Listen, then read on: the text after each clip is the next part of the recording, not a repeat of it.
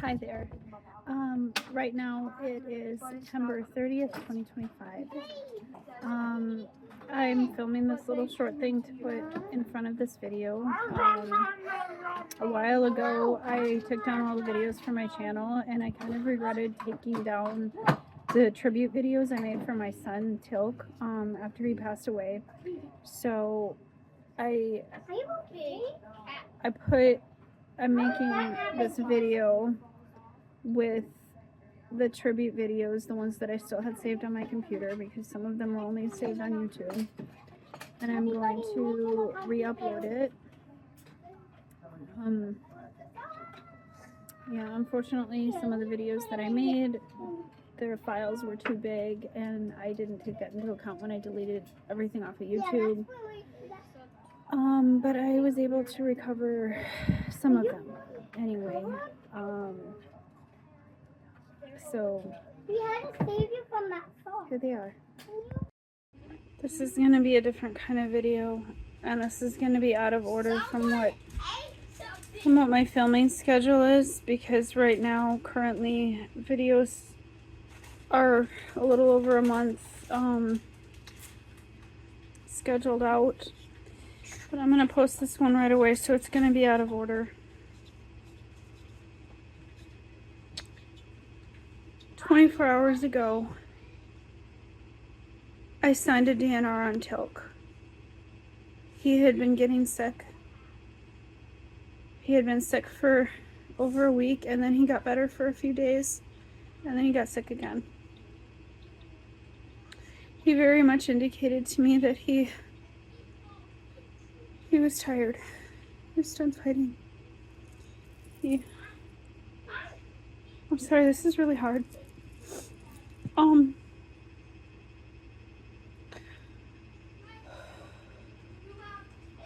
4 days ago, Ellie was sitting on the floor next to Teal'c, and she looked up at me and she said, "Mom, Teal'c's gonna die. Teal'c's gonna die soon. He wants to go to Jesus." And I said, "How do you know that?" And she goes, "I just know, and I'm gonna miss him." Right after she said that, Teal'c went into a 10-minute seizure. Longest seizure he's ever had in his life. I was terrified. I thought I was losing him. I said something to the effect of, "Teal'c, you can't go in front of the kids." The seizures did stop. I ended up giving him his rescue med that night. I was terrified that I was going to lose him. The next day, he was very weak. So I asked him, "Teal'c, are you done fighting? Do you want to go to heaven?" And Teal'c hardly ever talks. He hardly ever makes eye contact. He looked right at me and he goes, "Yeah." So I called his doctor, and I said, we need to have end-of-life conversations. We need to talk about this. We need to do it now. We need to talk about a DNR. The next morning, he was sicker. He had a fever.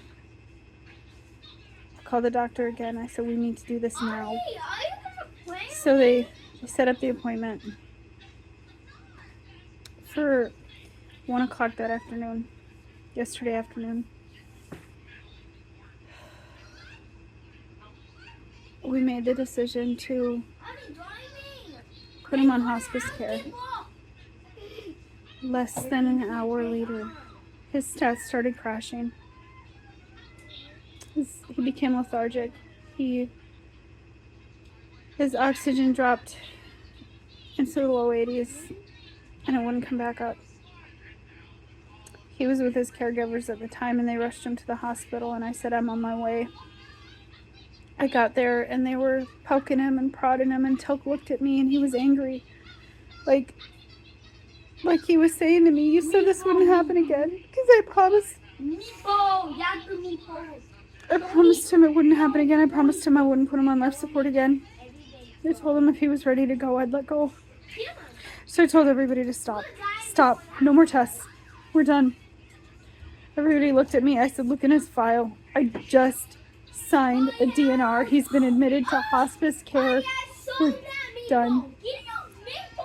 They had already done an x-ray, and the x-ray came back, and the doctor said, "You're right. We're done." his lungs were completely failing, and not just his lungs, but his heart and his liver and his kidneys and his digestive. It was all everything. They diagnosed him with multi-organ failure. And they said, what do you want us to do? I said, I want you to keep him comfortable. I don't want him to feel any pain. So they admitted us to the hospital. The staff was wonderful. They were so wonderful. They were so attentive to us. I stayed in the bed with him, except to get up to go to the bathroom. I didn't even eat anything. Like, I drank water and coffee, and I just couldn't eat. I just couldn't. And I just stayed in bed with him, holding him. We all told him that it was okay to go, but he held on because he couldn't talk to Robbie because Robbie's in basic. I got a hold of somebody from the Red Cross. I'm getting ahead of myself. So that night, Dylan was there, my oldest, and Ronan was there with me, and my mother-in-law actually came to see him. She wanted to say goodbye, and I wasn't going to deny Teal'c that chance to say goodbye to somebody, even though we don't get along very well. So I invited her to come, and it was very pleasant. And she brought some syringes from home because the hospital didn't have... Hey! Can you be quiet? Sorry, they're playing video games right now.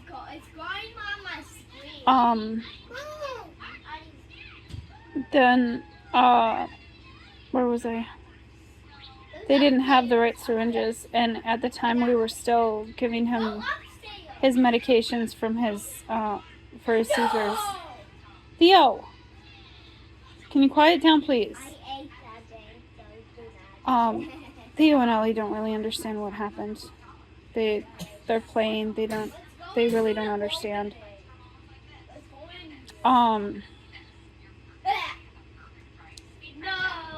We made the decision that it wasn't smart to feed him because he wasn't tolerating it very well. It was just making him uncomfortable. So he was put on morphine and Ativan. And all night long he shivered and he was so hot. And he had the death rattle when he breathed. In the morning he was agitated, and I thought it was pain. But then I realized maybe he wanted to say goodbye to Robbie. And so I got a hold of the Red Cross, and they helped me get a hold of him, and I was able to talk to him for a few hours. We did video call, and he said goodbye to Teal'c, and Teal'c calmed right down. While I was on the phone with Robbie, he was worried that he wasn't going to know exactly when Teal'c passed because the doctors were saying it could be a couple of days. And I said, I don't know.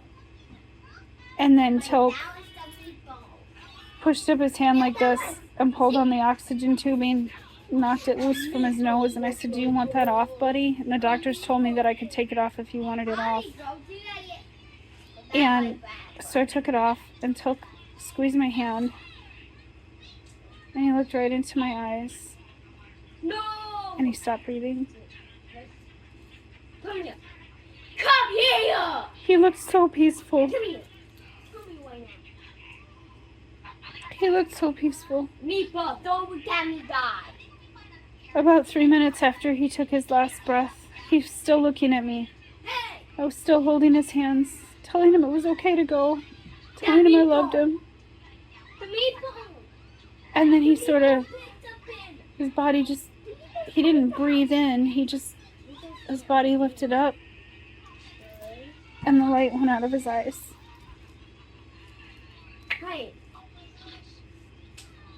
Wait for it. My baby's gone. He's in heaven now. He didn't suffer. He went peacefully.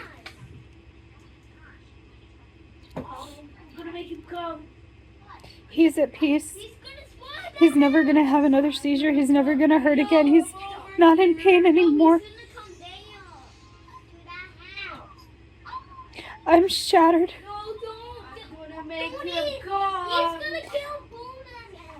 I'm never gonna be the same. I'm gonna make him come.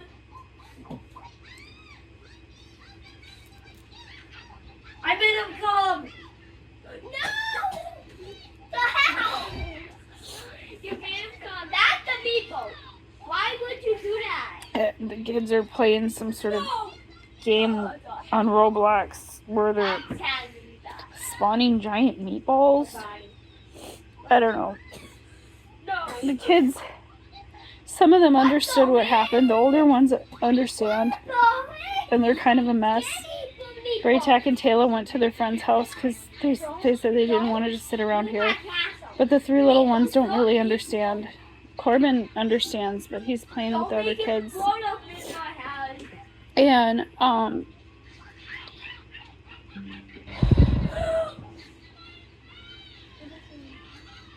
tomorrow I have to go to the funeral home and sign papers to have my baby cremated. I see the meatball. I'm sorry. I'm trying really hard to hold it together to get this. Yes, a meatball table. I just watched my baby take his last breaths.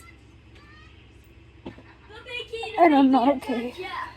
I got your window, Mickey. I never treat you wrong. I'm really not okay. We came home after he died. Don't come and do right about this thing. Meatball. I stayed with him for a little while, but he was turning more and more off color. And I couldn't. It was so hard to leave without him, but I also couldn't take him with me. I know that I made the right decision because he couldn't fight no more. When they tried to give him his meds this morning, they opened up his G-tube and black liquid came out of it. What the? Oh, a meatball! It's never happened before. I've seen a meatball, but he didn't suffer. They kept him comfortable. He got to say goodbye to everybody that he loves.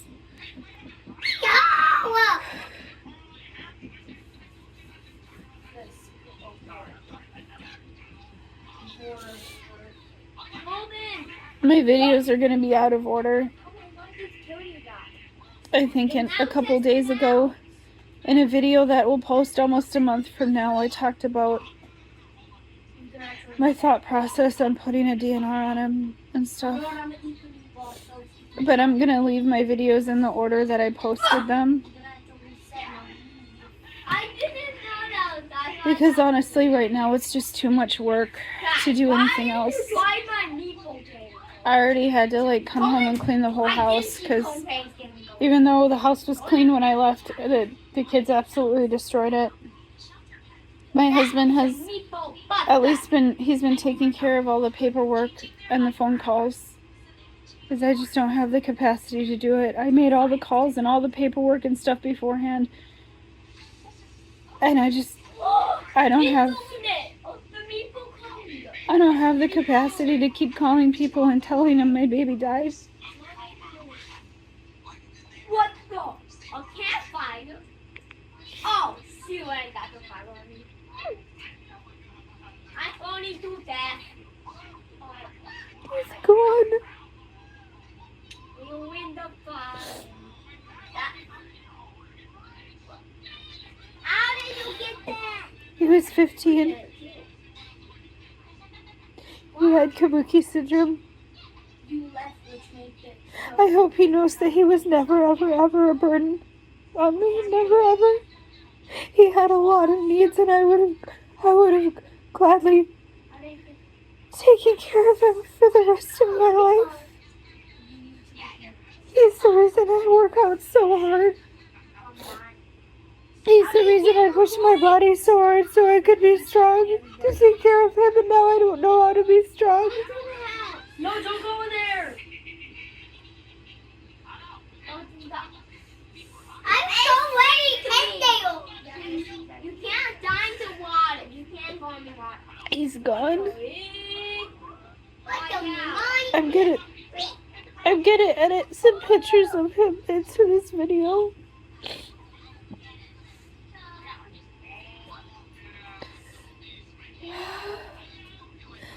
I held him for 24 hours straight through while he died. He held my hand and looked into my eyes when he went. I didn't sleep. I only slept like an hour. And when I slept, I had a dream that so many people I knew, my grandma, the baby I miscarried 18 years ago, both of my grandmas, some other kids we knew that had passed out already, they were all standing there in the dream waiting for him, waiting to take him to heaven. I feel like that dream was more than a dream.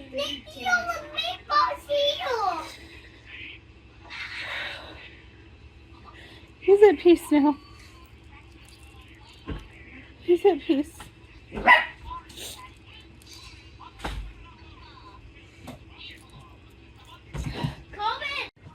It's August 5th. It's Monday. It's officially been 5 days. It's kind of noisy in here. The kids are all playing video games and stuff.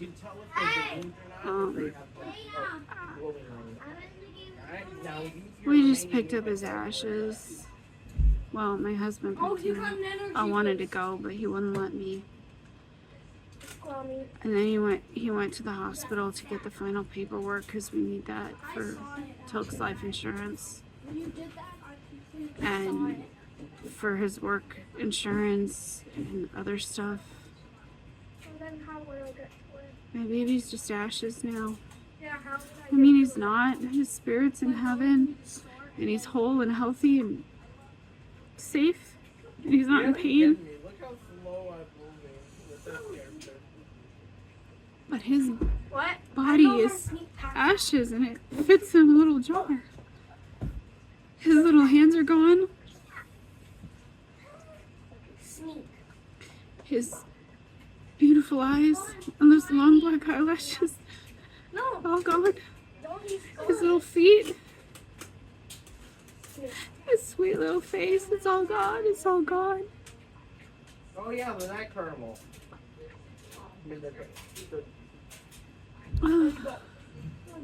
She tried to go to the actual stone tower. The funeral home got his handprints, but they got his left hand. I didn't realize it right away. They didn't get both hands. They told me they could only get one hand open, but I didn't realize it was his left hand. And the reason why that's important is because it was always his right hand that he reached out to me. It was his right hand that I held as he died. Oh wait, there's a rainbow. His right hand was curled up too tightly. They couldn't get it open to get his handprints because the hospital didn't do it. Holy crap. And when we got to the funeral home the other day, it had already been too long. I've gotten 100 before. Hey, can you guys quiet down? I've gotten 100 before. I don't want to interrupt their games.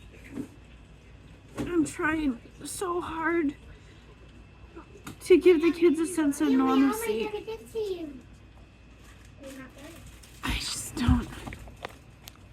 I don't know how to do this.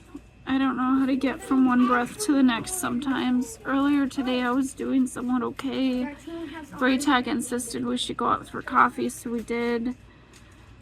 My mother-in-law gave me a gift certificate for the coffee shop, which was nice. I tried to work out last night. I got about halfway through a workout and then I just couldn't do anymore. I cleaned the kitchen. People have been really great. People have been coming by, bringing food, being really comforting, coming in and out, taking care of me, which I'm so grateful for. People online have been really wonderful. I've seen some of you guys in the comments on some of my videos that are, you know, posting right now that you'll see this like a month from now, defending me from trolls and stuff, and I appreciate that so much. I've never had people defend me in my entire life. Like, nobody ever defended me. It was always, I either had to defend myself or keep quiet. So having people come and hold me up and hold me together right now is just, thank you. That's just really, really beautiful. The kids are doing a lot better than I am. I mean, they have their moments. They've all printed out pictures of Teal'c and put them in frames by their desks and stuff.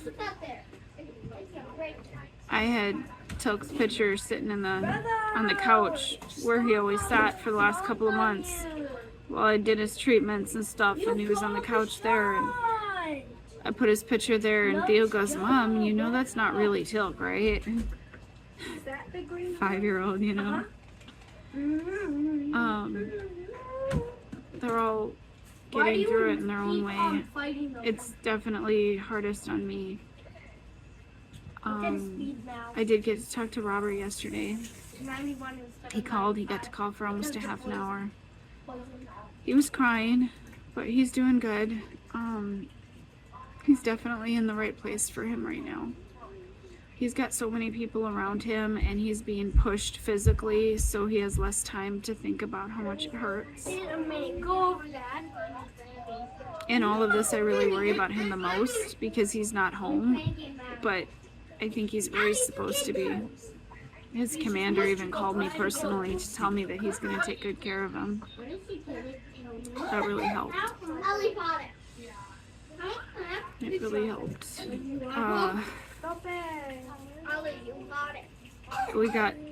They gave us the hardware that was in Teal'c's knees and hips. When he was 7, he had surgery to completely rebuild his hips. And when they said he had plates in his hips, I thought they were bigger. They were just these little bitty bars. And he had plates in his knees too, and they were only this big. Is it my turn yet? I didn't know it was that small. We have those. I'm not sure. I think they're gonna be in our safe forever. We put his ashes in our safe.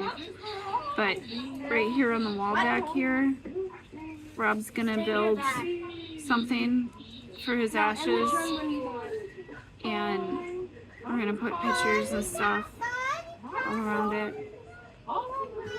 I ordered a bunch of jewelry with his name on it, and his handprint and stuff.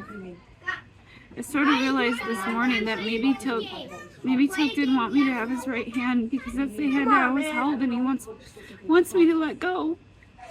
Should we go through the level 10? I promised him I'd be okay. So I have to get to okay. I don't know how to get there right now. Sometimes just getting from one breath to the next is hard. Yeah, you can have the cookies, baby. Oh? Sometimes it hurts so bad. It feels like knives going through me, and I just end up on the floor. Other times I think he's in heaven now. He's at peace. And I take a deep breath, and I can move and do things and walk, and I'm not shaking. But then it hits again. One of the hospitals called earlier to remind me of an appointment that he was supposed to have next week. That hits hard. She said, "You didn't know?" I thought I got a hold of everybody already. I thought we already did that. So he he's not gonna be at any appointments. He died 5 days ago. She's like, excuse me, what? Teal'c was so loved. The whole... I think somebody's here.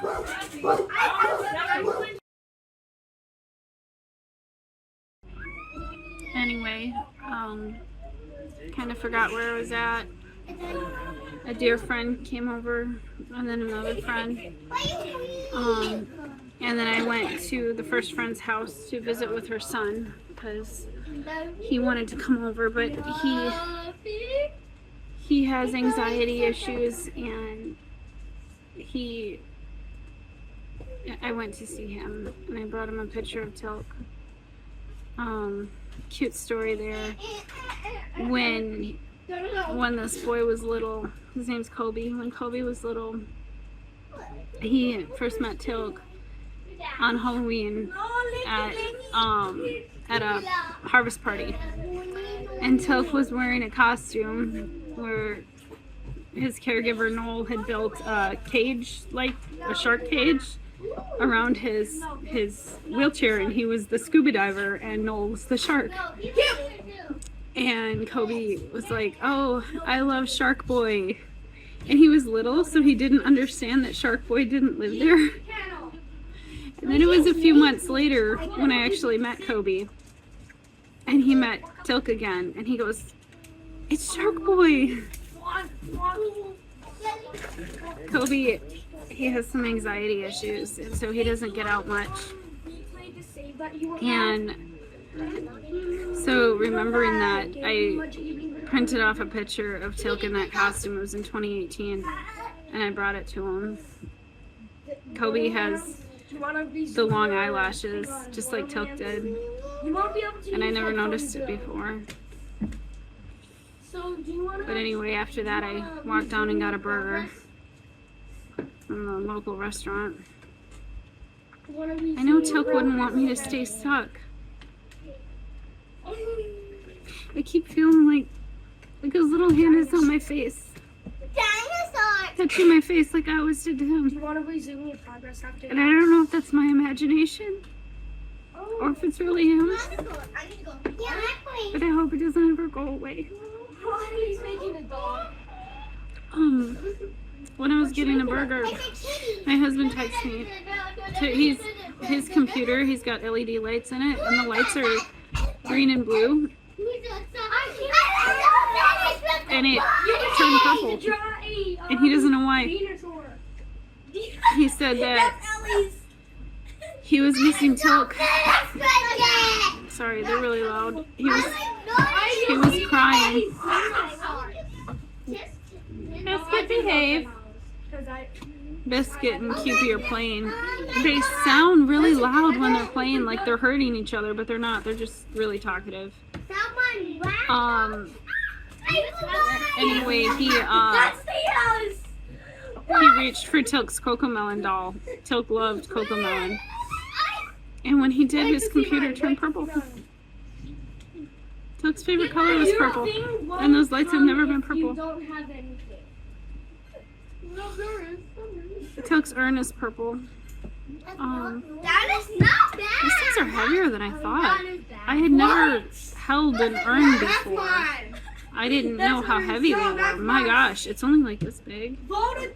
And then we got a little mini urn too, because I put some of his ashes, I had them put some of his ashes in the little mini urn to give to his caregivers, because they were his family too.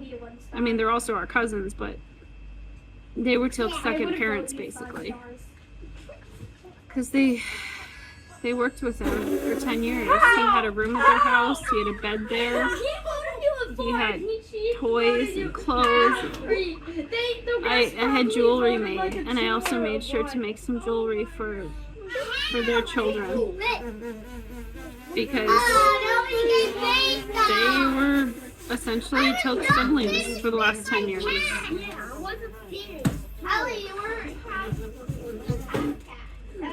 People keep offering to make me more jewelry from Teal'c's ashes, but I'm scared to let anybody handle it besides the professionals from the place that cremated him. Die! I'm scared to let anybody touch it. Because, like, that's all that's left.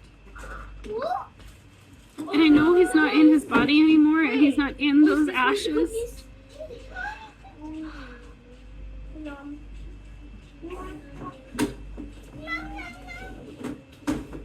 What, what shows, How does the world keep turning?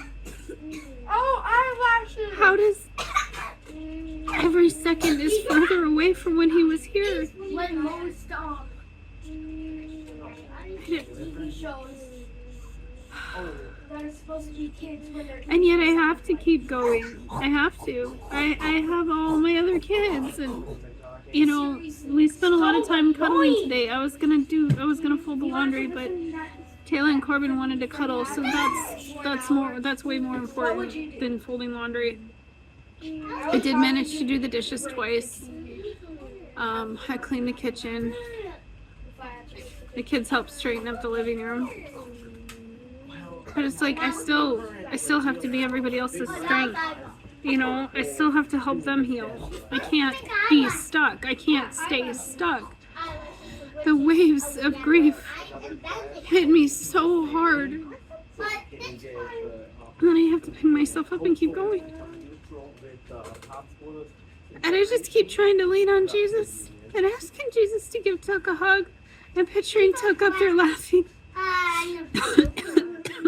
You know, I told the kids, I'm like, you can't ever do anything dumb because if you do, your brother's gonna see you.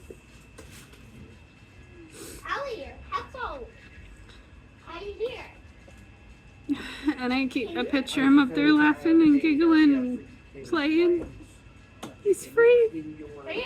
He's not in pain anymore, and that's what I wanted for him. But I still hoped he would have gotten better and been my happy baby here again. He was always a happy child. No matter what he went through, he was always a happy child, but he wasn't happy anymore. So I had to let him go. I got his death certificate today. Oh, hi, sweetie. This is my daughter's friend. She's a sweetheart. She came and made me breakfast the other day. Thank you, honey. People have been really great. My kids' friends have been over and they've gone to their friends' houses. Everybody's been super supportive and kind and loving. I've never experienced so much love being sent at me from every direction, and that helps so much. And I know a lot of that comes from Teal'c because he was pure love.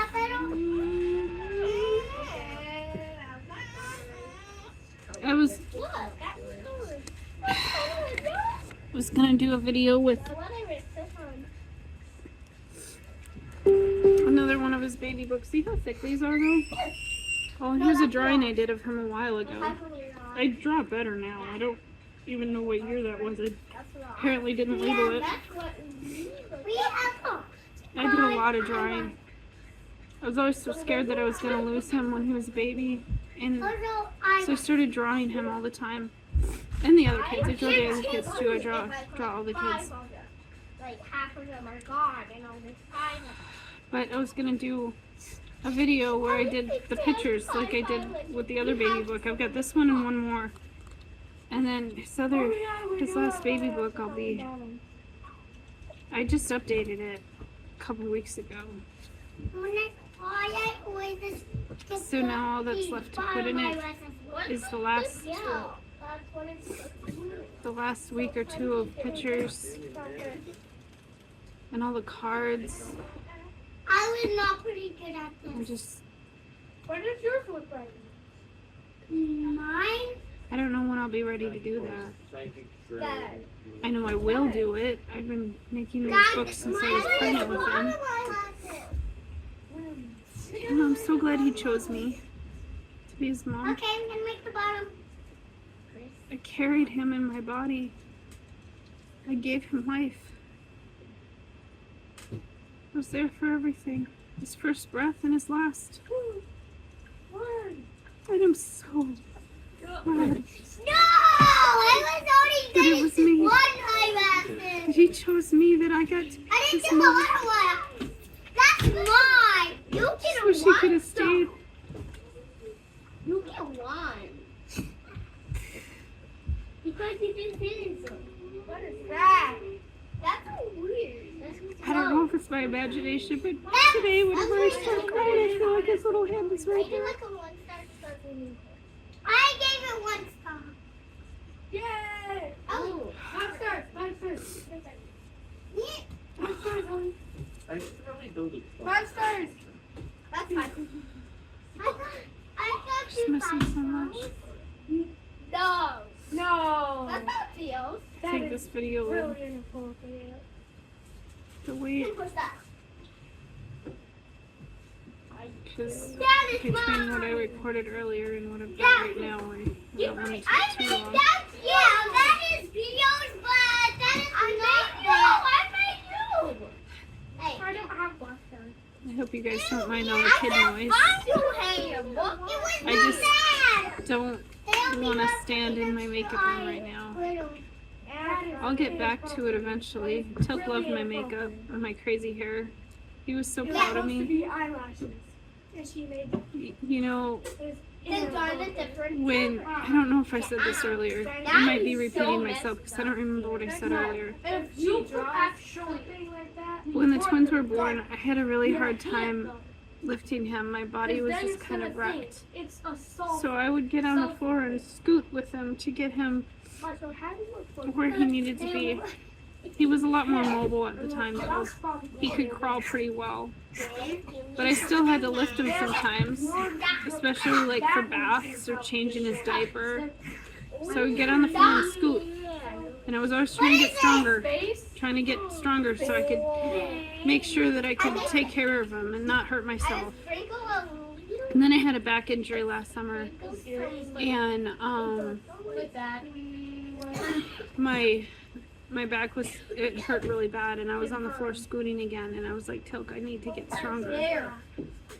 And I had Robbie and Ronan helping me pick him up, because Rob really didn't. And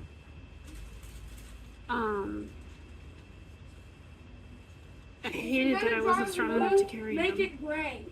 So I was working out and getting stronger. And the stronger I got, the more excited he got. And I was like, look, buddy, I can do it.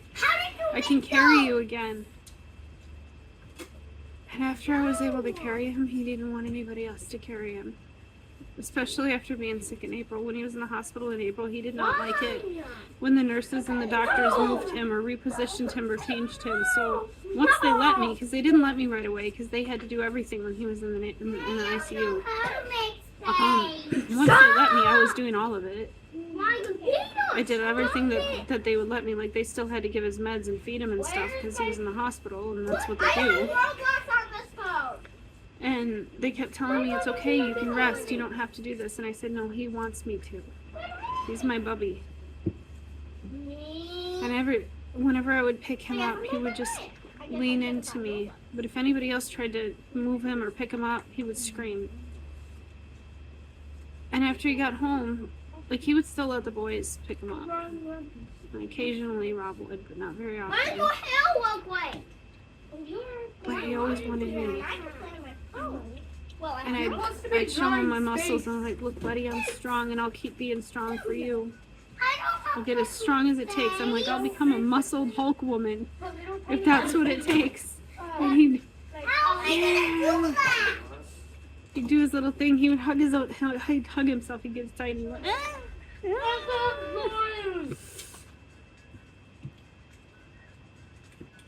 He was proud of me. He likes my makeup, my silly wigs, bright colors. He loved Can you join costumes. me? I'm in a low Halloween was his favorite, and that's one of the reasons why I love dressing up, because every time I surprised him with a new costume, he was excited. Bright colored makeup. He loved it. And I loved it. Yeah, I'll get back to it. doesn't, it's part of me. I just can't right now. But I will. Because I know Teal'c doesn't want me to give that up. I know he wouldn't want me to give that up. I do have a sense of peace because he didn't go suddenly. He didn't go in an accident. He wasn't ripped away from me. He wanted to go. He was ready. He was tired. And now he's free. He's not in pain. He's not having seizures anymore. You said Halloween, so I did this. I would have much rather he be healed and still be here, my happy baby. But even when he was healthy, he couldn't talk, couldn't walk. He was never totally healthy. But he was happy. He was joy. Oh, I miss him. Lord Jesus, I don't know how to get through this. Imagine if someone just spent Please so help much me, Robux Jesus. on plus 30 seconds and made it like an hour long drawing. No, I know what that is.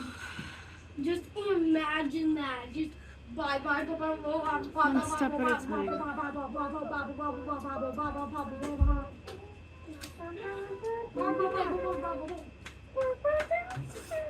See you soon. It's August 7th. It's been 1 week. How has it been a week? A week since my baby left this world. Time just keeps going. The world keeps spinning. The grass keeps growing. Things need done. Part of my world stopped. Part of my soul left this world. And time just keeps going. It doesn't feel fair. It doesn't feel right. On the one hand, I feel guilty for not doing happy things and being happy and being joyful because he was pure joy and pure love and he would not want me to be sad. On the other hand, it feels bad to do fun things. It's hard. It's hard to make new memories and do fun things. I've been trying because I know I can't get stuck like this. I've got 9 other kids that are depending on me. And Teal'c wouldn't want me to just give up. Yesterday, Corbin just seemed really sad, really quiet. So I decided I was going to take him out for ice cream. Well, turns out everything's closed in this town. For some reason on Tuesdays, everything's closed. Coffee shop's closed. Restaurant's closed. Well, the restaurant was open, but by the time we went, they close at 5:30. The restaurant here closes at dinner time. Don't ask me why. They just do. They're open a little bit later on weekends, but everything closes early here. The grocery store only stays open till 7. Everything else closes at like 5:30. And if you're not paying attention, you miss it. Mommy, So I was going to take him for ice cream. Yes, dear? look at my good. Oh, yeah, that's cute. I was going to take him for ice cream, only to realize it was Tuesday, and we got there, and they were closed. The pizza place was closed. So he was crying. My oldest, Dylan, he was over, and he goes, oh, let's go to the next town over. They got stuff open. So we did. We went to a restaurant called Crossings that I've never been to before, even though I've lived here 20 years. And we ordered a tree hugger pizza. It was pretty good. And we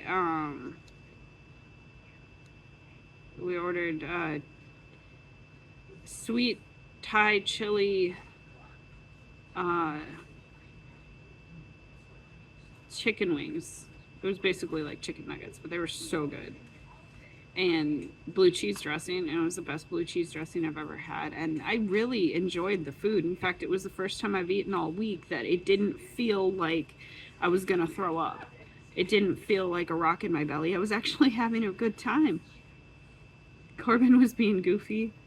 He took his glass and they had the ice that has the circle through it, through the center, and he put it on his straw and he was playing with it. And like, you're such a goofball. And I actually felt good.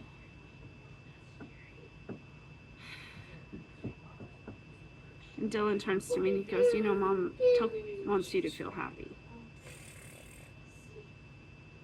But that moment also made me sad because I'm making happy memories without my boy.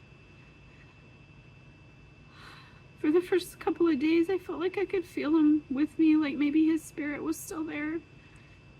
I don't know how long people are allowed to linger between realms, you know? And maybe he was there. My husband's computer has LED lights in it, and they've always been blue or green, depending on his settings. He's never turned them purple. Yesterday, no, it wasn't yesterday, it was the day before, he was sitting there crying, missing Teal'c, and all of a sudden his computer lights turned purple. Teal'c's favorite color was purple. I felt like every now and then when I'm crying, I feel his little hand on my cheek. But it's fading.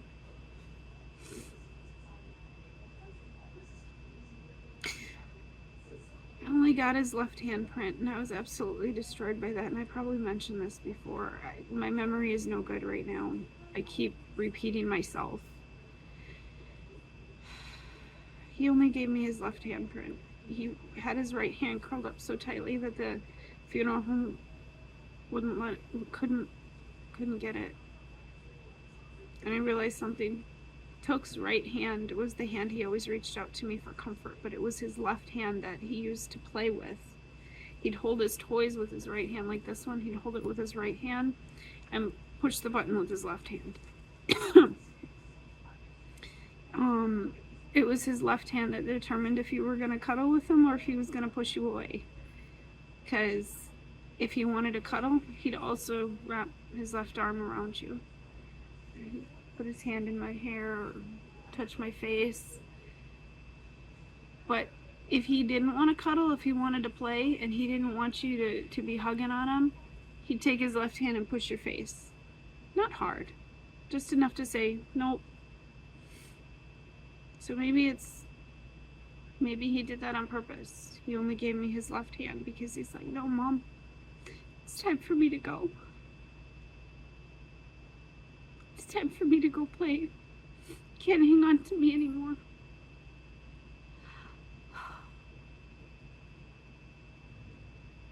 I wish I had both his handprints. His sweet little hands. I'll never get to touch them again. Or look in his eyes. QB, behave. Every time a car goes by, she growls. She's been really jumpy since she misses him. She's a dog. She doesn't know what's going on. She doesn't know why he's not here. She just misses him. Today, all of his diapers and formula are going to be picked up because we found somebody we can donate them to.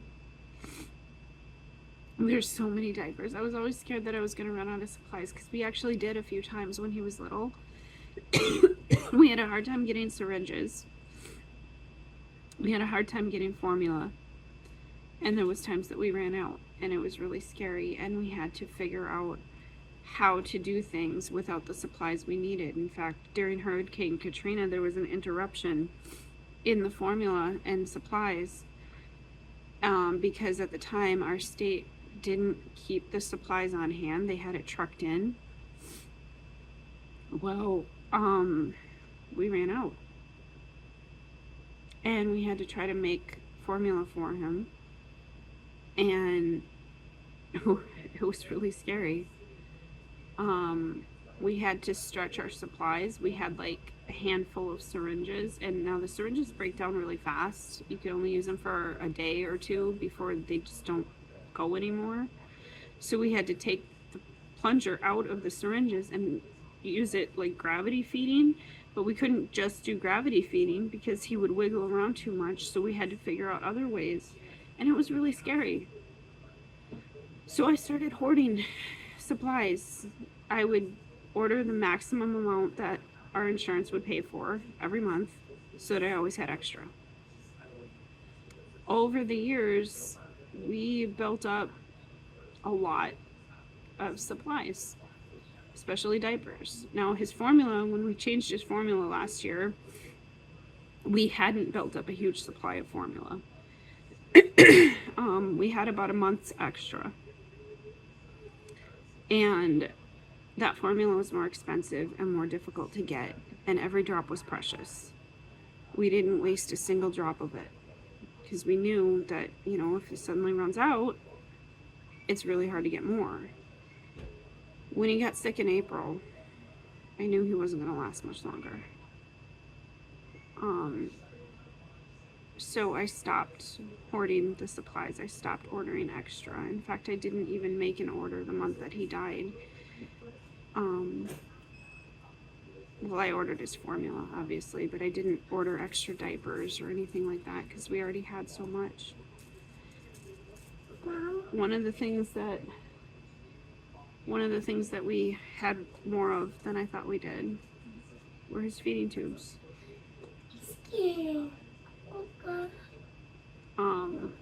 He got a new one every month, but we didn't always have to change it out every month.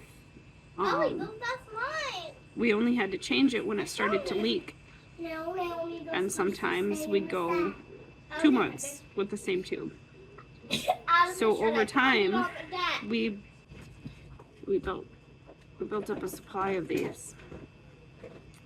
I didn't realize how many we had.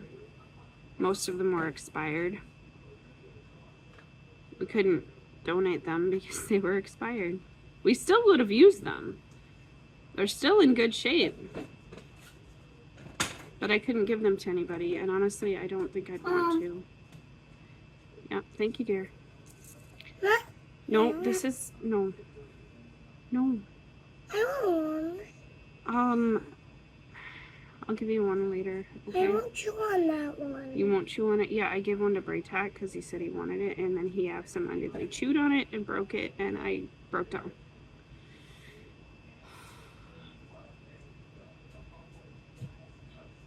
These were part of Teal'c his whole life.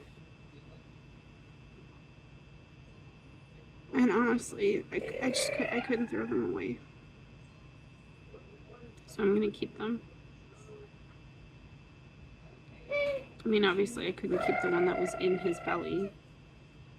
That one got burned with him in his ashes. But these little things, this is how he ate. Mom. Yep. There's, put the syringe in there to put the food in, and then this, okay, stop. Thank you. Stop. This has a little balloon, and you use this syringe with water to put about 5 mils in it, and this poofs up, and that's how it stayed in his belly.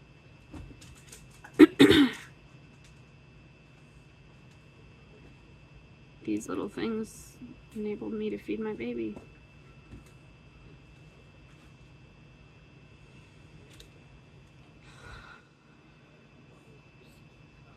But he's gone now. I was always so scared I was gonna run out of supplies. I didn't run out of supplies, I ran out of Teal'c. No, I have too much. Most of it's gonna be donated. Most of it's gonna go to help someone else. I took all the diapers out of our storage, and there was so much. And then my kids built a fort with it, which made me laugh. And honestly, Teal'c would have loved that. He would have absolutely loved that. His medical records have all been closed out. Got a letter in the mail yesterday from his medical. He was on state medical because of all of his needs. When he was little, we couldn't get private insurance for him. And we just kept him on state medical forever because they paid for everything. And we got a letter. Teal'c's medical assistance has stopped. We are closing his case because we heard that he died. Like, literally, that's how they put it. Like, you could have used deceased or passed on, like something that's not so harsh. And then for some reason we got an EBT card addressed to him. That's never happened before. Like, why? And why now? So we've been calling, trying to figure out what this is and why they sent it to us.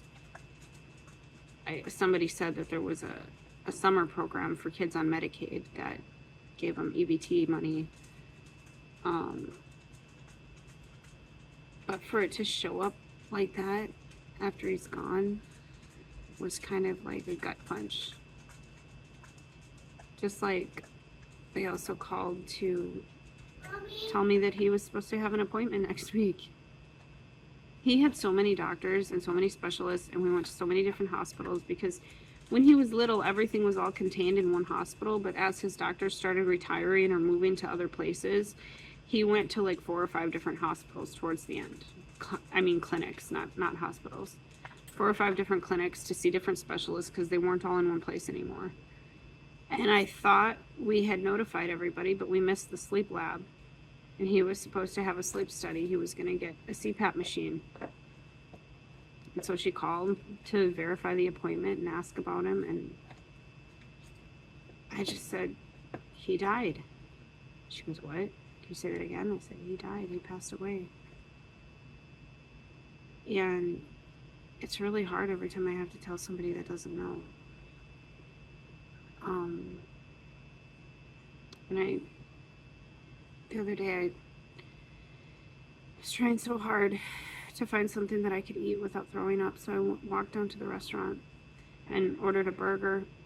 And the lady there, she's so cheerful, and she's asking about Robert and how are you guys doing? And I just sort of stared at her. She goes, are you okay? I said, no. She's like, is Robert okay? I said, well, as okay as he can be, I guess. She's like, well, what happened? I said, you didn't hear? You didn't hear? Like, literally, her coworkers the other day had sent us flowers and stuff, so I assumed everybody at the restaurant knew. It's like the owners of the restaurant knew. They sent us pizza and flowers. See, he died. Teal'c died. He's gone. She was, oh. Rob's work wants to build a memorial to Teal'c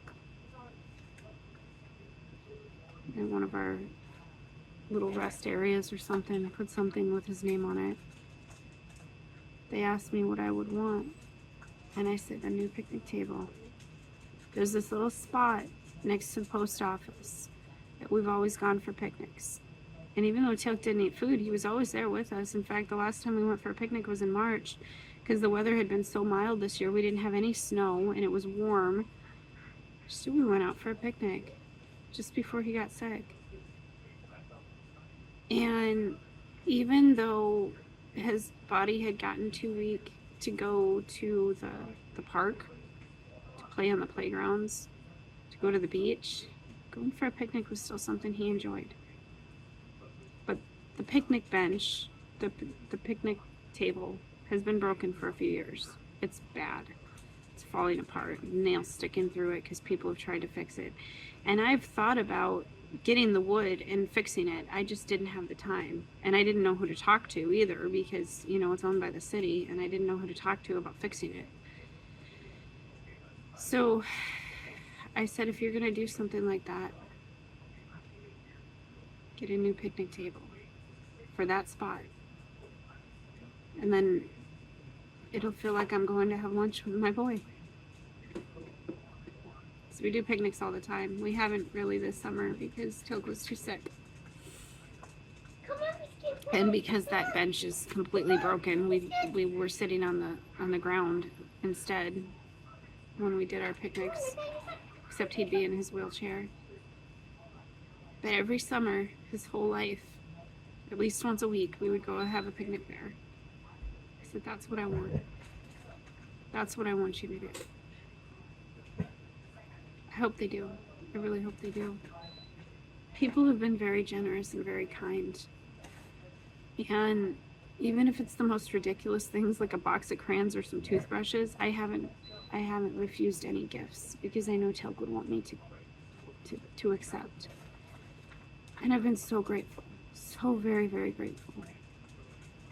The Kabuki Syndrome Foundation sent us a check right away to help with his final expenses. And then yesterday, the lady that runs the foundation asked me if she could start a fundraiser. I said, well, I don't want to be greedy. We ran the GoFundMe and it covered the cost of cremation. She goes, no. This isn't for that. This is for you and the kids. And I said, okay. So she's running a fundraiser. I don't know if it's going to raise anything or not. But it's really kind that she's doing that. This is Teal'c's little elephant. One of the many toys that he had. He always loved baby toys, the toys that made noise. He would hold this and push the button over and over. It doesn't work anymore. We have two of them. One of them still works. The one that still works, the hospital gave us in April. This one, Rob's mom bought for him a couple years ago for his birthday. And he played with it so much that it doesn't work. Even when I replace the batteries, it only just, like, it'll turn on and it'll go da-da-da-da, and then it'll turn right back off. But it had, like, I don't know, 5 or 6 songs that he would cycle through until he got to the one that sounded like it said rainbow chicken poop. That's not what it actually said. That's just what it sounded like to us.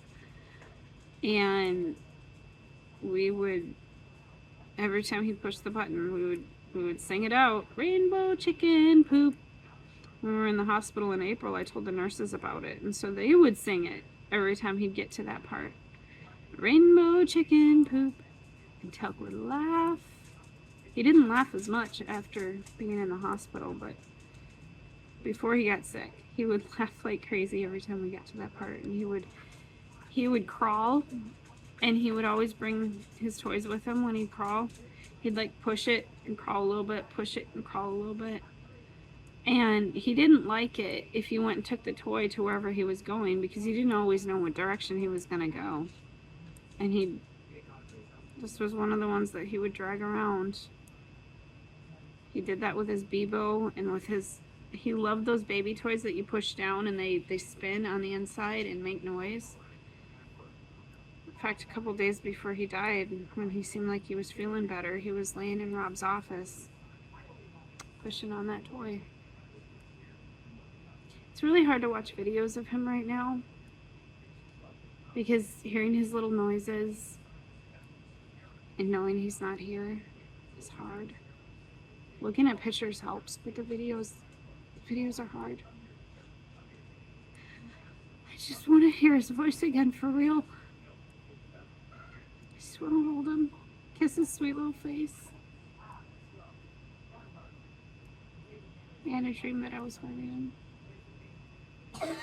I woke up, realized it wasn't a dream. It was like thousands of knives going through my body all at once. This blanket, this was his first blanket.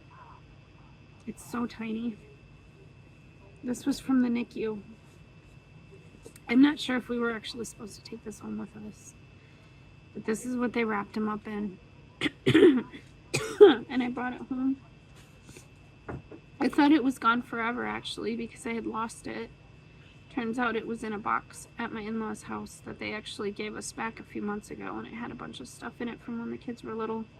Some of it I was able to save, like this, thankfully, but some of it was like mildewy and molded and I had to throw away. But this was okay. This was okay. And then I've got his jammies. Oh, I finally got to that laundry pile. The laundry pile was massive. I was managing to clean the laundry, but I couldn't handle folding it and put it away all week long. There's probably about 20 loads of laundry sitting there, and I couldn't do it because Teal'c's clothes were in there, and that would be the very last time that I folded his clothes.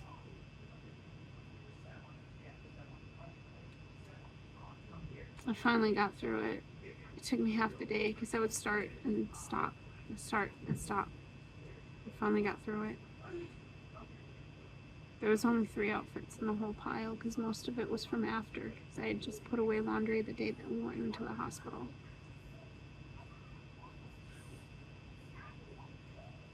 The outfit that he wore to the hospital was in there.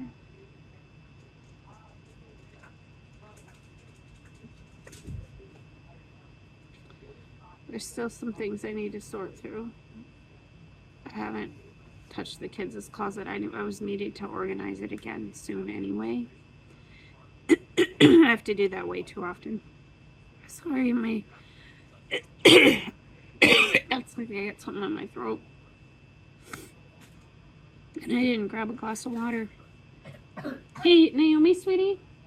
Naomi. Hey, baby girl. She's got her headphones on. Naomi. Naomi girl. Oh, never mind. She can't hear me anyway. Sorry. I was gonna ask her to get me a glass of water. I'm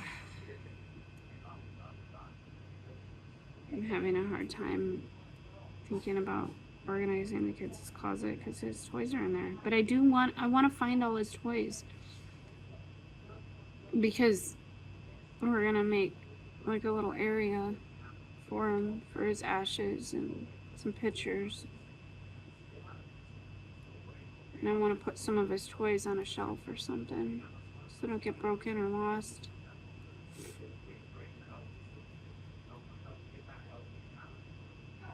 I designed a plushie from Budsies.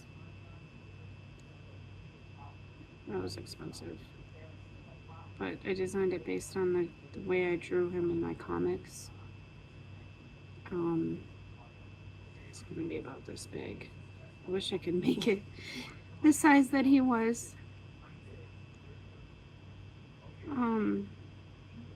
That'll be a couple months before I get that.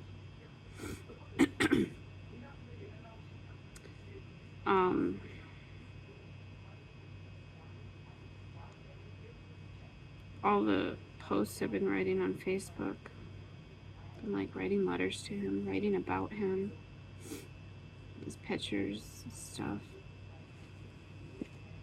I decided, you know, because I'm an author, so I'm gonna put this in a book. First it was gonna be just for me, for like another scrapbook. But my therapist said that I should make it public because it might help other people through their grief and be like a tribute to him. But I decided to use screenshots because I don't have it in me to go through it and edit it. As I've got spelling mistakes and capitalization mistakes in a lot of my posts.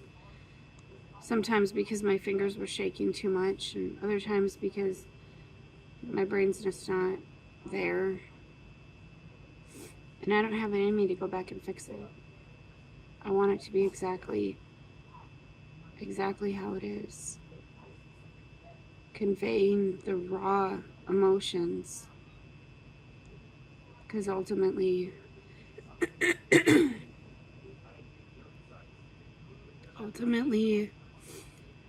it's, excuse me, I'm really sorry. It's raw, it's real, it's everything I'm thinking and feeling right now. It's all I have left. It's all I have left of him. Pictures, videos, stories, ashes. Somebody said something on one of my posts about God making beauty from ashes, and I'm like, well, that's interesting, because that was the day we picked up his ashes.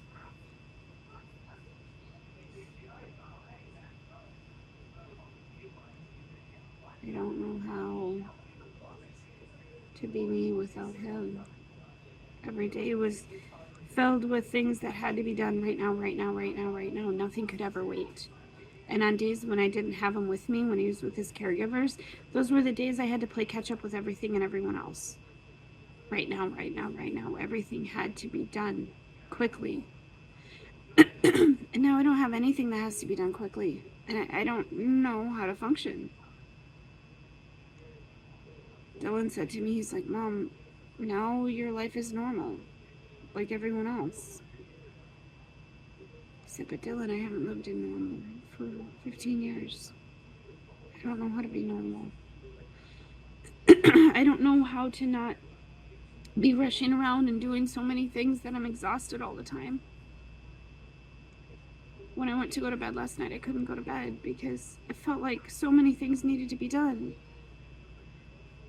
I get anxiety because his feeding time comes and I can't feed him.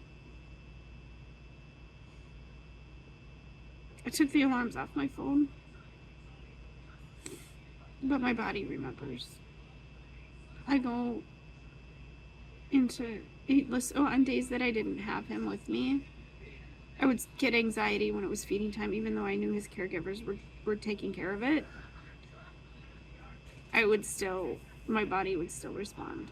And I don't know how to take myself out of that. I'm sure it will eventually. I'll get used to it. But right now I'm not. Right now it's about every 2 hours. I start to feel a mild panic because I can't feed him. Mom, Yeah? my food's done. Oh, okay. Hi guys. It's August 2nd. My videos are going to be a little different for a while. Because I just want to talk about my son. I just want to talk about Teal'c. I just want the whole world to know that my boy existed. That he was here. He was lovely. He was perfect. His body was broken and he fought so hard.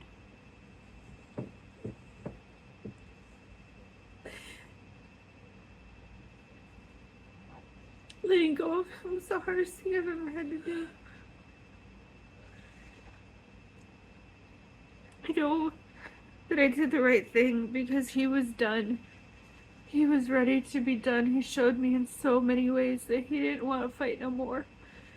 The life had gone out of his eyes slowly since April. And he was done.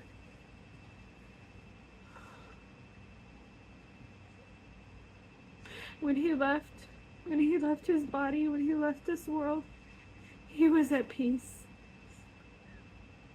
The look in his eyes when he let go, the moment between his last breath and his last heartbeat, he looked right in my eyes and he gave me a little smile.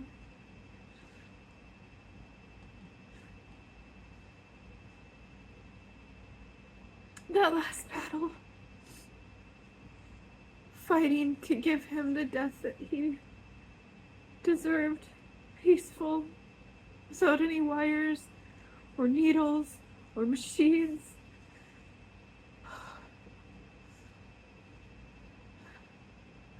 It took everything out of me. It hurts to breathe. It hurts to move. It hurts to put one foot in front of the other, and yet I have to. I have to. I have to be the strength for all the rest of my kids. If it would have fallen apart. I'm so grateful to have all my other kids. But my arms still feel so empty.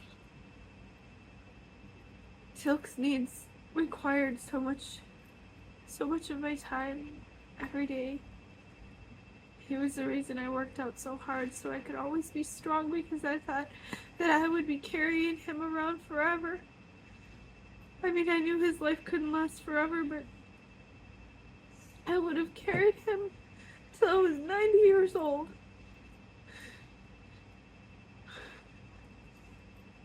He I was his strength and he was mine. I mean, all my kids are, but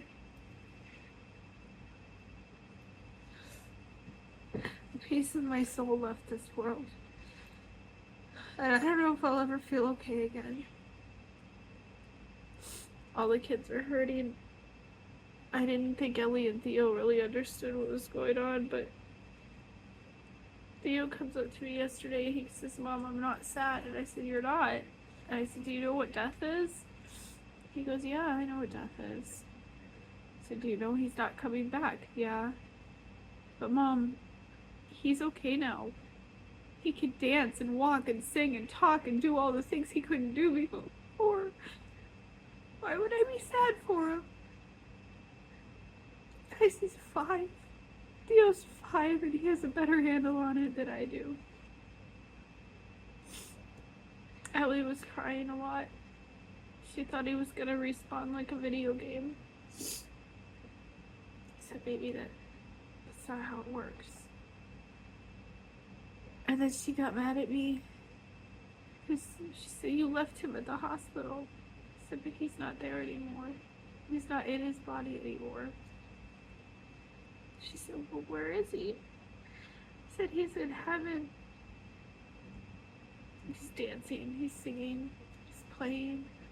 He can run and walk and he can even fly." She goes, "He can fly?" I said, "Yeah, he can fly. He's an angel." She said, "He's an angel. I'm so proud of him." His stuff is everywhere. I donated both of his wheelchairs. We had 2. We had one that was a little too small for him that we got from medical, and we had the one that his caregivers bought for him.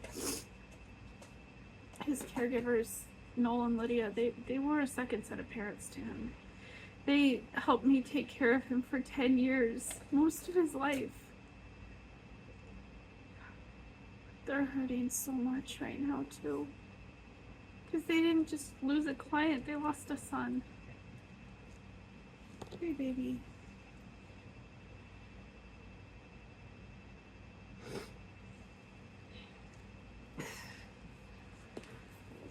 I know that Teal'c wouldn't want me to stop living and doing the things that I love.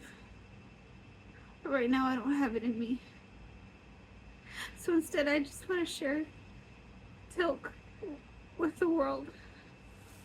I got his baby book. One of them, I took so many pictures. I didn't print out a lot of the pictures from the last couple of years because he wasn't as happy. In 2020, he started having really bad seizures.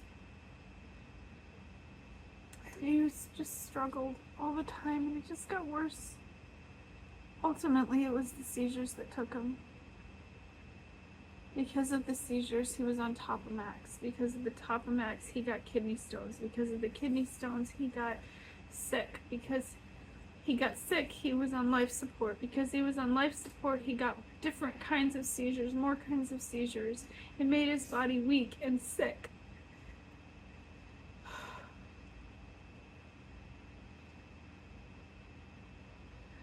The new medicine made him sicker, destroyed his body. And yet we couldn't not give him the medicine because the seizures were destroying his body. Ultimately, he just couldn't do it anymore. Being alive hurt too much for him. So I had to let him go.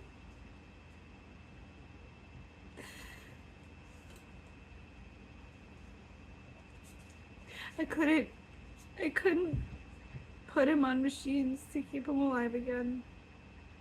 I didn't do that to him. He didn't want it.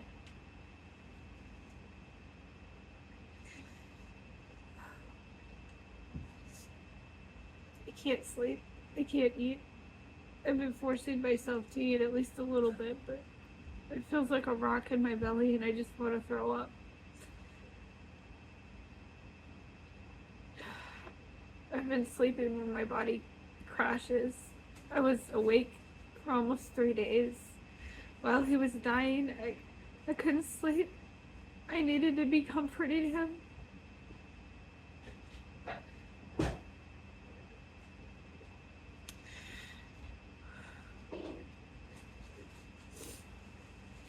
The day he died, I had only slept maybe an hour.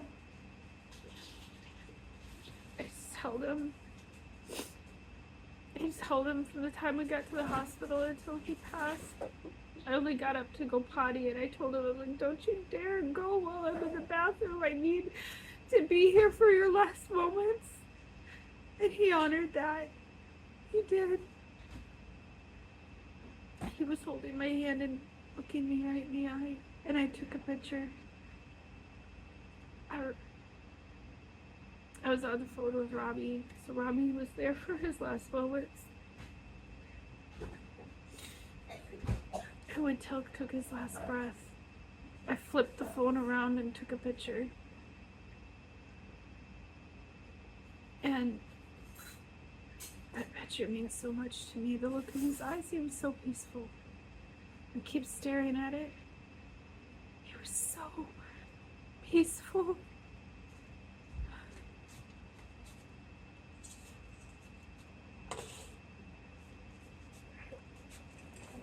I have his handprints.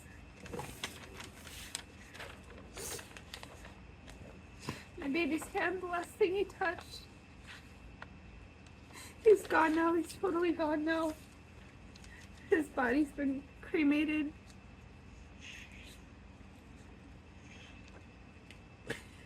We went to the funeral home yesterday. We had to sign all the paperwork and make the decisions.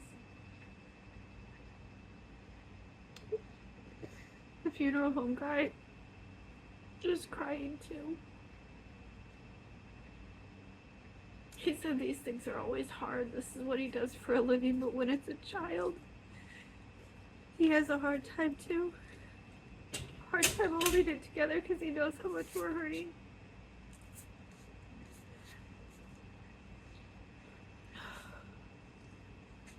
I've been crying so much that my face is raw. My eyes hurt. Every muscle in my body is tense. My wonderful niece Brooke, she's a masseuse. She gave me a massage yesterday, and that helped a lot. People have been so wonderful. People have just been bringing by food, coming by just to give me a hug, sending beautiful messages, telling me how much Teal'c impacted their lives, or telling me they're praying for me, and it helps so much. Just having people here helped so much. When I got home from the hospital, I didn't know what to do with myself. I just started cleaning the house. I cleaned it, I scrubbed everything. I took the doors off of his bed. So his bed, he was too big for a crib, but he needed something to protect him from wandering around the house at night, at least until April. He didn't need it after that, because every time I lay him down, he just stayed in that position until morning. Before April, he was so lively. He was crawling and getting into everything. He had no sense of danger at all. He would just get into stuff. So we built him a bed years ago when he outgrew his crib. We built him a bed. Hey, can you eat in the kitchen, bud? Not in the living room.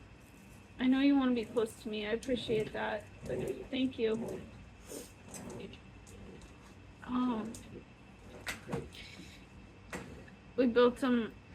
We took a bunk bed and we cut the feet off of the bunk bed so that he could crawl up into his bed, which also did make it difficult towards the end because I couldn't just like lift him out of a bed that was like a normal bed. I had to crawl into his bed and kind of like pull him out and then lift him.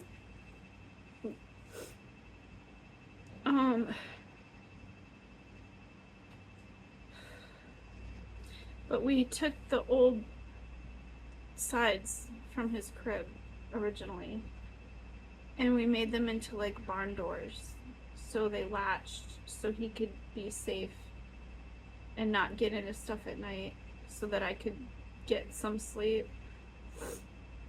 And know that he was safe. He was contained in his little bed.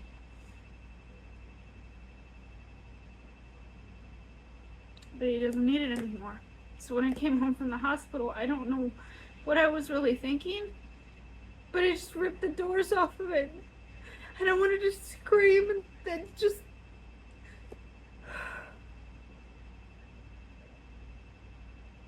I'm going to try to donate his medical supplies. I don't know if that's even possible because a lot of times medical companies won't take stuff after they've already sent it to a patient.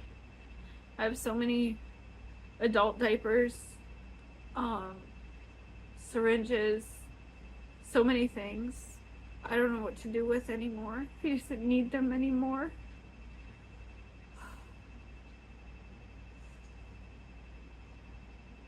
I asked the hospital to dispose of all his medications, and my husband said, you should have kept the labels. And I didn't even think about it. And now I wish I had them. I just kept thinking he doesn't need these medicines anymore. And I don't know how to get rid of them. So I asked the hospital to take them. I left his whole med bag there. He had 2. I left the whole thing. There wasn't anything in it but the meds, and the little baggies. I have 1 left. It was apparently in the kitchen. Every day he had so many medications. He every week we would separate out his meds morning and night, so that way every time it was time for meds we could just put all the pills in the pill crusher. Our pill crusher was actually a coffee grinder. It was a really expensive one. His nurse had one and we had one. It was his nurse that discovered the pill crusher and how nice it was. And he powderizes meds, put them in a really big syringe, add water, mix it up, and then he had a liquid medication too that we'd give him.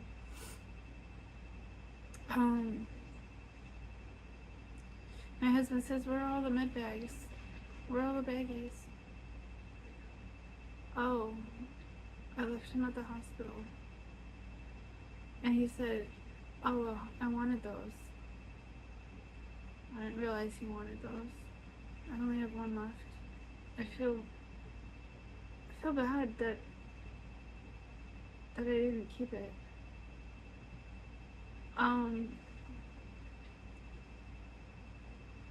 When I ripped the doors off of his bed and my husband came and he's like, what are you doing? I said, I don't know. He doesn't need it anymore. He says, I wanted to do that. I wasn't ready for that.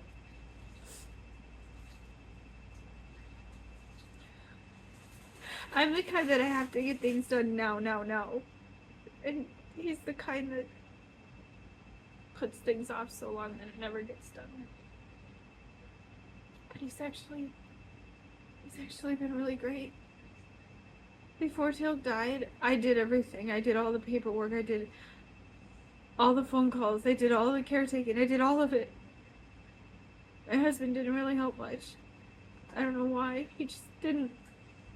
And I stopped asking because I didn't want Teal'c to feel bad. I didn't want him to ever feel like he was any sort of burden on me. Because he wasn't. I wanted my husband to want to help. I don't know why he didn't. Maybe it was too hard for him. I don't know. And now that he's gone, I have nothing left in me. I can't make the phone calls. I can't do the paperwork. Every time I try, I just fall apart. But Rob has been doing it. He's been making the calls, getting the paperwork done, taking care of the kids. feeding the kids, doing the laundry. I scrubbed the whole house the other day, but yesterday I didn't have anything in me.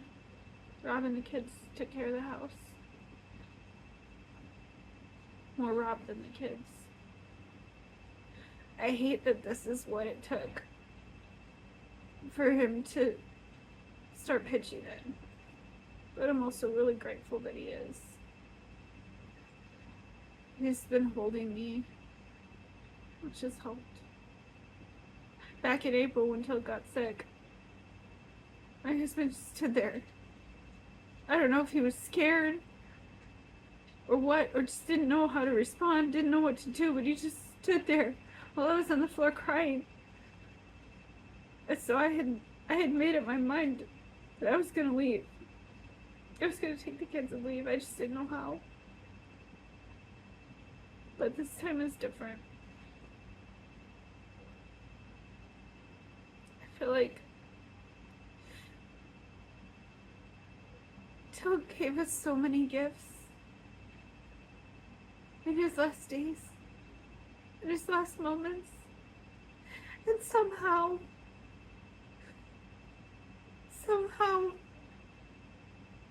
Teal'c may have been the thing that fixes my marriage. Because all of a sudden my husband's becoming the man I needed him to be, and I'm so grateful. I just hate that this is what it took.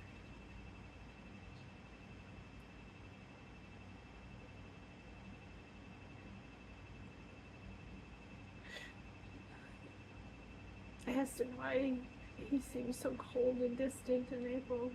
He says he doesn't know.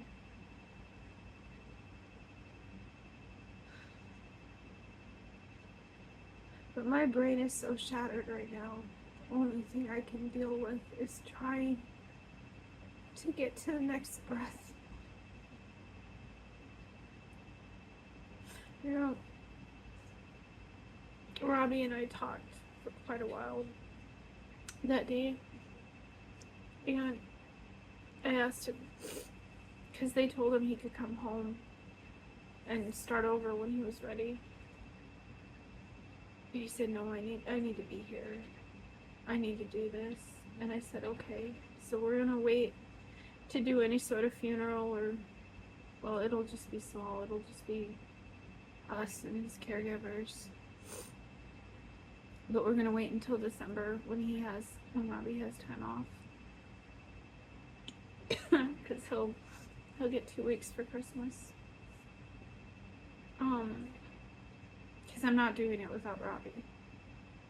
And Robbie, he's exactly where he needs to be. It's harder on me to not have him here, but I talked to the Red Cross people, and they've got so many supports for him. Grief counseling. His entire battalion is rallying around him. His commander called me personally, gave me his personal phone number. He said, you know, with Robbie in basic, normally he wouldn't be allowed to call home, but this is different circumstances. So that's another gift that Teal'c gave me, because I've been having such a hard time with the fact that I can't talk with Robbie much. But because of Teal'c letting go when he did, I have access to Robbie that I wouldn't have had otherwise.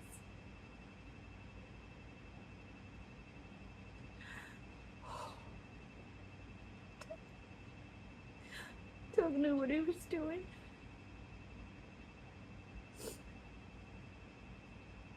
He kept trying to comfort me. At one point, he tried to push me away. No. And I said, Teal'c, you can't do that. Please don't do that. I need to be here. I need to be holding you. When you go, I need to be. You took your first breath with me. Let me be here for your last. See, your first moments of existence were with me. You grew in my body. Let me be here for the last. And he did. He gave me that. He gave me that.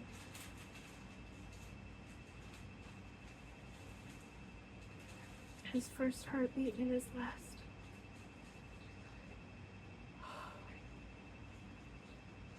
People did come to the hospital. There was people in and out. But for the most part, most of the time it was just me and Teal'c. And that's exactly how it should have been. It's exactly what I needed and what he needed. Just me and him. Holding him for his last moments. Like birth, only backwards.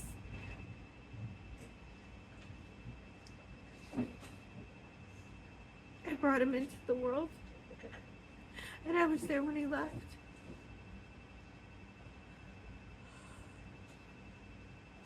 My sweet boy. He's really gone.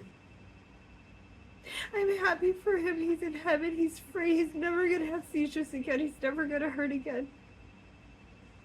I spent the whole 20 hours telling him how much I love him, how brave he is, how proud I am of him, how honored I am to be his mom.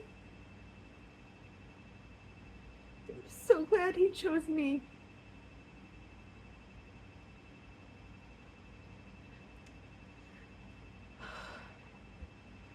And I told him how wonderful heaven would be.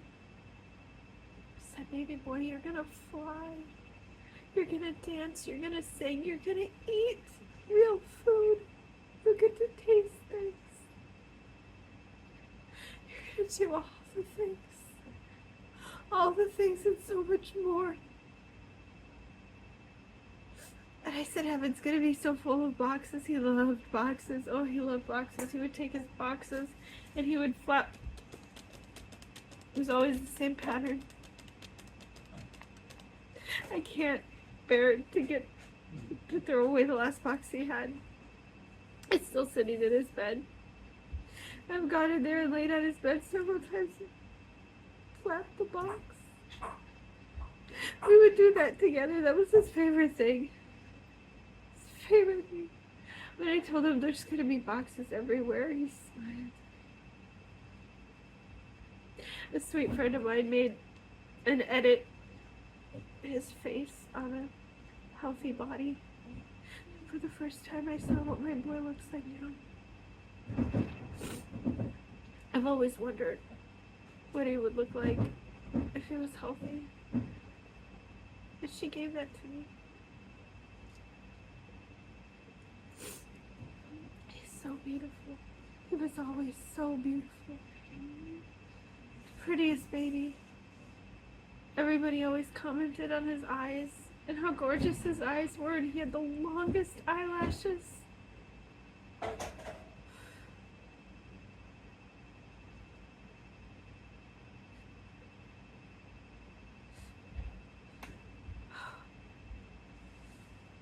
I still sort of feel him.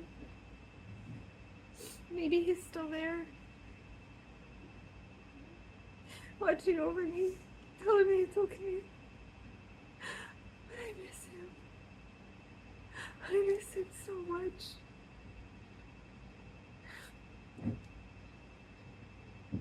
I've been part of the grief support team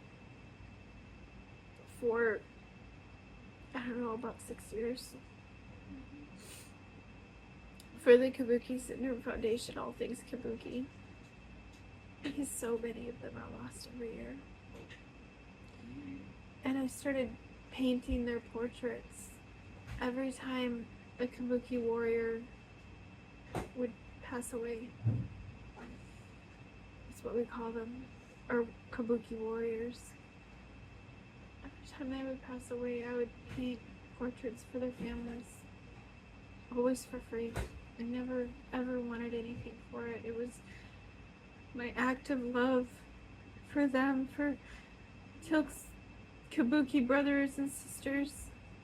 Always knowing that someday that was gonna be me grieving.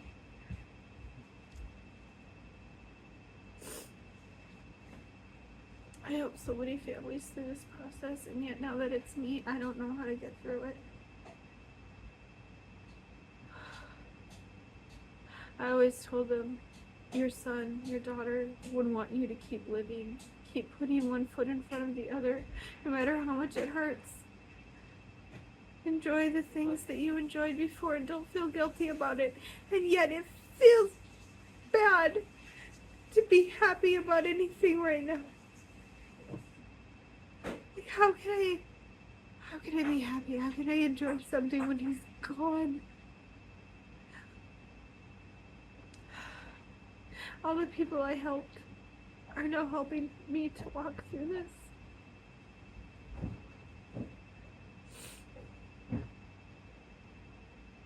And the dream or vision I had shortly before Teal'c died, it was like 4 or 5 a.m. and he died at noon. They were all there. All the kids I painted, they were healthy. They were waiting. They were waiting for Teal'c. I saw my daughter, the one that I miscarried 18 years ago. I had never seen her face before, but I knew who she was. When I miscarried her, I was only about 6 weeks along. And the reason I knew that she was a girl was because Ronan told me years later. See, I miscarried her 3 months before I got pregnant with Ronan. Just before I got pregnant with Teal'c, Ronan was like 4 or 5. And he told me, he said, Mom, I had a dream I was in heaven last night and I met my big sister. I had never told him. Not up to that point, I didn't think the little kids could understand. And he was little. He said, I met her. He told me that she told him that we were going to have another girl, and her name would be Teal'c.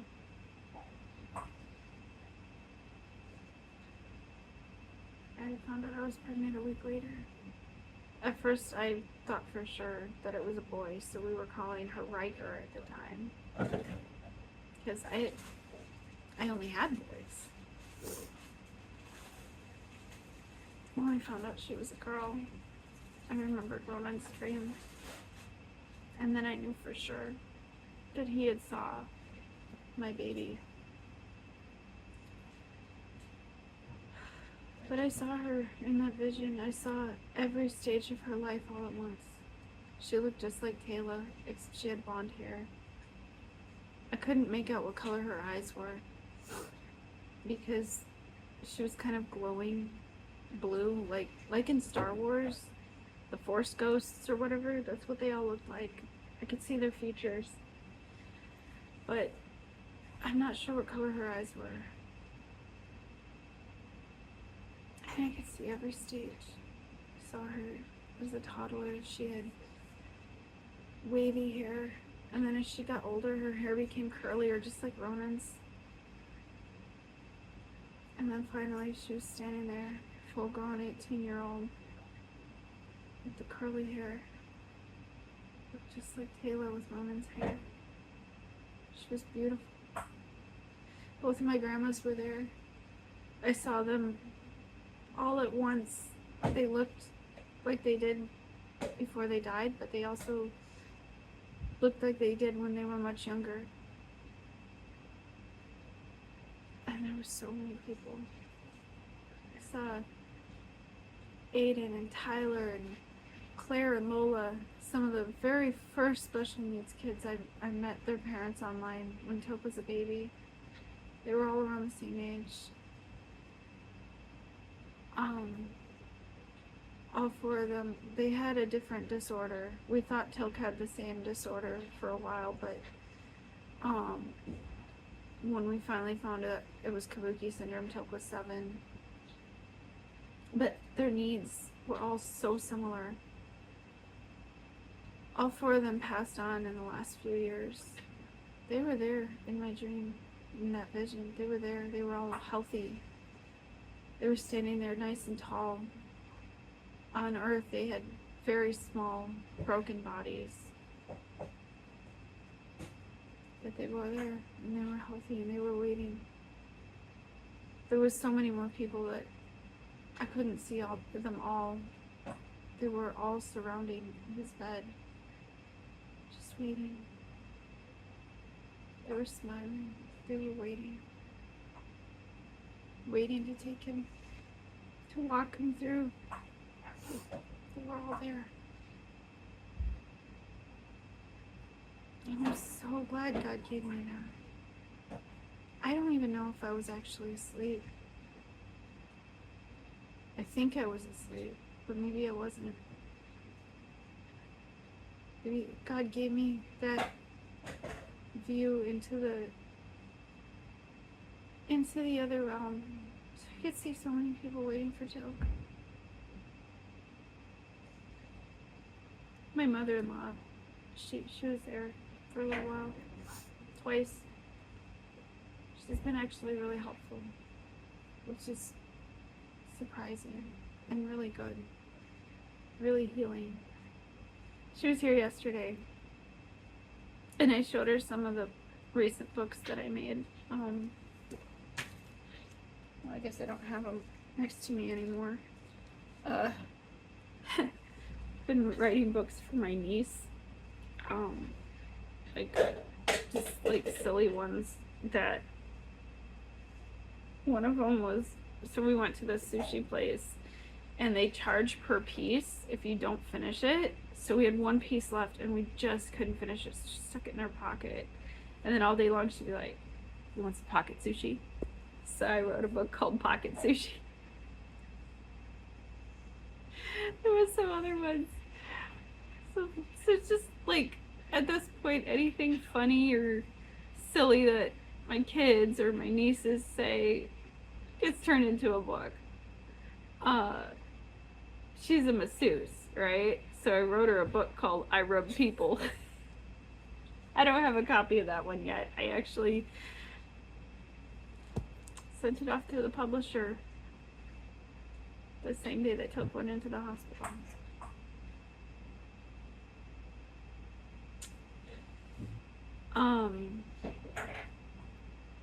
But anyway, my mother-in-law said that she was driving home after Teal'c passed, because she had just come to see him about a half an hour before he died, and she went grocery shopping.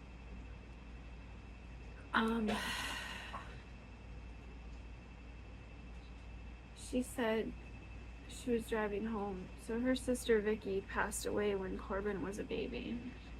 Her name was Vicky Lee, and we gave Corbin her middle name. She passed away the same day my water broke when Corbin was born. So Jan said she was driving home and the radio came on. She didn't turn it on, the radio just came on. And there was a woman spelling out Vicky's name. She said it's V-I-K-I. And I'm here with T.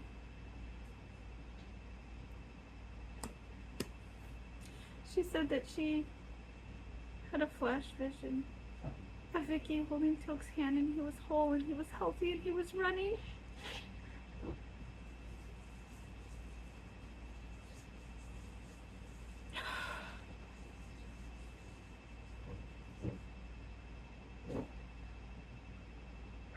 It was a long time where I felt like my in-laws really didn't care.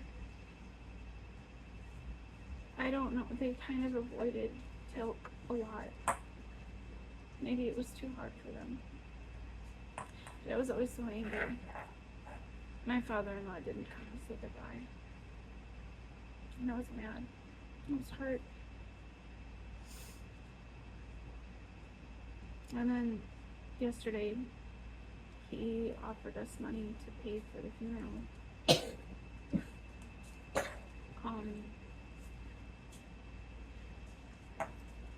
We did a fundraiser and we've already raised quite a bit of the money for the funeral.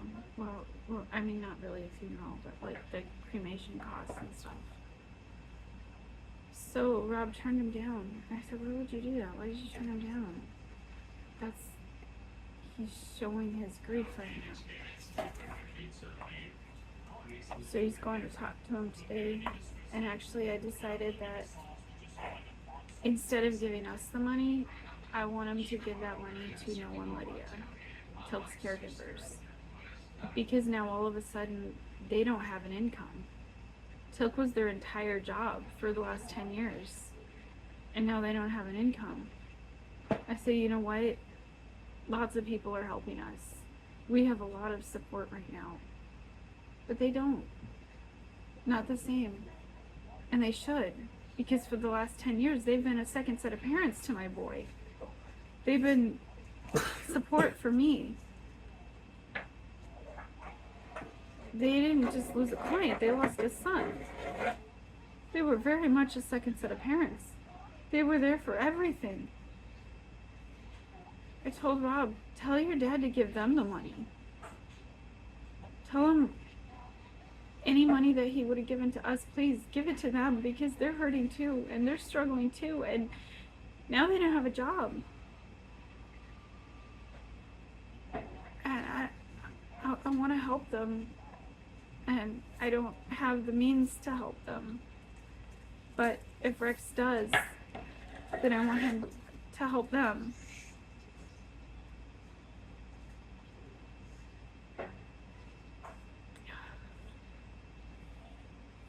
Teal'c wasn't just a client. Not for them. Lydia went to nursing school so she could help me take care of Teal'c. Noel retired from being a cop, not just to take care of Teal'c. He had to retire anyway because he had problems holding his gun. His hands were, he needed surgery. But they loved him. They loved him as much as me. I always said, at first I was jealous. It was weird. Putting my baby's care in someone else's hands was weird. But they loved him. He had a room there. They bought him clothes. They bought him toys. They searched all over the internet for this one specific toy that he loved. And when that toy was discontinued, they bought every one that they could. He had an entire closet full of that specific toy so that he'd never run out. And now they just have so many of them and nothing to do with them. They bought his wheelchair. Medical would only cover a wheelchair every 8 years. And his wheelchair that we had was getting too small. So they just went out and bought one. They're like, hey, I hope it was okay. We bought this. I was like, yeah, that's okay. That's amazing. They loved him. Just like me, they would move heaven and earth for him. So when you pray for me, pray for them too, please.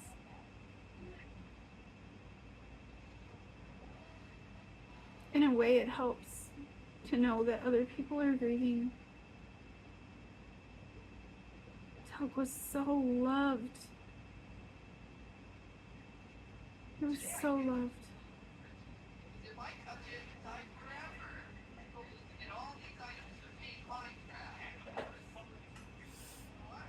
I was going to show you pictures, but I think I'll have to do that in a different video. Because this one's already 41 minutes long.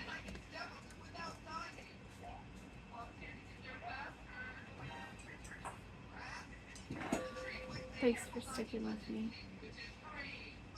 I don't know how long it's going to take for me to feel even a little normal again. I know that Teal'c wouldn't want me to dwell in sadness forever and give up on everything I love. But Teal'c was always my reason to be strong. I worked out so I could take care of him. And now I don't know how to be strong anymore.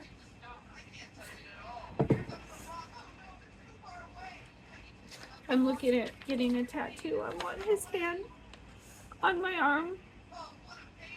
I don't know if it's going to be full size or something smaller, but I want it there forever.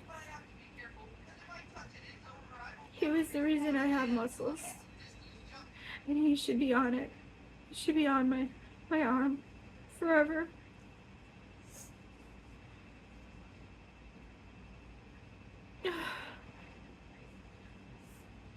I always took so many pictures, and now it feels like it was never enough.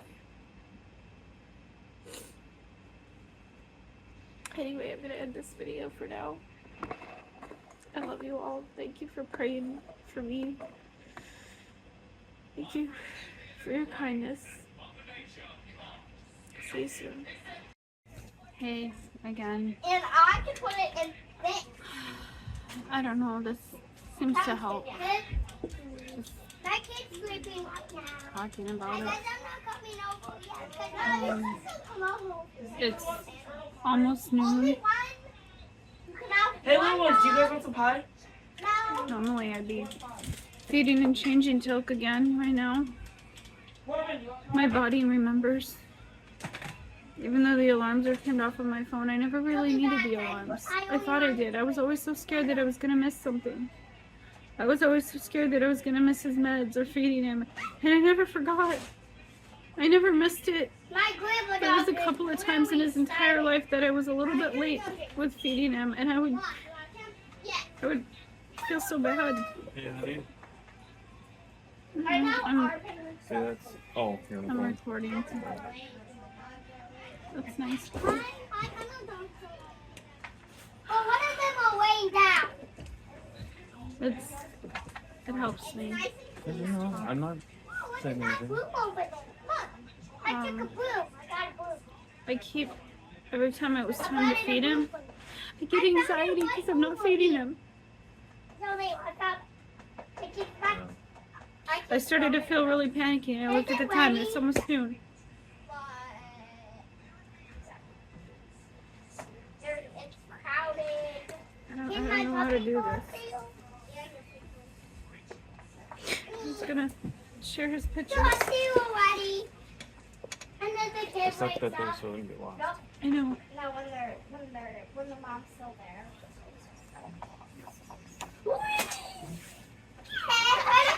That's over there. Hey, He was so beautiful. No, I don't want any pie right now. So now, Some of his first pictures. hey, my He was kids born is going premature, and purple. he was sick from the very beginning, but It's like, he was so wee. joyful. No, like, I'll react first. Like, oh. Oh, Yeah, that's what I did. I saw that. The Ellie The official paperwork rounded up. What? 4 pounds, Okay, now. 7.6. 7.6 ounces. See, I told you there was a 6 in there. But on the paperwork, they put it at 7 He was 4 pounds, 8 17 ounces. inches long. He was so Yeah, little. take this. Yeah. I'm looking. I know, but I got that out to show the camera. Hello. His feet. His baby feet. This is my baby. I've been making this book since he was in my belly. Not my dog. Why is my dog gone? No, the dog was gone. His life grew inside my body, and now he's gone. I guess I'm not bringing my plate. I'm gonna go. It's like a piece of my soul is gone. I know. Can I go? And I just Okay. don't want him to be Let your mom forgotten. get you candy. Mom, can you give me this? Still me. This was on his isolate when he was in the NICU. No, our house. You ate the candy. His name came from the sci-fi show, Oh, I found the Stargate. candy. and it was perfect for him because he was different, Oh, and nobody ever forgot him. oh. Nobody ever forgot. Candy. I wrote him little notes all the time. I did this with all my kids. I'm trying to They were all supposed to take their books when they get married or they get their own house. But No, get my candy. by the time Teal'c was a few years old, I know I would always be the one keeping his book. He was in the hospital a lot when he was little, and I would draw him. I started drawing him all the time because I knew I was gonna lose him. At some point, I was I gonna. need some candy. He was so little. Look at his little feet. Get my chair back. I need some That was a better set, too. Isn't that over Put there? my chain back. He was so little. Yeah. Can you go put that back in the kitchen? His first hospital bracelets. And now I have his last one too. And the measuring tape. His little booties, they were way too big on him. Yeah. Somebody made those for him when he was in the NICU. The hat was too big too. Some cards. His little There's his better footprints. little feet. I wanted his footprints, but the funeral home couldn't do them. You bet, buddy. Just tiny little diaper. Don't worry, it's not a used one. And his first haircut and the first leads that were on him. Guess I'm gonna eat this too. He had so many of these. He hated these. He hated these things. But you kept it anyway. Some drawings that the big boys drew for him when he was in the NICU. Dylan was 4, Robbie was 3, and Ronan was almost 2 when Teal'c was born. Yeah, I have a penguin. All these pictures are kind of tiny. That was like right before you were A born. penguin. Yeah, it was. It was right before. The day, well, according to this, the day before. The day before. The day before he was born, he was still in my body. I never got very big. No, you already I have never got very big with him. He was so little. He didn't even move around much in my body. He was stiff when he was born. He had to have physical therapy from the time he was born. The penguin? They told me he wasn't even gonna be born alive, but he was. Okay. This little, The penguin's this little, moving tiny, like three tiny he photos. was. That one didn't steal This it. is. Or There's that hat yeah, and his first blanket. I still have that. That It's so little, one is super. so little. He was so tiny. Look how big that pacifier is. He was never able to suck. He would chew on it. But you can only five. At the best. And he was born with a tooth. Yeah, he had a tooth. He was born with a little tooth, and they told me it wasn't a tooth, and I said that's a tooth, and they said no, it's not a tooth. It's a calcium deposit. It was a tooth. It fell out when he was older, but it was a tooth. And then we brought him home. Look how small he is.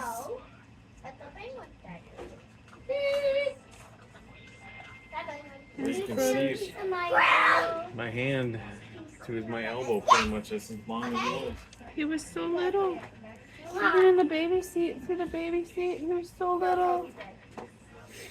It was so scary. He was so little. But he was also the cutest. He was the cutest little thing. Look at that. See, it was like not much bigger than a VHS tape. Not much That's bigger a than regular a baby shoe. That's a doll. really, yeah, that's a baby doll. He looked like a little doll. When that one cleans up that thing, I will give him a So very little. I bought the ice cream when I went to the store earlier. I'll give you a treat after when you're done doing that. Both of these right here. This is Lila and Kyla. They both passed on before Teal'c. Mama, They loved him. They just said ice cream. Yeah, you want ice cream? Go ahead and have some ice cream. ice cream. This blue blanket, I still have this. This blue blanket, I can get you a Lila's friend at church knitted for him. You get five for It was now. a prayer blanket. Every stitch was a You prayer. just see the I mama. wrapped him up in that all the time. Look at how that is on this thing. Wow. I still have it. There is there is one blue candy. Okay? And no stealing What's any wrong now? candy clean. Teal'c.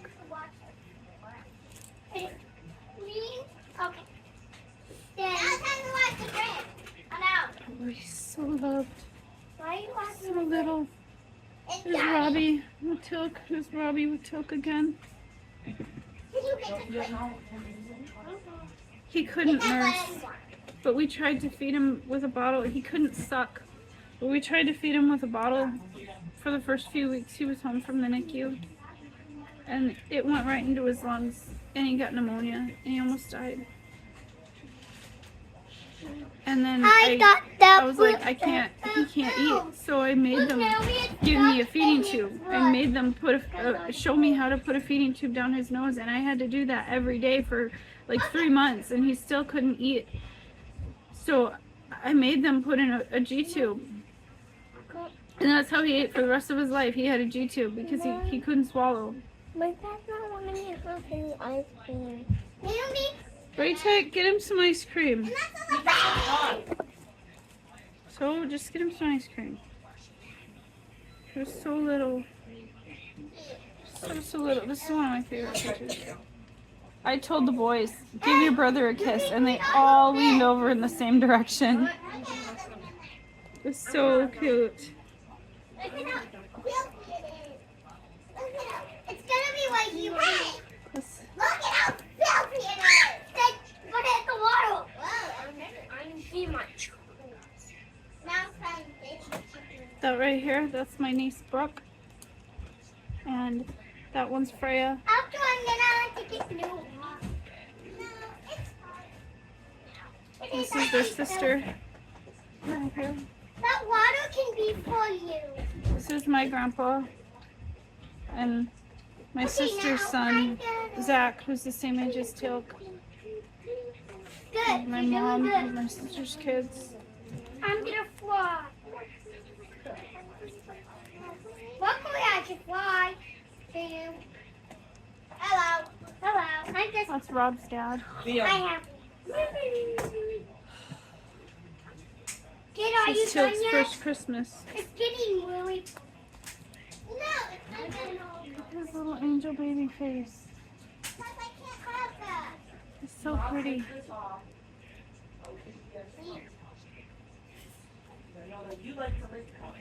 I know that.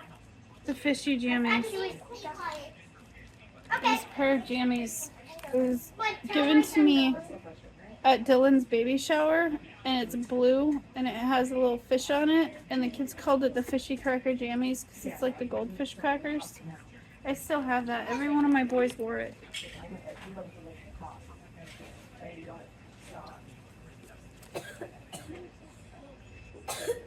Choke.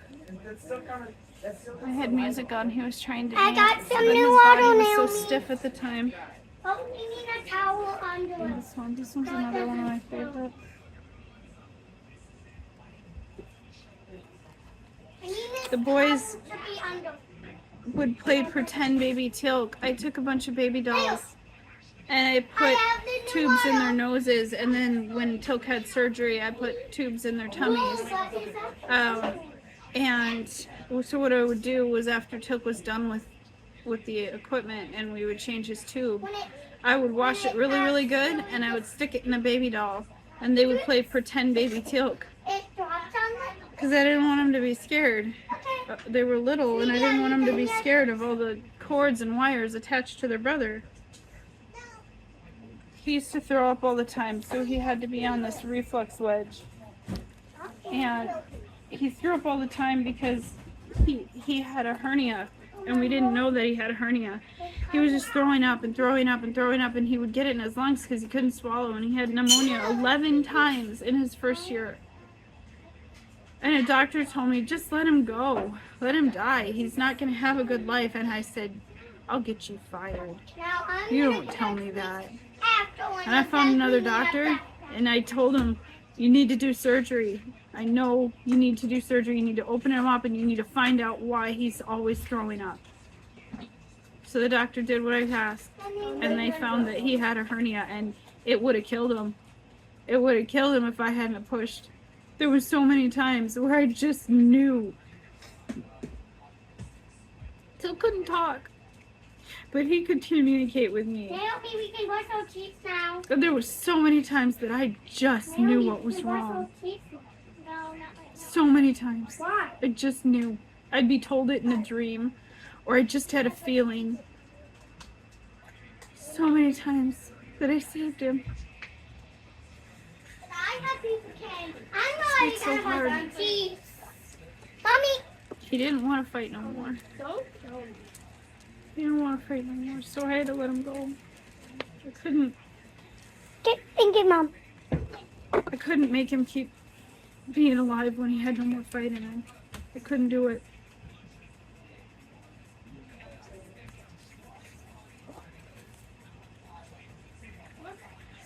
He loved his swing. He loved his baby swing. No, you didn't.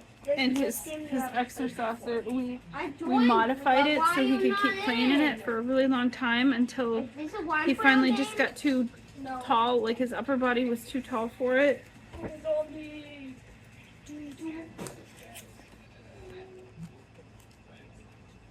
That's his great grandpa.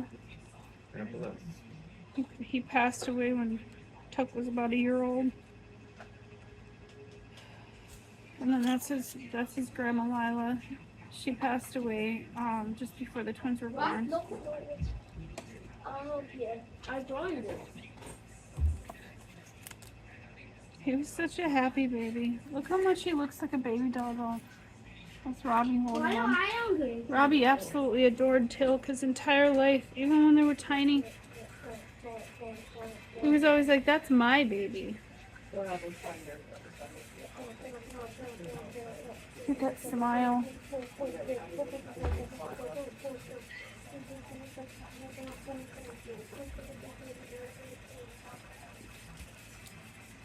Teal'c's the first time they hooked up those electrodes to his head, and we had this bag thing that we had to carry around, and he had it on for like 3 days. That was right before Braytac was born.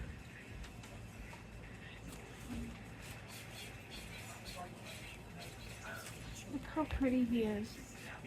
Look at how pretty that baby is. Oh my gosh. Oh my goodness, my pretty baby.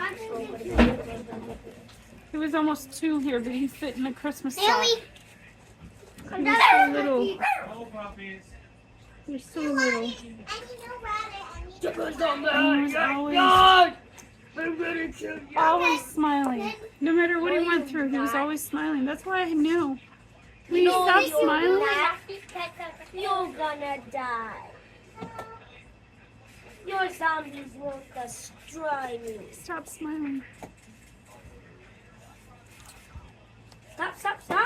Stop! His arms would get really stiff and go, ah! Or he'd do this, ah! He was happy. Oh, he was a happy baby. Look at that smile.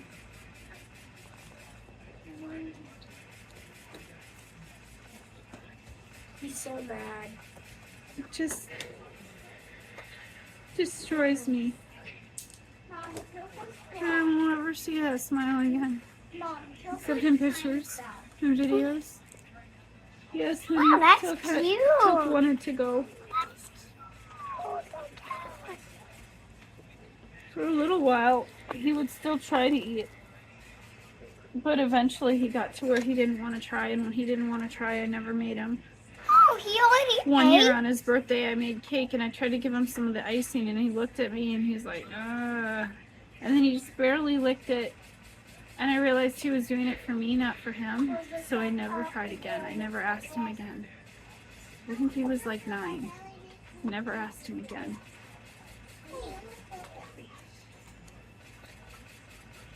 He had these things to try to straighten his legs out, because his legs were like really bent, but they never stayed straight. We couldn't get him straight enough. It was his bones. He had to have surgery. He had plates in his bones and in his hips. He had surgery when he was 7. It should have been done sooner, but he wasn't healthy enough. We had all these little seats and stuff to help him sit up. This is one of my favorite pictures of him.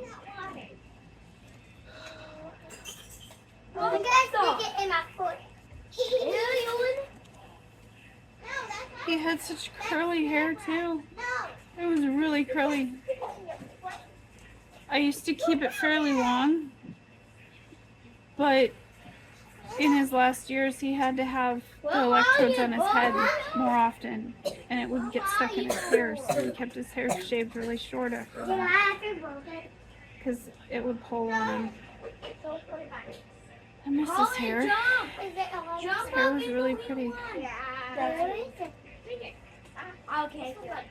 Okay, let's go back. This is his cousin. Let's That's go like around. 2 years younger. Going around. almost. Going No, around. a year younger. 1 year younger. He was born the day before Teal'c's first birthday. I'm a noob. And Teal'c loved animals. There he was with the kitty cat that we had. I used to raise show cats, and I gave it up because it was too much with all of Teal'c's needs. But one time when Teal'c was a baby, we had 3 female cats, and they all got pregnant at the same time, and we had 30 kittens.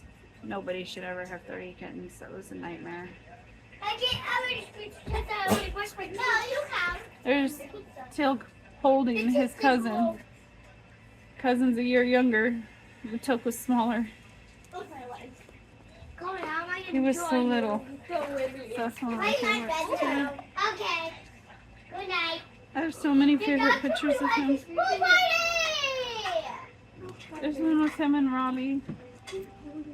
That is not He was so beautiful. Go. Let's go. Let's go now. This is the cousins. Okay. There's Brooke. There's Freya. Freya's the one that we adopted. I haven't heard from her. She lived a block from the hospital. She was a block away when Teal'c died. She, I don't know what's going on with her. I tried to help her. When Teal'c was in the hospital in April, she told me she Hey, gotcha! I can't fit in there.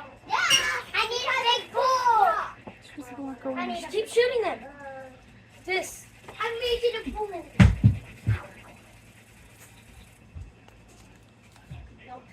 There's that picture from this one. Yeah.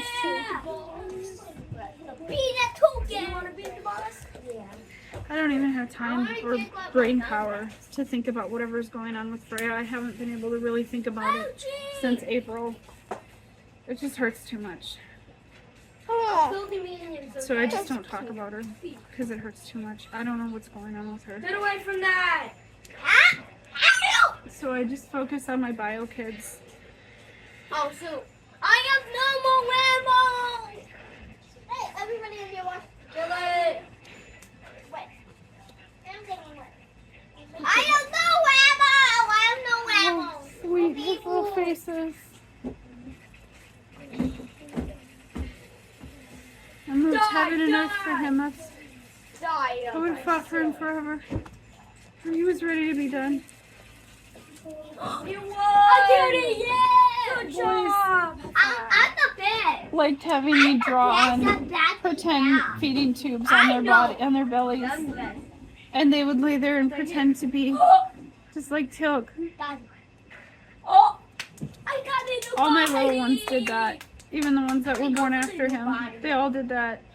They want to be just like Teal'c, so I would draw a feeding tube on their belly. I'm tired of that. I always made them toys with feeding tubes and other accessories so it was normal for them. This is how we feed Teal'c. They all like to help the little ones when they weren't really old enough to do it by themselves. They would help push the syringe I fed them. Where are you again now? I made a milkshake without the blender. Come and jump! Jump a few minutes! You're so beautiful. Jump again! Are you this Look at guy? that smile. Look at that sweet baby smile. This book only goes until he was about 2, but I have 2 more books Okay. that I do can see videos you. with Now later. I can see you! I see you smiling. Okay, let's go He always did this thing when he was little. He would put his hands up by his face and do this. And he was diagnosed with autism before we even knew that he had Kabuki syndrome or even knew why he was so small or why he was so sick or why a lot of his organs didn't work right. And I remember when they diagnosed him, I said, but autism doesn't explain 90% of him. And they said, we know. We finally got a diagnosis. We did several DNA tests, and we finally got a diagnosis when they discovered the Kabuki type 2 gene. And I remember when I first reached out, I saw a bunch of kids that had Kabuki type 1. Type 1 kids can walk and talk and eat and do normal things. They're delayed, they have issues, they have immune system problems, they have the same facial features, but they can walk. And when I saw that, I was absolutely destroyed. I thought I did something wrong. I didn't realize there was 2 types. I'm like, well, why can't he walk? Why can't he do these things? So I didn't connect with them right away because, I don't know, I just felt more alone. And then I learned that there was type 2. And a couple of other ladies that have type 2 boys that are the same age as Teal'c, or within a year or 2 of him, reached out to me. And eventually we started a group chat. And over the years, we found out there was a total that we know of 28 boys with type 2. And Teal'c was one of the oldest. I think the oldest one is 21 or 22. They're scattered everywhere, like nobody's close by. I think the closest one is in Florida. A lot of them are in the UK. But they became family. They all have the same face. Teal'c and the other boys, they have the same face and the same things. They like the same things. They like textures and boxes. They have different ethnicities, different skin tones, different eye colors, hair colors, but they have the same face.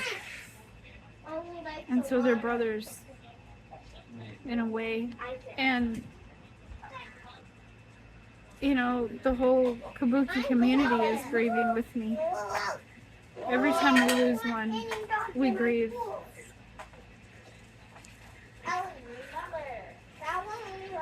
I've helped walk other moms and dads through the grieving process when they lost their Kabuki kid. I painted portraits for them because I just wanted to help them. I just wanted to heal them.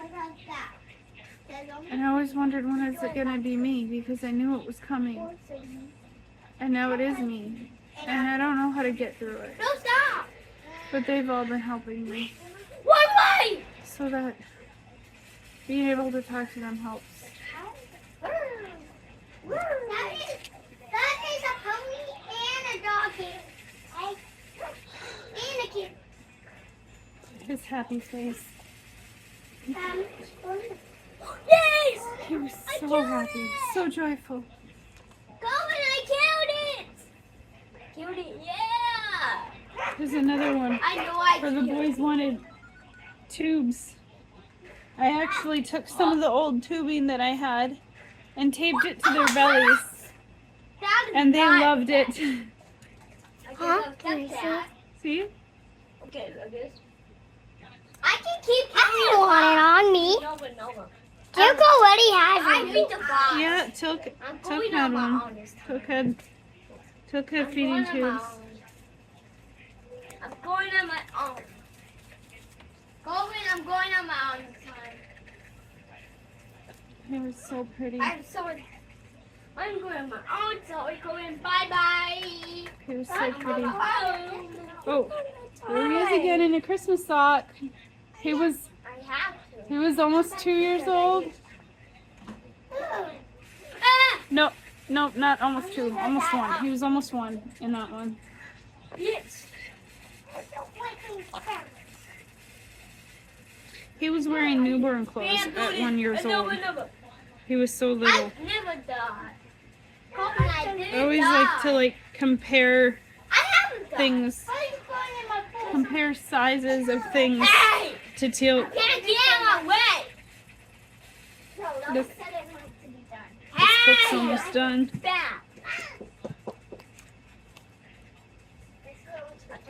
Oh, look at that happy baby. What the? And this isn't even close to the amount of pictures I actually took. When he was little, I couldn't just print all of my pictures. I couldn't afford it.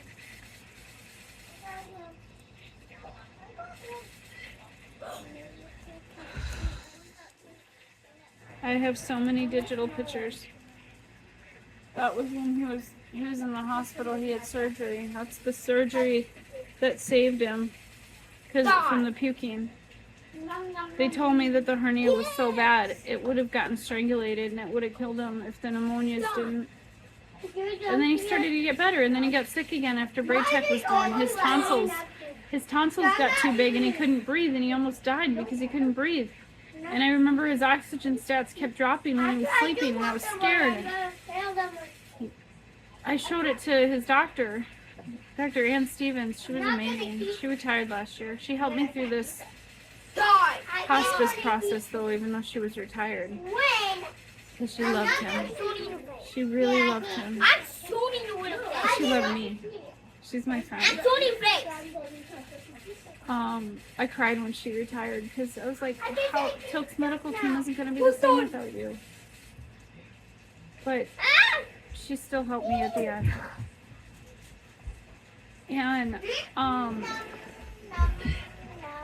forget where I was going with that. Oh, I videotaped the oxygen stats going down, and I showed it to her, and she had him in surgery the next morning. Exploratory surgery, because they didn't know what they were looking for.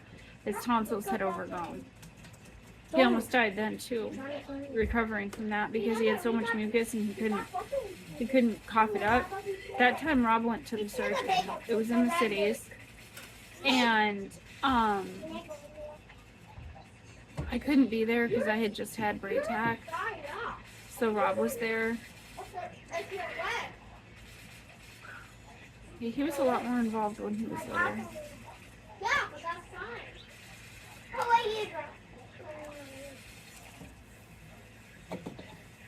That's the end of this book. I'm gonna put me in water. But I have more. There's some more of his hospital tags. I have two more. Now how am I gonna be back in? Two more of these binders, and so many more pictures on the computer. I'm always trying to help in it. Thank you. Thank you for watching this. Hello. Thank you. Naomi, For- is yours empty? Thank you for letting me show you my boy. Naomi, is yours empty? Yes? Is yours empty? Don't Yes, forget it is. him. Don't ever forget him. He was here. He made a difference. He existed. He was a fighter. Look, you see me, the pony. This was one of his favorite toys. Remember we see my candy? That was all of it. I brought it to the hospital. And then he was in the hospital in April. And it doesn't work anymore. But he would push the button over and over. He would cycle through the songs it makes. And there's this one song that the actual words are, there's a rainbow peeking through. But it sounds like rainbow chicken poop. And every time he would push it when he was at home, before he got sick, every time he pushed it, the kids would sing rainbow chicken poop. And he would laugh. So when he was in the hospital, he'd push the button and I'd sing rainbow chicken poop. And then the nurses started doing it. And Teal'c would smile. Get a little giggle out of him. Good job. My horn is wax.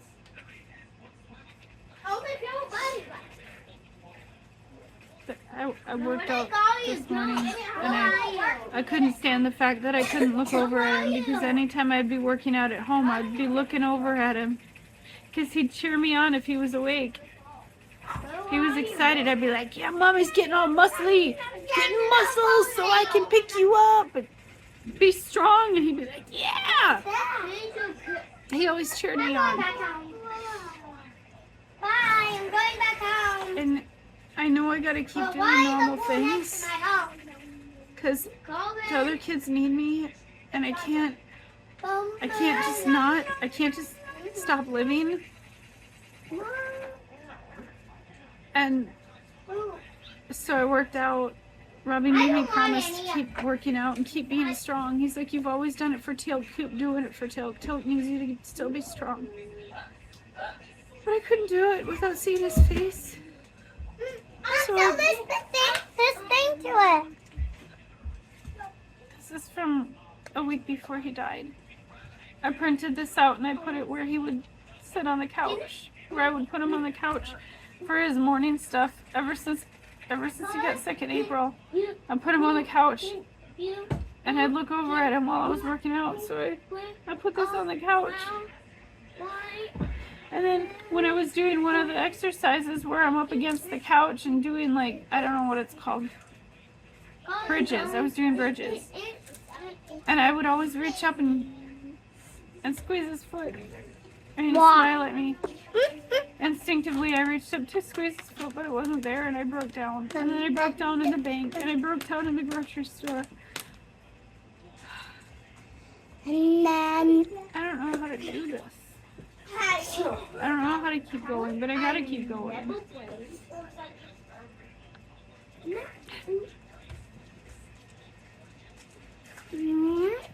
Anyway. Fine, you can wear my slippers for a little while. Just don't get them dirty. You have to go somewhere. No, I'll do this when you the guy. you can put them on. See you guys soon. I'm gonna make more videos of Teal'c. I don't know when I'm gonna feel ready to go back to normal and do my makeup again, but it's not right now. I just want to talk about Teal'c right now. Thanks, guys. Thanks for sticking with me. Today is Saturday, August 3rd. Day 3 of waking up to a world without my son. The moment I opened my eyes, it was just searing pain of realization that he's not here anymore. Yesterday was really tough. There was moments where I felt like maybe I was gonna be okay. But most of the time, I was just falling apart.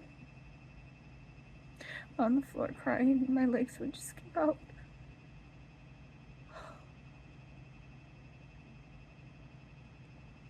People came.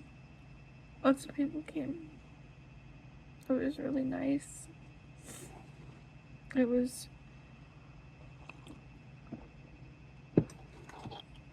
really nice to have people here. Sometimes I just stared off in space. People came and hugged me and held me. And helped with the kids. Brought us food. The outpouring of love and support has been really, really wonderful.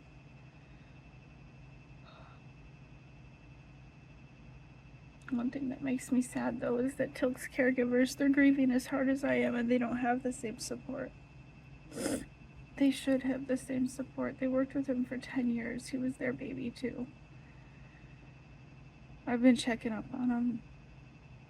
They're not doing good at all, emotionally either, just like me.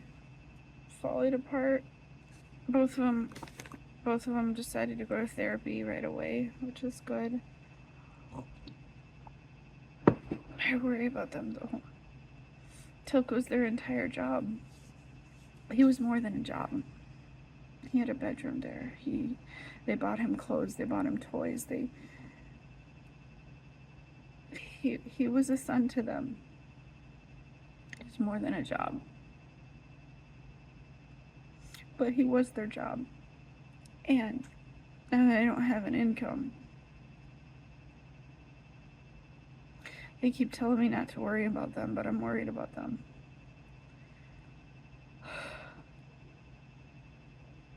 Sorry, it's painful to talk sometimes. Other times words come out so easily. I've written 70 posts on Facebook because the feelings will hit me and I'll just write whatever I'm feeling. Or write about him share his pictures. I keep trying to get the GoFundMe site to verify my bank account. It's not working. It's frustrating me.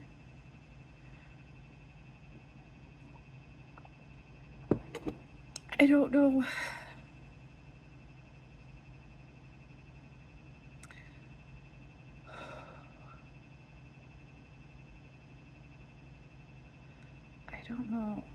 I don't know how to do this. At one point, I got up and went and mowed my neighbor's yard, because I always mow her yard, and she's elderly, and she didn't know.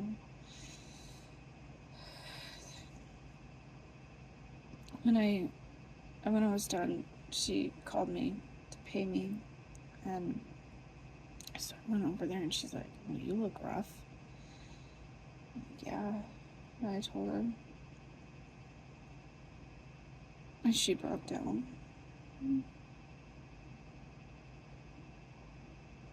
I didn't realize how many people in our community really love Teal'c.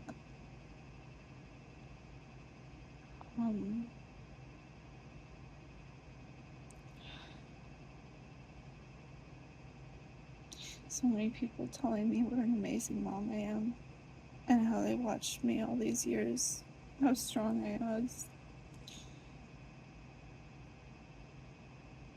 And it's really nice to hear. It would have been nice to hear while he was still here, you know? My house is an absolute mess right now. But nobody's saying anything about my house being a mess. They know, they understand. I get worried about it, but that's a me thing.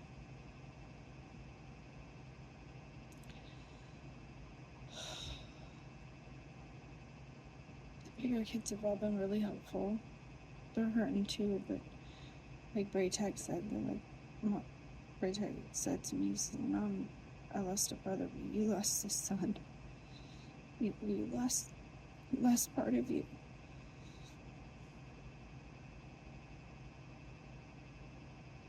Taylor's been really quiet.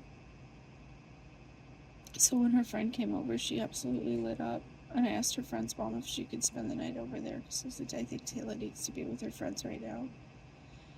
And her friend has a brother that Braytech's friends with, so Braytech asked if he could go too, so they went over there. They went to spend the night with her friends. After the kids went to bed, Rob and I couldn't sleep, so we sat out in the hot tub. The hot tub was Teal'c's. Make-A-Wish gave it to us.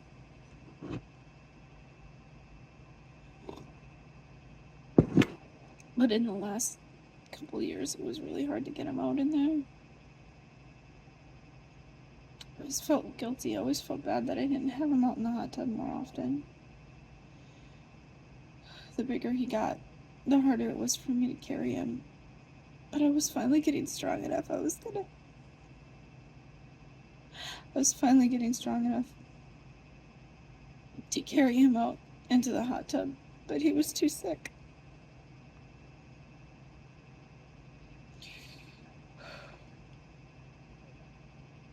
Rob told me, he says, "You know, I wish I hadn't gone to the grocery store," because he had been at the hospital with me just about a half hour before Teal'c passed away, and he went to the grocery store. He says, "I wish I would have been there for his final moment, but also I don't, because it had to be the way it was." He says, "You needed that. You needed it to be you." And I did. I needed to see his last moment, and I was there. I held him.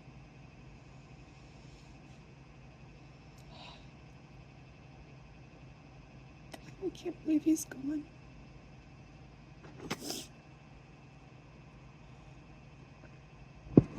The night before Teal'c died, we were praying for our friends. So every night, kids' entire life, we pray together. And I would hold Teal'c's hand and we would pray. And Teal'c didn't say words, but he always prayed. So he'd nod, or he'd say yeah, or he'd just be there, you know.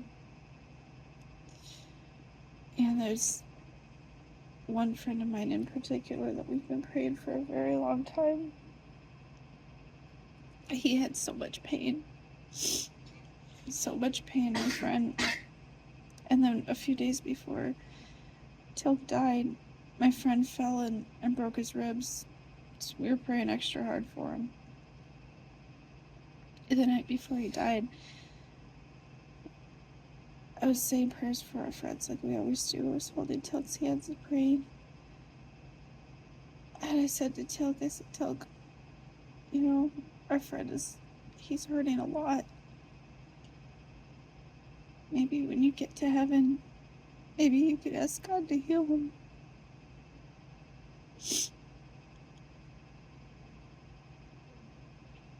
My friend texted me yesterday. For the first time in 10 years, he woke up without pain. Because Teal'c did it. He took that request to the throne of God, and for that I'm so grateful. My friend woke up without pain. I told him. After he told me that, I started crying, and it felt like something heavy lifted off of me. And I told him about the prayer that I prayed with Teal'c.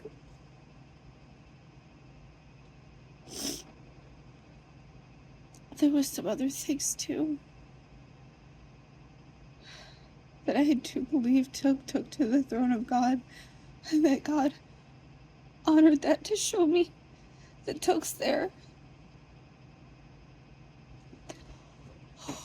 It's a beautiful thing thinking that he's with the throne of, before the throne of God right now. He's with Jesus. He's happy. He's not hurting. There's no more seizures.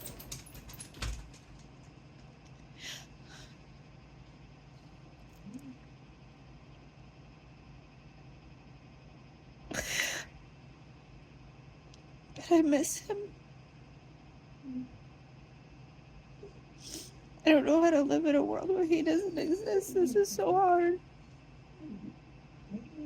I have to be strong, but I'm not strong right now.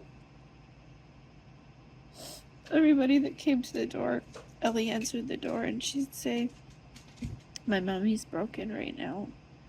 She's really sad because Teal'c died.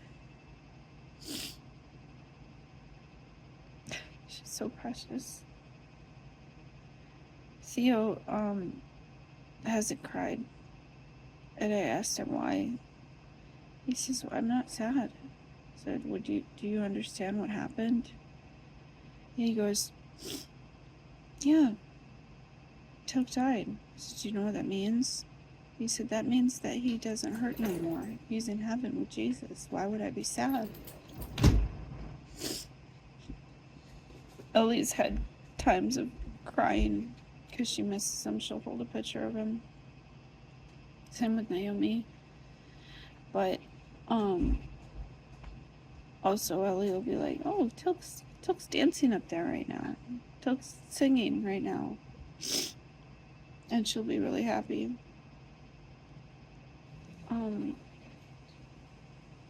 Naomi came down with a sore throat. She has a slight fever. She'll be okay. Corbin had that the other day.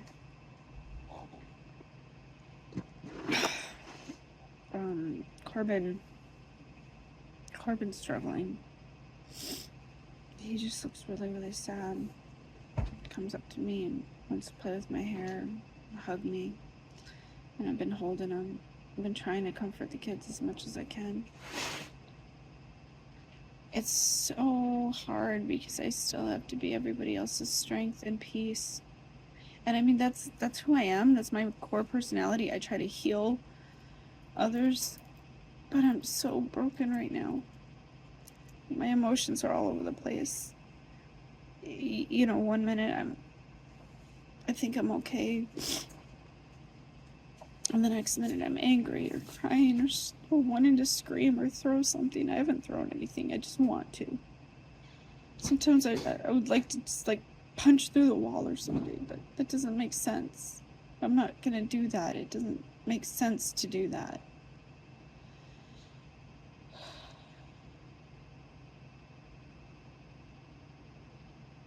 So 1 minute I'm holding Teal'c's jammies and I can't let go of them. And the next I can't stand to see his stuff because it hurts. We were able to donate one of his wheelchairs, but the second one, the older one, had been in my shed for a while. My niece took it up to the hospital and the hospital wouldn't take it. She took it up to the rehab center and the rehab center wouldn't take it. She tried so hard, but nobody would take it, so she ended up having to throw it away. I hate that. I know she tried, I'm not mad at her. I just hate that nobody would take it. Because Teal'c would have wanted somebody else to use it. I don't know what to do with his formula and his medical stuff. I keep trying to donate it, but nobody wants it. So I've got these boxes of formula and diapers. So many diapers. I was always worried that we were gonna run out of diapers. So I had so many. And we have all the syringes and stuff. And all the rubber gloves that we used when we changed his diaper. I told Rob, I'm like, it's stupid, but I even miss the smell of his dirty diapers. I miss everything.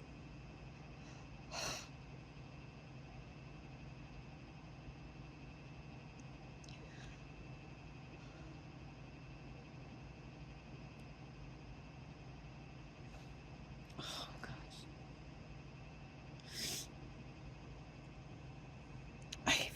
I've helped other people through grief.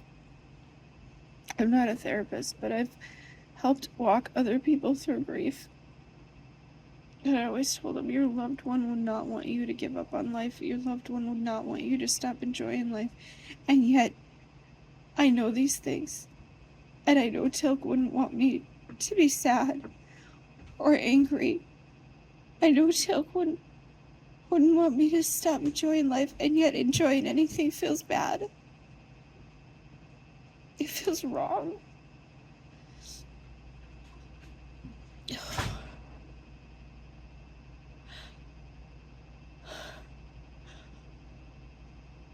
The kids are asking to go to the zoo.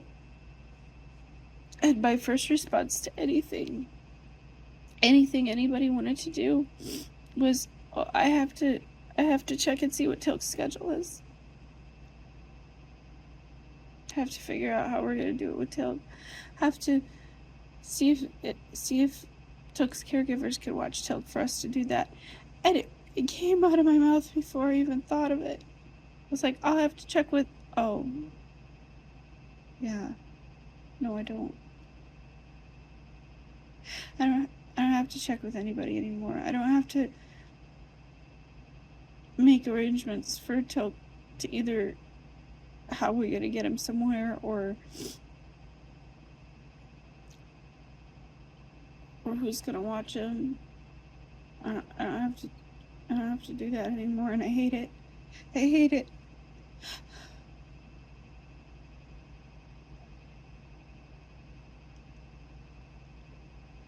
There was always things I couldn't do, especially towards the end, because Teal'c was too fragile. But I was never mad about it. I was like, oh, well, we can't do that. It's, you know. Sometimes I was disappointed that we couldn't do certain things, or I felt bad because I couldn't do certain things with the kids. But I was never angry about it. Never. And now I can just go do things. And I hate it.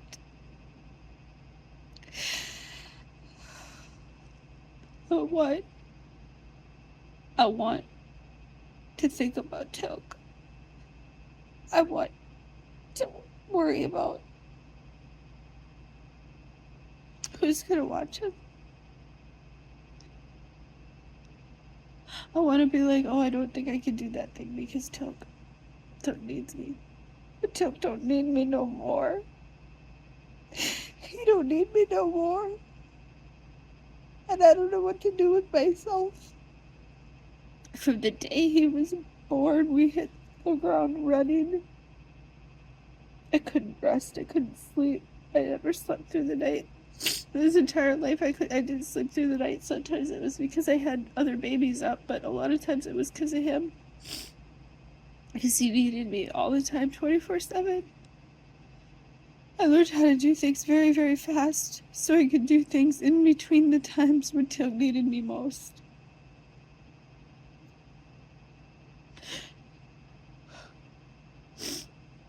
When it got to be so hard to manage the kids' needs, what the kids wanted to do, and Teal'c's needs, I hired help. Because I knew I needed to be a good mom to the other kids too, and I couldn't focus my life entirely around Teal'c all the time, but I still felt guilty every minute that he wasn't with me.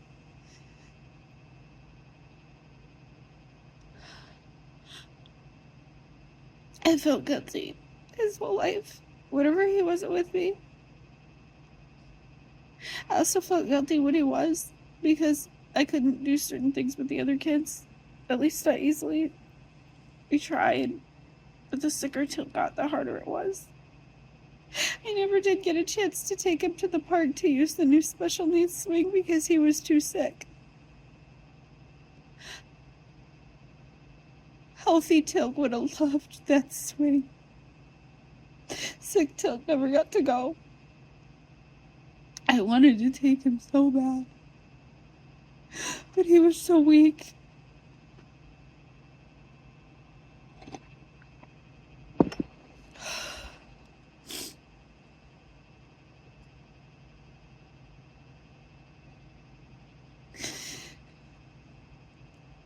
Oh, I miss him. I miss my baby so much. Oh God, I miss him.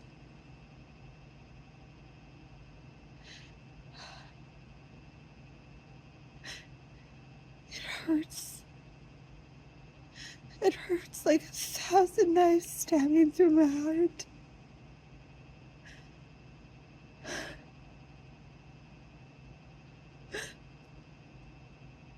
I'm having trouble eating. Nothing tastes good. I've been forcing myself to eat. Focusing on protein. I'm not even hungry 90% of the time, and when I am, when my stomach hurts because I haven't eaten something, it almost feels like I'd rather just hurt than feel comforted with food in my belly. But I've been eating. People have brought food, and I've been eating. I had a sloppy Joe sandwich yesterday. It just sits in my belly like a rock. I had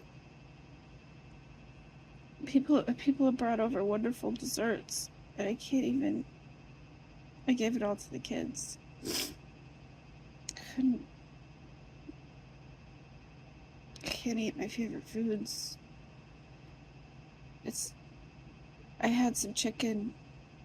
Rob's best friend came over and he brought chicken. I had a piece of chicken.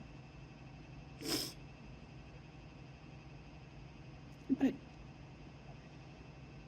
it's so hard. I'm forcing myself to eat. I forced myself to exercise yesterday. I don't know if I have it in me today, at least not in this moment.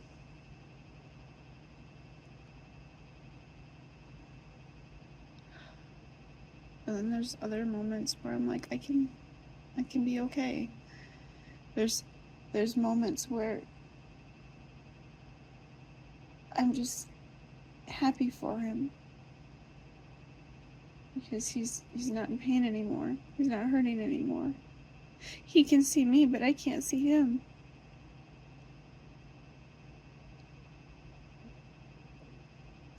And I feel bad because I told him I would be okay. And I lied. I'm not okay. But I had to tell him I was gonna be okay so he could be okay with going. Because he was suffering. He was hurting. His body was done. He couldn't hold on anymore. I keep replaying his last moment in my head. I never want to forget. Because he had such peace in his eyes when he let go.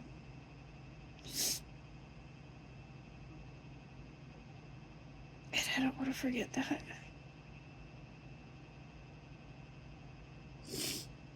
Oh, he was a beautiful child.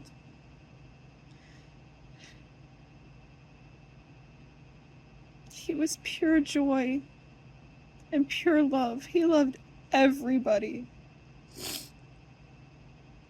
He loved everybody. Even when he would get mad at the doctors for poking him and stuff, a minute later, he was joyful and trying to hug everybody. He was a snuggler, but only for so long. Like, when he wasn't feeling good, he wanted to be held all the time. But when he was in a good mood, he'd give the best hugs, and then he'd take his little hand and push your face away. Like, okay, I'm done.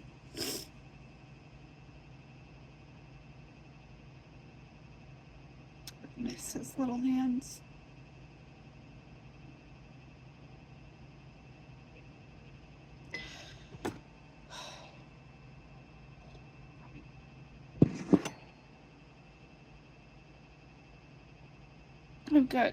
I printed that picture of him. A picture I took just a couple of days before he died. And I put it in his corner in the couch. But then one of the kids said, "Oh, Teal'c's sitting here," and I just suddenly felt this surge of anger, and I know he didn't mean anything by it. I didn't say anything to him, but I was like, please don't say that again. Please don't say it like that, please. Because he's not there. It's just his picture, please don't. Having his picture there to look at is very comforting, but then there's sometimes where I catch it out of the corner of my eye. And it causes a feeling of panic. Like, oh my gosh, my baby's here and I forgot. Oh, he's not here.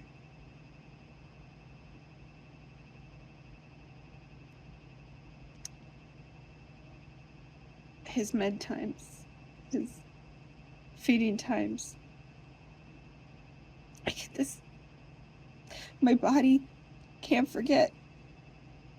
I haven't gotten used to this. When my alarms would have gone off for his feeding times and his med times and his treatments, my alarms would have gone off, but the alarms are gone. But my body goes off. My body, I just get this intense anxiety.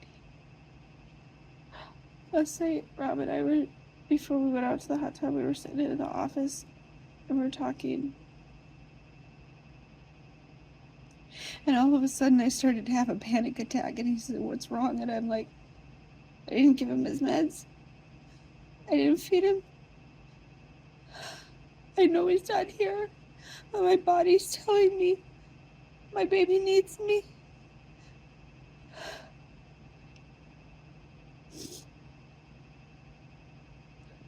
My body's telling me you didn't feed him, you forgot. And I know I didn't forget. Because I never forgot. Not even once. I never missed his meds, not even once. His entire 15 years, I never did. I screwed up his meds one time. We always put his meds in little packets. And it was labeled day and night because he got meds in the morning and meds at night. There was a time where he got meds in the middle of the day, and he used to get liquid meds. But when he was on the keto diet, they switched it all to pills because he couldn't have sugars. About 2 weeks ago, I switched the packets. I accidentally gave him day meds at night. The only difference between his morning meds and his night meds was that the morning meds had 2 calcium pills and the night meds didn't. So it wasn't that big of a deal. That was the only time I've ever done that, and I freaked the heck out. I called Lydia, his nurse, and I was like, I gave him the wrong packet. And she's like, calm down. It's okay. She said, literally, remember, the only difference is the calcium pills. Just don't give him the calcium in the morning. I was like, oh, yeah. But I felt guilty about it. His entire life, you guys, I never missed a med. There was a few times I was late with his feeding, especially when the twins were babies. But his feedings were flexible, you know.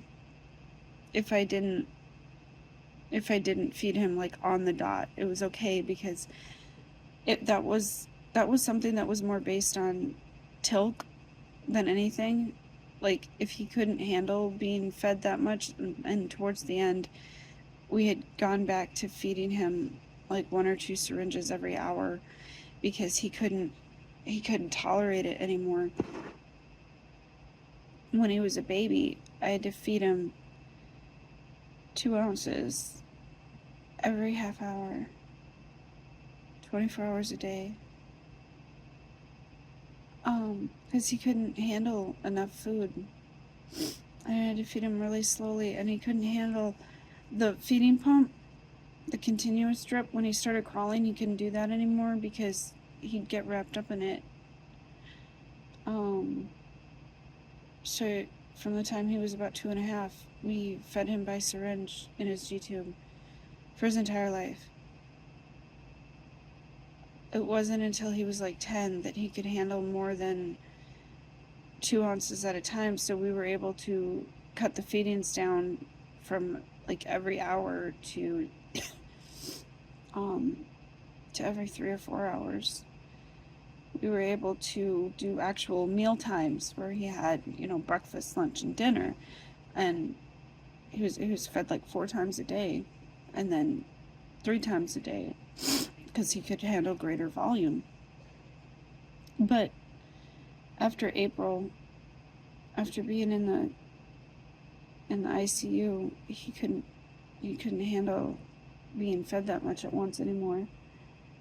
So he'd get his morning meds with water, and then about an hour later he'd get half his breakfast, and about an hour later he'd get the rest. But if he couldn't handle that, because towards the end he couldn't even handle that, so I was feeding him every hour. But then he started to not be able to handle that, and I realized now that his guts were shutting down, and that's why he couldn't handle it. The last couple of days, I'd feed him, and it just didn't go anywhere. His stomach wasn't emptying right. It was getting constipated, and I kept having to pull the fluid back out of his belly because he couldn't handle it. So when we actually got to the hospital and I knew he was dying, I said, no, don't feed him. Just give him water. Don't feed him. He can't handle it. It's making him more uncomfortable. My husband was upset about that at first. He's like, no, you have to feed him. You have to feed him, otherwise he's going to hurt more. No, his digestive system was done. Feeding him was just hurting him. We did continue to give him water. He wasn't dehydrated when he died. but his kidneys started to shut down and he couldn't pee. So towards the very end, he didn't get water because he had black stuff coming out of his belly and he couldn't pee. So, but he didn't look dehydrated. His skin still bounced back. His eyes looked sunken in, but it wasn't from dehydration. He still made tears. As he was dying, he had tears. He was crying. Not like bad crying, but he would look at me and just cry. And I traced his eyebrows with my fingers. I told him, it's okay, buddy. It's gonna be okay. You're gonna be okay. You're gonna be... There's no more seizures. There's no more pokes. He did have a couple of small seizures that last day, but he didn't have any big ones. And I was so grateful for that.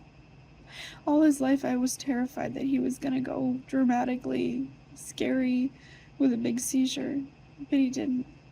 He went softly.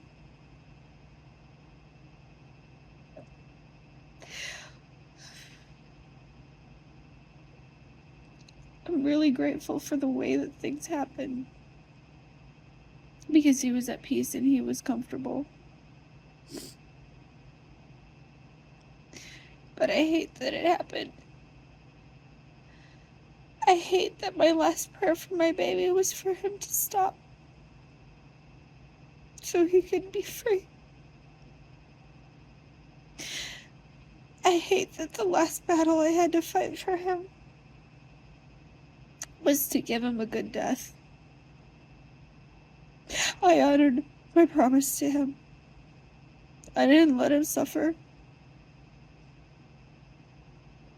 I honored his wishes. He was done. And I didn't try to hold him here. He was done.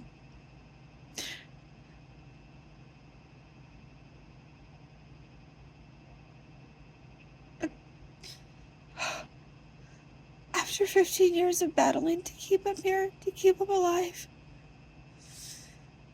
that last battle,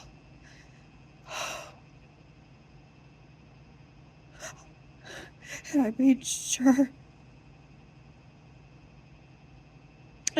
I kept my promise to him and didn't put him back on life support and didn't try to keep him here longer than his body was able.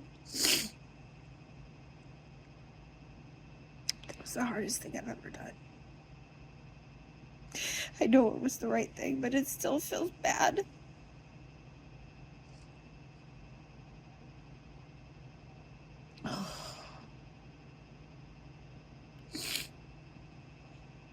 Anyway, you guys, I'm sorry my videos are going to be so sad for a while. But thank you for sticking with me. Honestly, I'm so glad I made this channel, because it's giving me a way to talk about it, to talk about him, to celebrate him. He was so proud of me. He loved my makeup and my wigs, and he'd laugh when I'd be in the hallway or the living room making my TikTok videos and dancing, and he'd laugh. So I'm not gonna stop doing it, because I know he was proud of me. Oh, I looked back through pictures, and all the pictures where him and I were hugging or cuddling, and the absolute love in his face.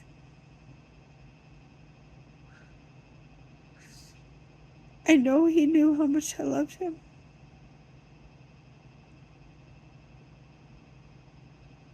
And I know he loved me. He loved everybody, but he loved me so much. And now that pure love And that pure joy has gone back to heaven where it came from.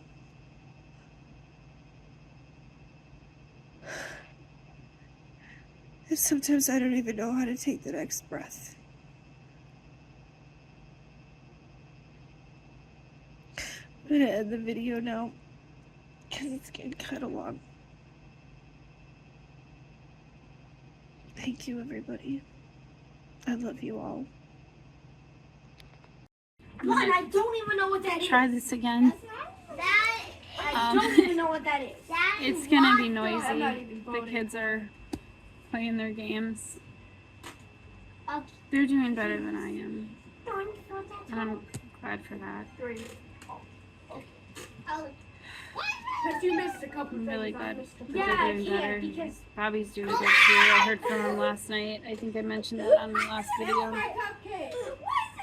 I mean, he's hurting, but Because he's doing okay. it's a Mr. As Beast okay as cupcake. can be expected. I give you 2 dolls. That's pretty good. I need to be up higher for this. I'm gonna raise my chair up. That's what I'm gonna do. What the? I'm not the other. Here we go. That's better. This is another one of my. I'm still not Guys, hungry. look at mine. My- It's cupcake. That's not a cupcake. No, he has rainbow hair. There we go. I made a bomb. I gave you 1 star. One of his many medical things. Pictures of his insides. A weird looking place. This It's a is person. just after Braytek was born. He was a And couple look at months old enough to smile. Teal'c absolutely adored all the other kids, especially the ones younger than him. I'm not even touching He loved anything. babies. Guys, He was the sweetest. I want to join. And he was always playing with the babies. He was about the same developmentally as our babies. You guys are fine. And he would Okay, you develop just a little bit more every time we had a baby. The baby would get to about his level and then push him. And they'd develop together for a while. Ellie Look at and him. Corbin. See how much he loved him? He never learned how to kiss. He always licked. Didn't vote me 5 stars. But his licks were affection, you know. When Taylor was a baby, well, not when she was a baby, she was like 3 or 4. She thought that Teal'c was part puppy because he licked and he crawled. We were at church and they said, "Do you have any pets?" And Taylor stands up. She goes, "We have a Teal'c." And I was like, "He's Why not is a it pet." going And she up? goes, "Mom, he's part dog. He licks everybody and he crawls and he doesn't talk." He goes, "Ah." She adored him. Oh, Guys, she did. They all did. We all did. He was so beautiful. guys. He was so precious. There was a These little things were meant to straighten Stop his legs out, turning! but it didn't work. It didn't work, so we had to do the surgeries. He loved his swing, and he loved cats. At the time, I was raising show cats. I was raising ragdolls. I didn't do cat shows, but I bred them.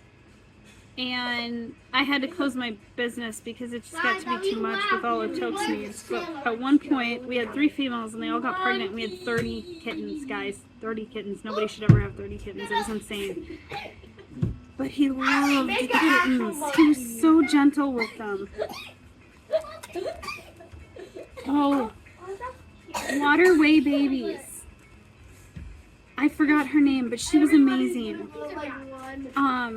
She made these little things for special needs kids to float in the water, and it goes around your neck, and it doesn't choke or anything. And then this pool came from her too, and I think it was about $100 at the time for the whole set, and I don't know what it is now. But we set up this pool with the PVC pipes in the bathtub, and he would swim in that, and it helped him learn to crawl. It helped him. It helped with digestive issues. It helped with his arms and his legs and his head control. It helped with so much.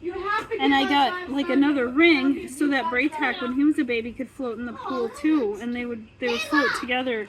Or sometimes I would have like, because Dylan, Robert, and Ronan Um, were all within a few years of Teal'c, and they would get in the pool with him. He loved the water. In fact, Make-A-Wish gave us a hot tub, but in the last year before he died, he was too sick. I couldn't take him out in the hot tub, and I always felt really bad for that. He was too weak. she's not gonna give you He any used to 5 walk in a stars. baby walker, and then as he got bigger, we had a walker for him, a regular walker. He was in his little winter outfit. See, there's Robbie in the little pool with him. We put pillows around him. We figured out that he sat better if we bought this huge like dog bed, like a jumbo-sized dog bed that was like half the size of our living room, and so that way he always had padding so I could sit him up, and if he tipped over he didn't get hurt. We put in carpet because he wouldn't fall unless he was on something soft. He loved his baby swing. We bought the biggest baby swing that Graco made and modified it so he could keep using it longer. Look at this. Look, Rob was so involved when he was little, and then I'm not sure what happened for close to 7 years. He just wasn't, and now he's doing better. But yeah, there's a lot of sadness there. Anyway, it's one of his breathing treatment things. Those ones, see, he got so used to the nebulizers, he'd even hold it himself sometimes. No matter what, When he had surgery, he had that surgery that fixed his hernia, and then one day one of the stitches popped out of it, and I freaked the heck out. It was one of those stitches that stays in forever. So the doctor literally just trimmed it down to where it was under the skin, and he always had that little bump there, but he trimmed it down so that it didn't pop through the skin anymore. This picture right here, that's when he first met Teal'c. So Teal'c was born in my van. I went into labor really fast. See, with Teal'c, my labor lasted like 24 hours, and the doctor didn't even believe I was in labor and then my water broke, and it was a whole thing, and it was traumatic. I think I've talked about Teal'c's birth story on here before. But when I went into labor with Teal'c, I thought it was going to be another long labor because it started the same. I was having contractions 2 minutes apart, but I was having contractions 2 minutes apart for 24 hours with Teal'c. So I didn't realize it was happening that fast. We didn't get very far from home, and I gave birth in somebody's driveway in our van in November, and it was cold. And my husband brought the van home and cleaned it out while me and the baby went on in the ambulance. And Teal'c was with us. He wasn't with us when Teal'c was born, but Rob's mom was the one sitting with the kids, and she was not medically trained to take care of him, and she didn't want to learn how to take care of him either. So, she's like, I can't watch him. So he cleaned out the van, and then he put Teal'c in the van and forgot that he left the water running in the house. And he came to the hospital with me, and that's where we got this picture. And Teal'c was really mad because he's like, how dare you hold another baby? He wasn't mad that I was holding the baby. He was mad that Dad was. But then we let him meet the baby, and he was fine. Then he decided that he liked the baby. Look at that little stink face, though. Once he actually met the baby, then he was like, okay, I like this. This is fine. But, yeah, so Rob had flooded the whole house, and the entire front of our house had to be gutted. While we were waiting for the insurance claim to go through, Rob got sick and he was like almost septic, and then he was in the hospital. I was awful. he didn't even tell me that he wasn't feeling good. He had a bladder infection. He didn't even tell me that he wasn't feeling good until he was standing in the kitchen crying, delirious, asking for his mommy, holding himself, saying, "Mommy, I need my mommy. I need to go pee-pee." And he wouldn't get in the ambulance, so he had to have his mom come and drive him to the hospital. And thankfully, he survived and everything. But when he got out of the hospital, then our insurance claim came through. And because it was wintertime and we couldn't get the drywall to dry out, it molded. So we had to move out for the entire month of December. And our house was completely gutted. And then we moved in, and basically it was me and the kids stuck in a bedroom for like 6 months while we redid our house. That was fun. But Rob's like, well, it wasn't as bad as the time we didn't have a toilet when we first moved into this house. They had the old clay pipes, and Ronan flushed some panty liners and it broke all the clay pipes. And we had running water. Our bathtub drained, our sinks drained, our toilets didn't. And it was right before winter. So they had to like completely redo the pipes, which meant tearing up our entire front yard. They couldn't do it until the ground thawed. So we spent several months using camping buckets, and then I'd have to tie up the bag and put it out for trash, and I felt so bad for having to do that. But we didn't have a choice. And that happened when I was pregnant with Teal'c. So yeah, that was fun. But anyway. Oh, he just absolutely adored Braytech, and he loved holding him. I mean, he couldn't hold him by himself. You know, I would, either me or Rob would hold him and have Teal'c, like, hold him.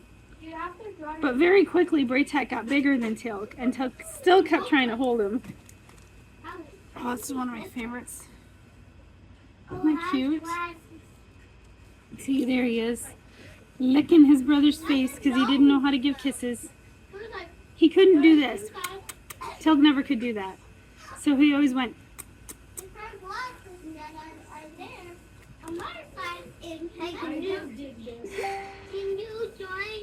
I think in another video I said that Teal'c learned how to crawl with Teal'c, but no, he learned how to crawl with Braytech. He learned how to sit up, he learned how to crawl. He did learn how to do some other things with Teal'c though. A lot of the times in these pictures where he's sitting though, I was actually holding him just off camera, or had him propped up in some way. Oh, there's a drawing I did.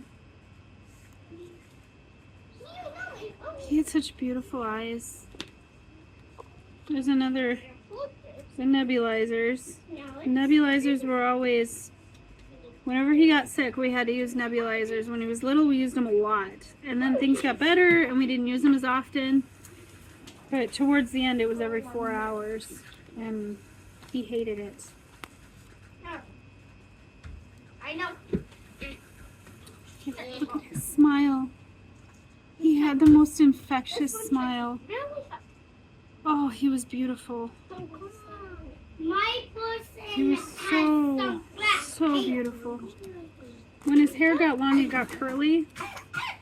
But we started keeping his hair short because he had to have all those tests with the electrodes on his hair, on his head. I loved his curly hair. It was so pretty. He loved the washing machine. He would sit against it or the dishwasher and like feel the vibrations. And sometimes I would just run the washing machine empty because he wanted to feel the vibrations. He would just crawl up to it and start banging on the door telling me to start the washer. Look how pretty he was. This was his first shaky vest. He had one when he was little. And then they took it back because he didn't need it. He was getting better. There's an oxygen right there. He had oxygen when he was a baby. Not all the time, just when he was really sick. Or when he'd have really bad seizures. But as the seizures and the sicknesses got worse, as he got older. You gotta be kidding me. Now you're getting malaria? This right here. He almost died on us that time. his tonsils had suddenly overgrown and was choking him whenever he tried to breathe, and it was worse when he was trying to sleep, and the doctors didn't believe me. So I videotaped this oxygen monitor. I got his doctor to send me an oxygen monitor, and I videotaped it. I said, this is what's happening. She had him in surgery the next day. He almost died from that too, because getting the tonsils and adenites out, he made a lot of mucus and he couldn't deal with it, and it was really scary. What do you need, baby? I love you. I love you too. So, it's up for Ellie on you? Yeah. Ellie, you don't Just him and me. Corbin! Oh. He gave the best hugs. He'd squeeze me tight and lick my face. Oh, he was precious. He was so precious. He had a weighted blanket for a while. He liked that. And he had the AFOs, the hard things for your ankles, but he hated that. He hated those because he couldn't crawl in them. So eventually I stopped having him wear it because he would bend his feet like really weird. I can't even do it. They would bend like weird. But that's how his body wanted to move. So I didn't want to take that away from him. That's me. Oh, pretty baby. Who wants to game with me? He had therapy most of his life. But after the seizures made it so he couldn't walk in his walker anymore, Who was that? they decided not to do therapy anymore because they said it wasn't very safe for him. So What? we did what we could at home. He loved his exerciser. We had one for him and one for Braytech. And then when Teal'c was born, she used it. Braytech was too big, and we modified Teal'c's. Well, this is that big giant dog bed I was telling you about. He was laying in that. We spent a lot of time in that big giant dog bed trying to help him sit. He's a shaky vest again. I have to call the company and have them pick it up because Teal'c don't need it anymore, and there's no reason for me to keep such an expensive machine when somebody else can use it. We're donated one of his wheelchairs, and the other one will be donated on Friday. His diapers and his other medical equipment will be donated on Wednesday. I want it to go to somebody that can use it. It doesn't make sense to keep it, and I don't want to throw it away. I would have donated his organs, but that was never an option for Teal'c. He was too sick, and his organs were not formed quite right. Corbin, come on. Ellie, wait for me! Oh, Corbin. that's the first time he sat up by himself. Imagine how much he likes to them. He was almost 3. Ellie, I want to be with You Corbin. see, Braytech started holding him. I used to cut the boys' hair in mohawks when they were little. So my little brother Matt Zona, he is a semi-pro skateboarder, or at least he used to be. How are you doing that? And he used to have a bright pink mohawk. Ow. And he doesn't have the mohawk anymore. Every once in a while he'll spike his hair up into it. But throughout all of our teenage years and most of his 20s, he had the mohawk. And he'd I want to be in the red one. Come on. spike it up with Elmer's glue. And when he finally cut it off, he glued it to his wall. But anyway, because he always had the mohawk, I always did my boys' hair in mohawks. Right here. So I lived too far away from my siblings. I didn't get to see them all that often. But I tried to involve them in little ways like that. Look how pretty he is. Oh, gosh, I miss him. All my kids are pretty. I swear, I might be biased, but I feel like I have the most beautiful children. Teal'c did try to eat some stuff by mouth for a while, but he'd get sick.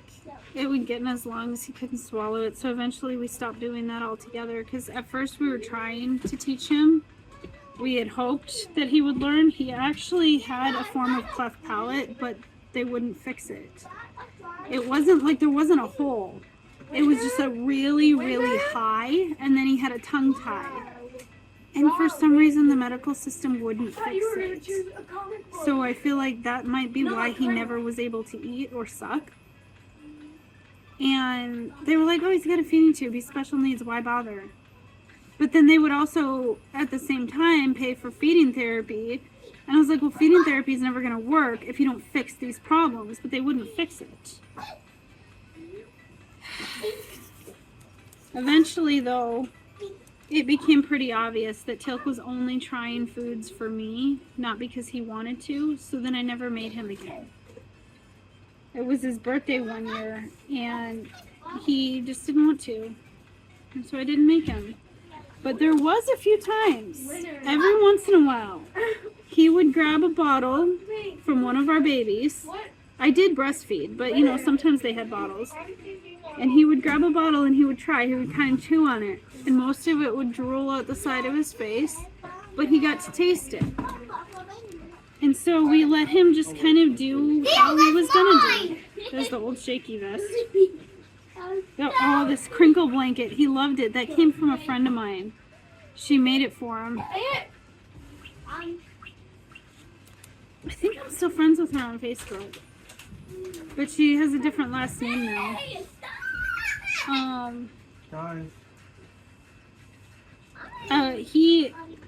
We couldn't afford diapers very easily. So I bought some cloth diapers and made a pattern out of them, and I started making my own diapers for him and Braytac, and I did cloth diapers with almost all of the kids. I only did disposables at night, except with the twins. I didn't do disposables, or I mean I didn't do cloth at all with the twins. It was just too much. You need something, babe? Somebody break the face And in the waist. I had him in cloth diapers until he was 7, and that's when medical finally approved it, that they started paying for diapers for him. But until then, I made the vast majority of his diapers. Just make a person. I did buy some. There was some cute ones that I just couldn't pass up. There's a leg. A lot of them. Is that the person? What? A lot of them. Yeah, a lot of them. It became an obsession. It really did. Well, we had like 3 kids in diapers all the time. It's so weird to not have any in diapers now. That's not the person. I know. That's He's so not pretty, the honey. person. That's the person. He's so pretty. No, no.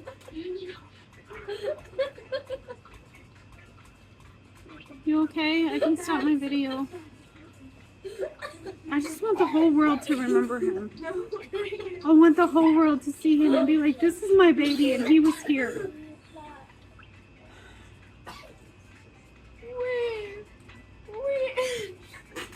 That's the person right there. That's him and Rob right there. Him and Braytac in the stroller. I would often put him in my front pack, or I would have the baby in the front pack and Teal'c in the stroller. One time I had a triple stroller. A friend of mine ran a fundraiser to get me a triple stroller when Taylor was born, so I could put Braytac, Teal'c, and Taylor all in the stroller. And then I also used that for Taylor, Corbin, and Teal'c. But then I got a side-by-side stroller later on, and Teal'c had his own. He had a special needs stroller, and then he had a wheelchair, and for a while he could do the wheels a little bit, but the seizures took that away too. And we eventually went back to a special needs stroller because he couldn't push the wheelchair himself anymore. Here's where Teal'c, when Teal'c was born, oh, he loved her. He would sit here, and we only had the one baby swing, and it was his, but we put Teal'c in it all the time.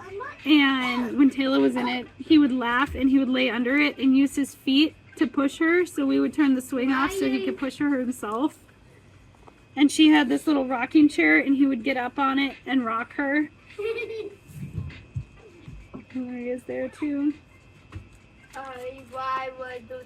What's this? Oh, this was his fourth birthday.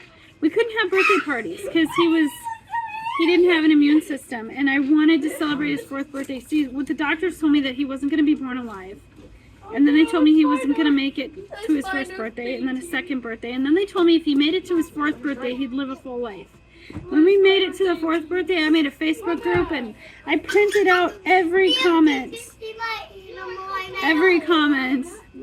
on his thing, and I got a lot of it. We didn't make it to 18. He didn't live a long life, but he did live a full life, full of joy and happiness and love. Oh, I love this picture. I love that. Let's try making off the canvas again. See, there he is in that swing. It was getting too big for it, but he would still swing it with his feet. We modified it as much as we could, but eventually we just had to stop with the swing. There's him and Teal'c. My little drool bucket. He's always drooling. Oh, the mail finally came? Awesome. What else we got? Well, if it's cards and stuff. Yeah, one of these are cards. Okay, because I want those to be in his book. Yeah. From who's it from? I'm just checking this crap. Okay. Look at that happy It's a baby. spam. I think I've already been almost 26 minutes. Okay, I got all I'm definitely going to have to break this up into a few videos. Yeah. And these aren't even all the pictures I have. I didn't print all the pictures I took. Ooh, I want that. Would have been way too many. If you really want to, you know. What is that? Just jump now. Oh, yeah, you can open the junk mail. Go for it. Like, the powder season. There's many different. Yeah, I'm going to break this up into more than one video. Hi. It's a little bit later. Some of the kids have gone to bed. 1 million. Hey, Corbin, I'm going to record. Can you be a little quieter? Little kids are in their beds. They're not asleep yet. I'm going to try to finish this video. My bubby. Mr. T, T-Man, Tea Time, Peanut, Little T. He had a lot of nicknames. When he was little, his therapist called him Tilkers. That one never stuck. They called him that for about 4 years, but they only worked with him until he was 4. They had the Birth to 3 program, and they actually kept him in it till he was 4. But then we had to transfer all his therapies to the medical system instead of through the school district. And they wanted me to put him in school, but when the school district lady came to me, she was like, yeah, so we don't actually have the funding for Paris for him. And I'm like, so how are you going to take care of him? And she's like, oh, well, we'll just pair him up with a little girl his age that can mother him along. And I was like, yeah, that's not going to happen. That's not acceptable. And she was like, well, you're not qualified to school him. And I'm like, more qualified than you. So you said you're just going to stick him in a corner with a girl his age. I'm like, what are you going to do about his tube feeding? What are you going to do about his diaper changes? What are you going to do about all his needs? And she's like, oh, we'll need you to come into the school for that. I'm like, wait, so you want me to attend school with him? And I was like, yeah, that's not going to happen. I'm going to homeschool. And that was the year that I, for sure, like I always wanted to homeschool anyway, but that was the year that it solidified the decision to homeschool. And so now I've been homeschooling since Teal'c was 4. No, longer than that. Since Teal'c was 3. I was already homeschooling the older boys because we started doing kindergarten when Dylan was like 4, and he's 20 now. So 16 years. I've been homeschooling for 16 years. And I wouldn't want to do anything differently, honestly. I love having my kids with me as much as possible. And I think I've done a pretty good job. I was definitely nervous and not confident in myself when I first started. But I've graduated Dylan, Robert, and Ronan. I only homeschooled Freya for a short time because she was, she was my niece. She was in foster care. So technically I graduated her, but I didn't homeschool her the whole time. I did teach her to read when she was younger. But anyway, and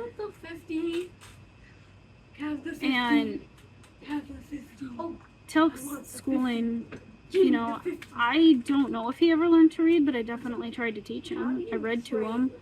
I always played the videos and stuff for learning to read and, whatever. But anyway, that lady was like, "You're not qualified." And I was like, "You want to stick my kid in a corner and have me attend school with him?" So I was like, "There's the door." And it was funny because Teal'c had 4 or 5 therapists, and the nurse that we had coming out, she worked for social services, and she came out to weigh him at my request every week because he wasn't gaining weight very easily. And we didn't have Noel and Lydia yet at that time. We just had the people that came from the district and social services and medical and stuff that would come to our home to help us. And the principal was there too for this meeting. And the principal was like, "Wow, I've never saw somebody put her in her place so fast." Because I told her, "There's the door, you can leave." And she was like, "How dare you?" And I was like, "You only want my kid in your school so you get money. You're not going to take care of him. You just told me you weren't." And I know that legally I could have fought it and I could have forced them to provide for Teal'c. But I was like, no, I want to be with my baby, and I know that I can provide better for him than they can. I know him, and I wasn't about to put him in the care of somebody that didn't know him.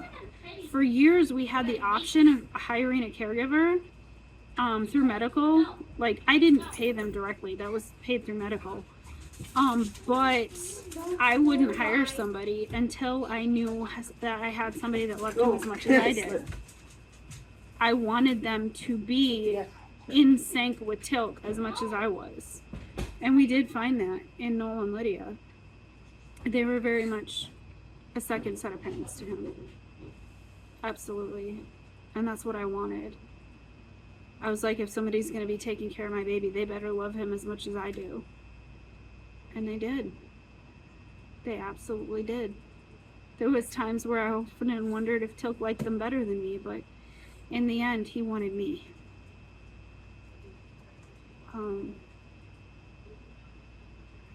But I don't think that he could have gone as far as he did without them.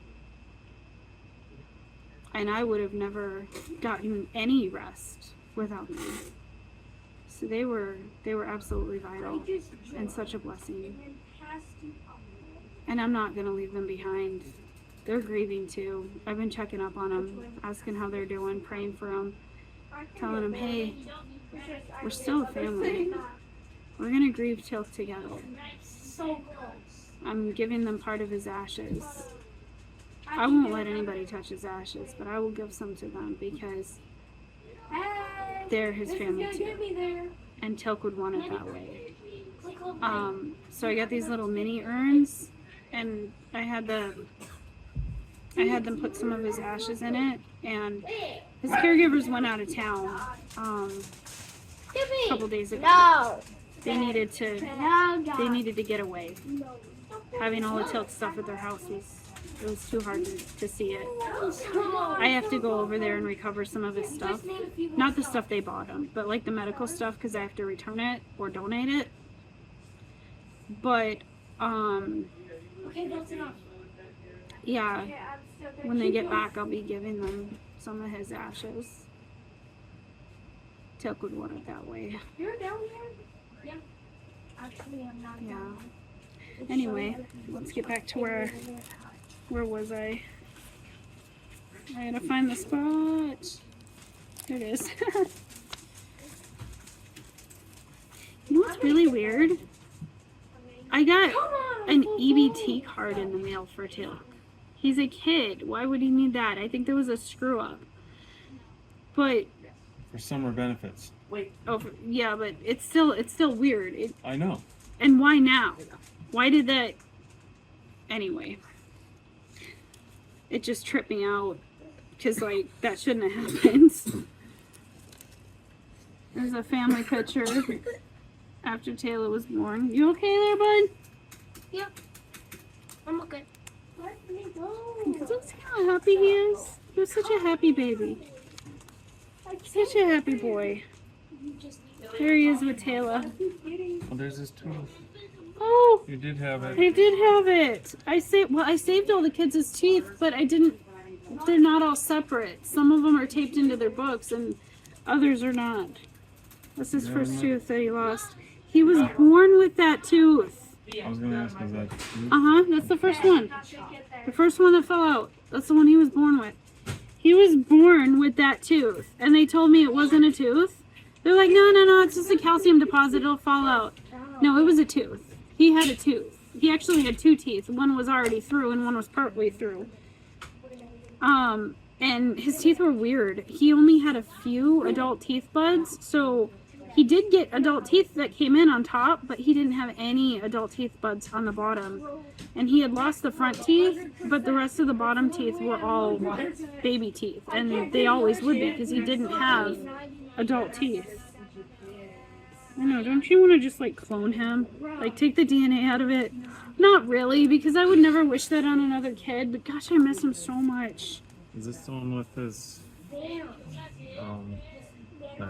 No, this isn't the baby one. I already did that one. No. He loved the water. He loved to play in water. Any type of water. Yeah, he would get into the toilet bowl if he got the chance. So we always had to keep the bathroom door shut. Look at, he's so cute. I just love, he always did that. Or like this, or like this, Well, he'd or this. blow on his arm. Yeah, he'd give himself raspberries. He could tickle himself too. Yeah, and the kids always included him in everything, and they never got upset when we couldn't do something. If Teal'c couldn't do it, they didn't want to do it. Even when he was with Noel and Lydia, his caregivers, if we would do something, we would do things that we couldn't do with Teal'c, and every one of them would be like, this isn't fun because Teal'c isn't here. Like, I want Teal'c to be here. When Teal'c couldn't go to the beach anymore because he was too miserable in his wheelchair, they didn't want to go to the beach anymore. When he couldn't go to the park, they didn't want to go to the park anymore. We always included Teal'c in everything. And here we went camping. We took him camping. When he got older, it was difficult, and we'd go camping. We'd have him with his caregivers, but the kids were always like, Teal'c should be here. That was on 20 acres. Yeah, that was on your dad's land. There's one of his strollers. That's a medical stroller that we had for a while. I don't have that one anymore. That was when he was little. It didn't work very good. No, it worked for a while, but then... I know, but the straps and stuff. I know. Kinda... No, it was great for the time. Yeah. But No, it was. when he got to where he was strong enough to push it himself, then we got a wheelchair instead. And there's Daddy. I rebirth. Oh, I cut my hair really short. The kids got lice, and I freaked the heck out. I didn't know what to do about it, so I just shaved everybody's head, and Teal'c was a baby, so she was the only one with hair. And then I found out you don't have to do that, but it was too late. No, you just freaked out. You already knew. No, I freaked out. I had a total panic attack. I didn't know what to do. There's Teal'c sitting on his chair. We went to the local pizza place before the guy that owned it. He was great. He died of cancer a few years ago, which was really sad, and it hasn't been the same ever since. But we would go there, and the kids would have a great time, and then I always had double strollers, and I had a triple stroller at one time too, so that I could push everybody. Because until the kids got bigger, I didn't have enough hands to push 2 strollers, or a wheelchair and a stroller. Oh, this picture, we went viral on Pinterest. No, it's about stand up like People kept sending me this one pin of this really cute picture of a mom with a bunch of boys and one girl, and I tried to replicate it, and I failed.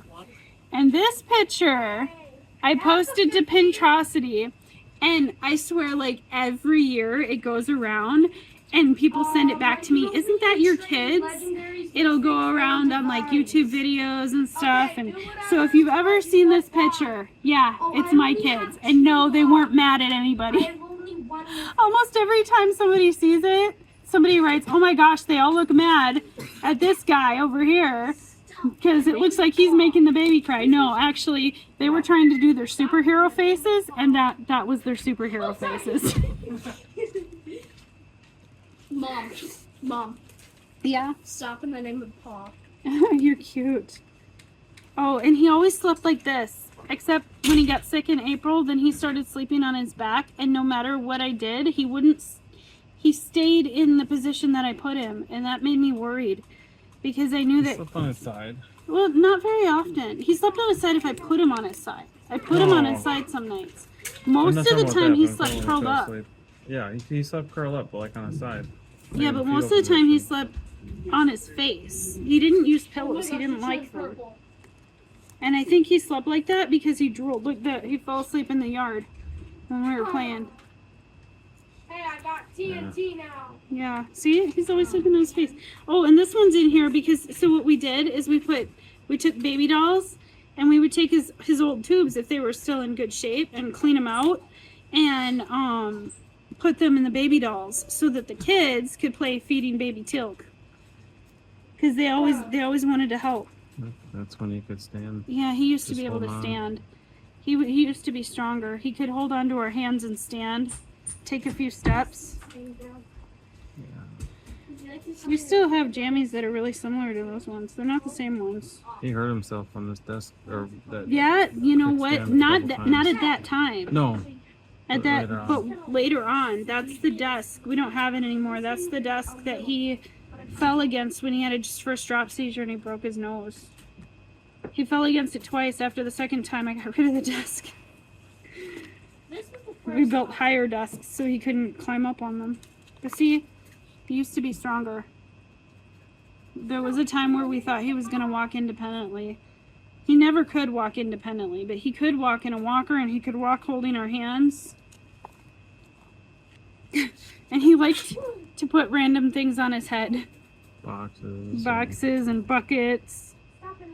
And when he was little, we'd give him a bath with Teal'c and Teal'c and put him in little costumes. He loved Halloween, so we did Halloween like all the time.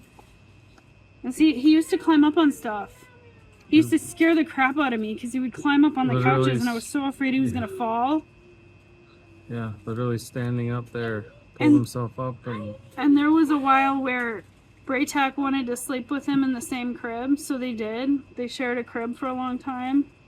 See, he did curl up on his side sometimes, but he was always scrunched up. Yeah. And then this is how he sat. Either like that or with his legs behind him. I always wrote little notes in here. Probably can't read that with the camera, but I always wrote little notes to him. He was so sweet. And he was a cheeky one too. He liked to pull on things. Anything with a cord, he would pull on, so we always had to keep everything put up. I like this one. It was so cute. Playing with that mirror. He liked watching things upside down. He did that all the time. He was like, he always wanted to watch TV upside down, so he would sit like that with his head back. Like, most people can't even move like that. But that's how he wanted to look at stuff. And when he got excited, he would do that. When he was in his wheelchair, he would do that. And everybody's like, is he okay? And I was like, no, he's doing that on purpose. Then you make his little loud noises. Oh, yeah. Oh, we did try to potty train him at one time. It didn't go well. He didn't like it. And we gave up. We never did get him to actually go on the potty. He would just like get mad at me for making him sit there, but we tried to potty train him when we were potty training Teal'c and Teal'c. Teal'c and Teal'c got potty trained. Teal'c never did. It's a good thing. Well, yeah. He's climbing up on stuff again. We would put blankets and stuff all around in case he fell because he wasn't always stable. But and he couldn't straighten his legs out. Yeah, he couldn't straighten his legs. That's why he couldn't walk. Like he if his legs would have been straighter, he would have walked. Here we are at the park. He couldn't climb up on the equipment by himself. So either me, Robbie, Ronan, or Dylan would carry him all over the playground. And unfortunately, about a year ago, they tore down that playground and they redid it. And we weren't able to take him up on it anymore because of the way they did the playground. And then they did put in a handicap swing, but by the time they did that, Teal'c was too sick and he never got to use it. So it makes me really sad that that playground's not there anymore. Because he loved it. And when it got too difficult to carry him up it, because I'd get tired out after like 4 or 5 rounds of climbing up the thing carrying him. After we all got too tired to carry him, he would sit at the bottom of the slide and put his head and his hand against it. And the little kids would go down the slide and he would feel the vibrations and he would laugh like crazy. Yeah, he did that with anything that moved. He liked the washing machine. He liked the dishwasher. Anything that made noise or vibrated. This is when he met Corbin. Baby Corbin. He did the same thing. We would have to turn the swing off because he wanted to push it, and he would lay underneath it or beside it and push it with his hands or his legs. And taste. And he was licking the thing. Anything non-food he liked to taste. Yeah, he didn't like food, but he liked to lick things. That made it interesting. I was constantly, I had to clean all the surfaces, a lot more frequently to make sure that he didn't get any germs.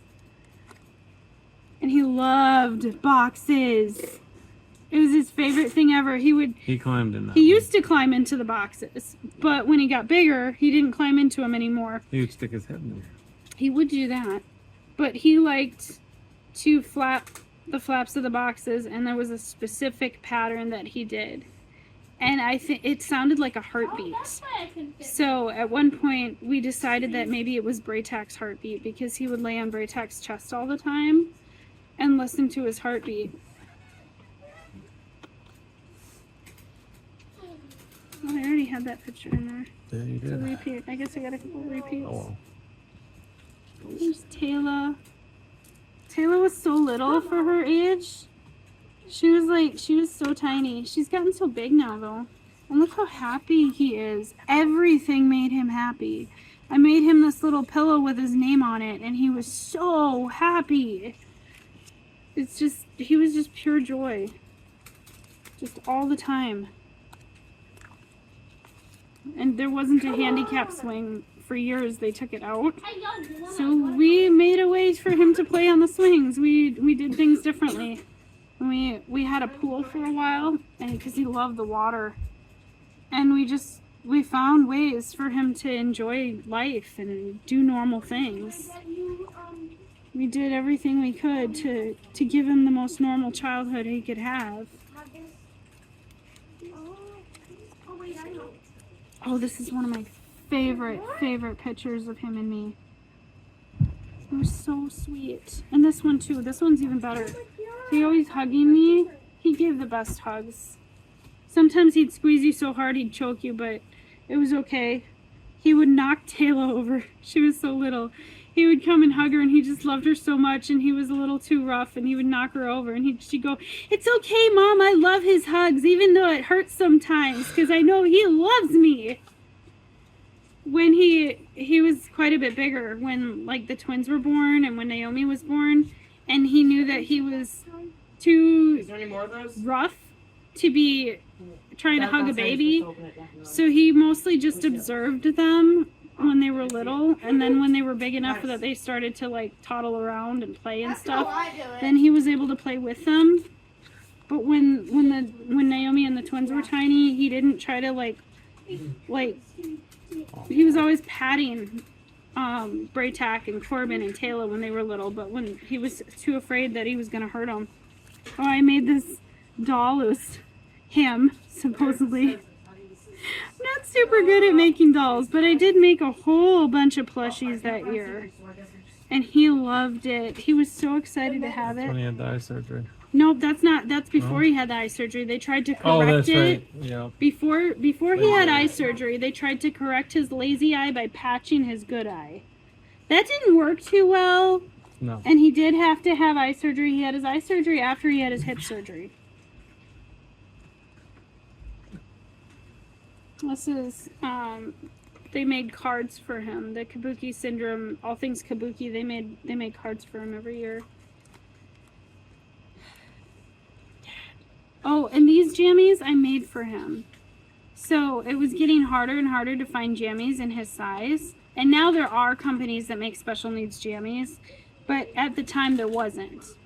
And so I would take an adult men's t-shirt and modify it and put snaps on the bottom and make it into legs and make a little hole for his tube. And I made his jammies for years. Look at how cute he is. I loved his longer hair, but he hated having it washed. And then we had to have so many tests with the electrodes on his head, so we just kept it short as he got older. But it was curly, and I think if I would have let it grow out, it would have been just as curly as Ronan's. Yeah, it was. No, I'm not. I don't think it was. You don't think? Well, it was curly though. Yeah. It was curly because Ronan's isn't curly when it's that short. This is when he had his hip surgery. And see, all the kids would they were really gentle, but they would cuddle with him and stuff, and like he couldn't crawl around for a while, like a good couple of months. And the doctors were like, oh, he's never going to crawl again. I'm like, yeah, he will. As soon as he was able to, he started crawling right away. That's why when he got sick in April and he didn't start crawling again, that scared me so much.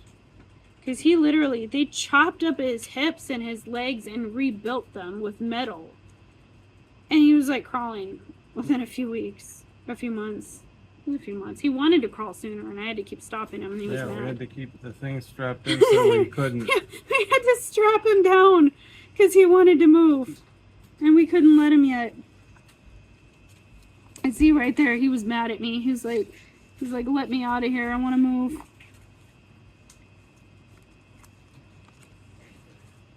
So that's a really blurry picture, but Taylor was giving him a back massage. He's got the lotion there, and like they loved him so much, and he loved them. Teal'c was so well loved. This is Halloween where he was Charles Xavier. He shaved his head. Well, we didn't actually. His caregiver Noel did. Noel absolutely loves Halloween, and so do we. But he didn't have any more little kids. His kids were like preteens, and they weren't into Halloween very much. But Teal'c was. So we let him do the costumes, and he always came up with really good ones. Yeah, you just don't have the pictures of the No, the I wheels don't. and stuff. Like it he was had like a full it was like X. the whole thing, like the whole X-Men thing. It was so Yeah. cool. Christmas time. It was hard to keep Teal'c interested in opening Christmas presents because he just wanted the boxes. Most of the time. Although he did have occasional toys if they made enough noise and lights. Yeah, there was some that he loved. Oh, there's his tummy tube.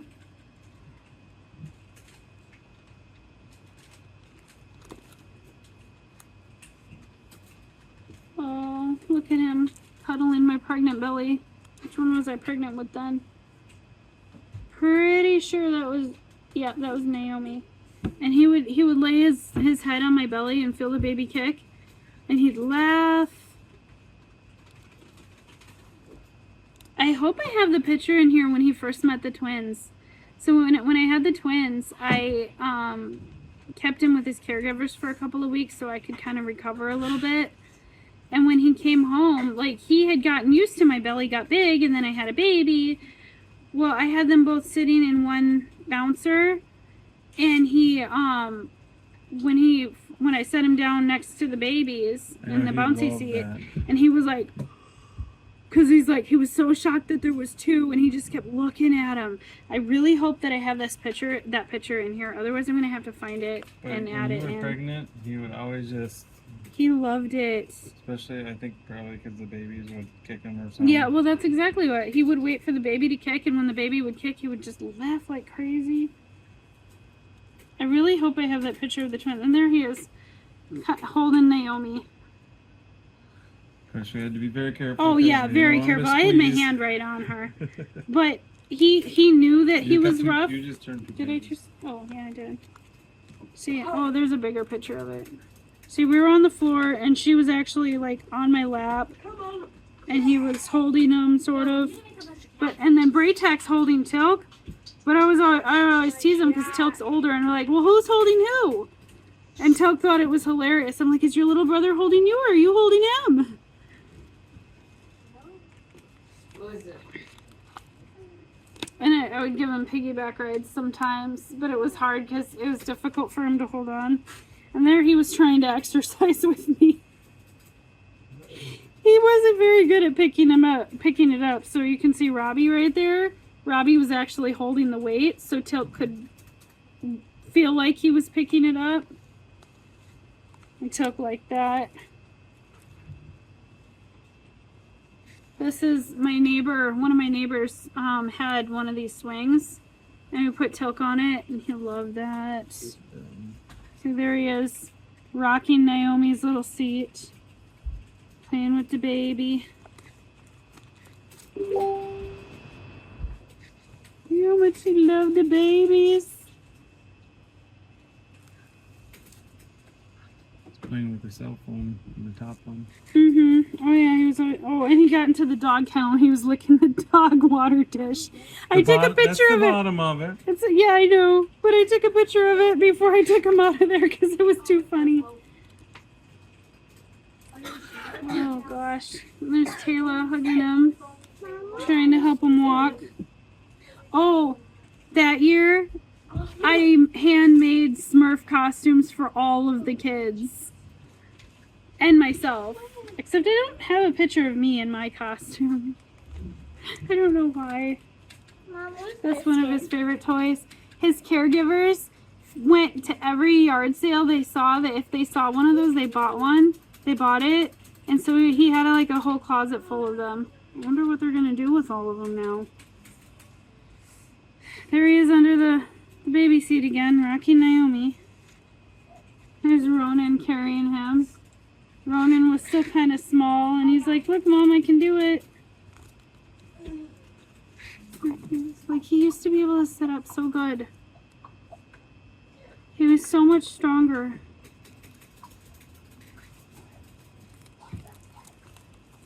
I was Teal'c in his costume. He wasn't too thrilled with it.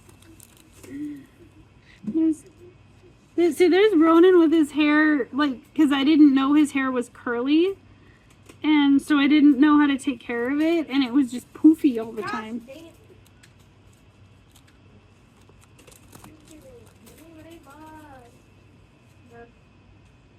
Look at that happy baby. So happy. Trying to get him to unwrap his birthday present, but he just wanted to play with the paper. Oh, just love him so much. Oh, that's him with Noel. See how good he could stand on his own, and he held almost all of his own weight. That's one of his caregivers. Noel and Lydia are awesome. So I've explained it before, but Noel is Rob's cousin. He's 8 years older than Rob, and Lydia's his wife. And it's really funny because we all have the same last name. So whenever we go to like appointments and stuff together, people would get really confused. There was a lot of times that people would be like, they thought that they would ask if Noel was his dad, or if we were a couple. They would ask if me and Lydia were a lesbian couple, and like, people didn't understand the whole thing. So like, oh, whether you're his cousins, you're his caregivers, you know, whatever. So at some point we just kind of gave up. And if like, unless it was important for paperwork purposes, we're just like, yeah, there's just the other mom and dad, you know.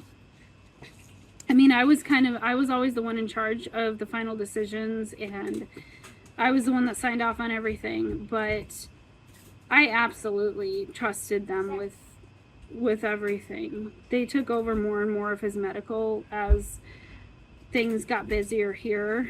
So that way, because the doctor's office was over an hour away and I couldn't get away, especially in 2020. That's when they pretty much took over all of his medical, was in 2020, because I still did a lot of it before then. But I mean, they did quite a bit of it, but I was also present at a lot of the appointments. But in 2020, they made it so only one person could go in with him. So I kind of like put more of his medical into their care, into their hands at that time. But in the last year, as his needs got more and more complicated, I started doing a lot more of it again, because ultimately I was the one that needed to make decisions for him. There he is. He always liked to put his face against the glass. It's the same picture. I got it in there twice. And he used to really like going to the beach. But the last time I took him to the beach was 2 years ago, and he just cried the whole time. He didn't like it anymore. It was too hard for him. So we stopped going. I did take Teal'c down to the beach a few days before Teal'c passed away, but we hadn't gone down to the beach as a family in 2 years because Teal'c couldn't do it anymore. Look how happy he is. Oh. And there he is giving Corbin a hug, and he knocked him over, and Corbin's just all smiles. Please, Do you see that, Corby? thank you. You remember when he was big enough, or you were small enough that he could just knock you over? Yeah. Yeah. I So take it cute. back. New world unlocked. This is when he got his hot tub from Make-A-Wish. Oh, he loved that thing. I loved bringing him out in it. But as he got sicker, I couldn't bring him out. And because he needed a lot more like physical support, and he was bigger, so it was harder to carry him. And the hot tub is in a special room in our garage. We built into the garage. And there's like sort of steps. And so I couldn't take him out there. I was trying to get strong enough to bring him out there, but by the time I got strong enough, he was too sick. So he hadn't been in the hot tub in like almost 2 years by the time he died. And I felt so bad because the hot tub just sat there empty. Just with that thing. We filled it up Just with that thing. yesterday. Oh, and Sat out on it for a while. look how much thingy majiggies I have. How many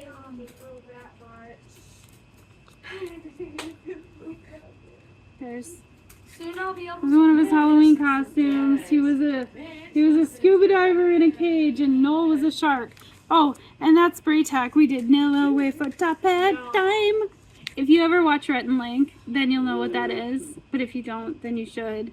Look up Nilla away for top hat time. You won't regret it. Rhett and Link has been one of our favorite shows ever since Good Mythical Morning came out. I think when Corbin was a baby is when we found it, but it had been out for a few years, so we like binge watched everything, and we still watch it pretty regularly. In fact, I was watching it yesterday because I needed something to make me smile. And it was funny because I ended up on a video where Rhett and Link were wearing frog onesies, and it reminded me of Teal'c because if you notice, he's always dressed in onesies. That was partly so that he didn't pull on his tube, and partly so that he didn't dig in his diaper. Oh, there's Robbie holding him. Oh, there's Bebo! He loved Bebo. They stopped making Bebo a couple years ago, and I was so sad because we didn't have any more working Bebos. And then they started making it again, but under a different name, but it's the same toy. And I bought him one in April because I saw it on DoorDash, and he didn't really get a chance to play with it. So, and I don't have his old ones anymore. That's the shark cage. Here it is. He always incorporated the wheelchair into his Halloween costumes.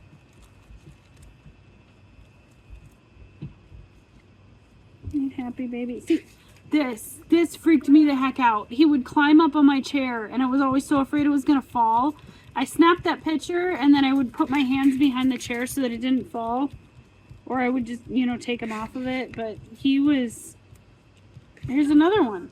Climbing above the chair. That time he got up on the chair and got himself turned around and actually sat on the chair. And he was so excited, and I was so proud of him.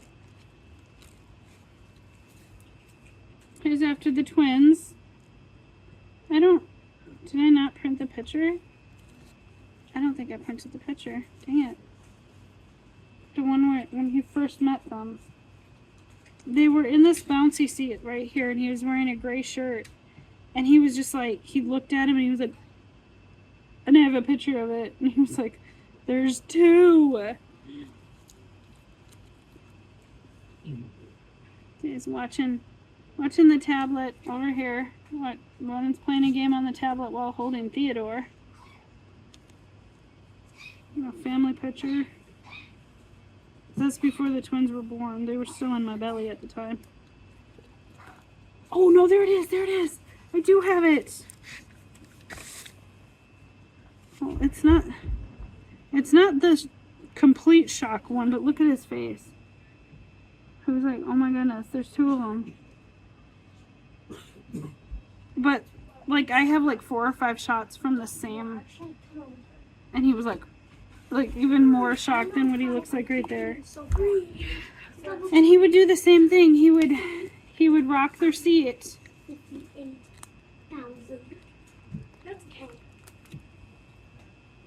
And see, we'd go to the park. When they infilled the park used to have like pebbles. It had little rocks, but when they infilled it with these stupid wood chips, it would get stuck to him so bad. And I would get so upset about it because it got stuck to him, and then it made it harder for us to go to the park, and I cried so much. I was like, seriously?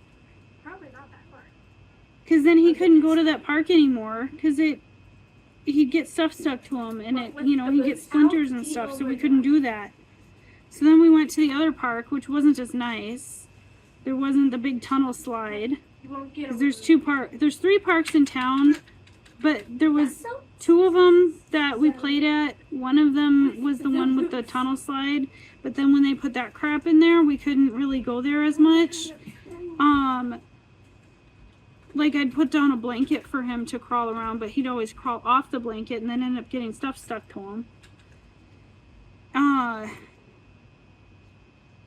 But so we'd go to the other park and he'd crawl around in the grass. But when it got to where he couldn't crawl around anymore, we couldn't go to the park because he was just miserable. He would just cry the whole time, and we couldn't stand seeing him miserable like that.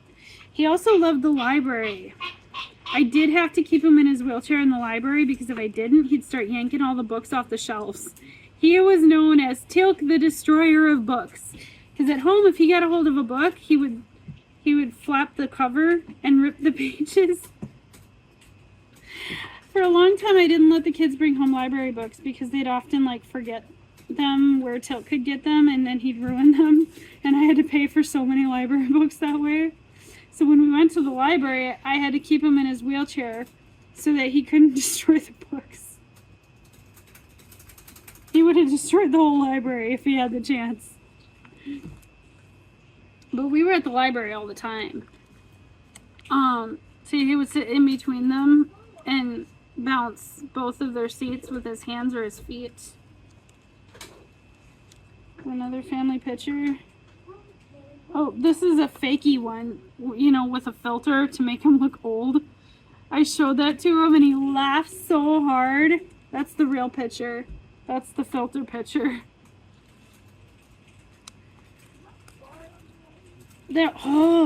Magic show at the library. Every summer they had a magic show and Teal'c loved it. And the guy absolutely loved Teal'c. He'd pull him up there, and because Teal'c was so excited about everything. There's the blue park. That's the slide that we carried him on all the time. 63. How much do I have?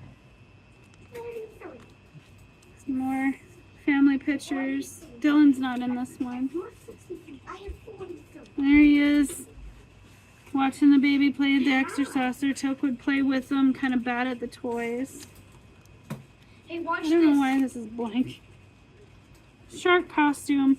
So when it became harder to find onesies in his size, we were able to find costume onesies in his size. So he had a lot of costume onesies.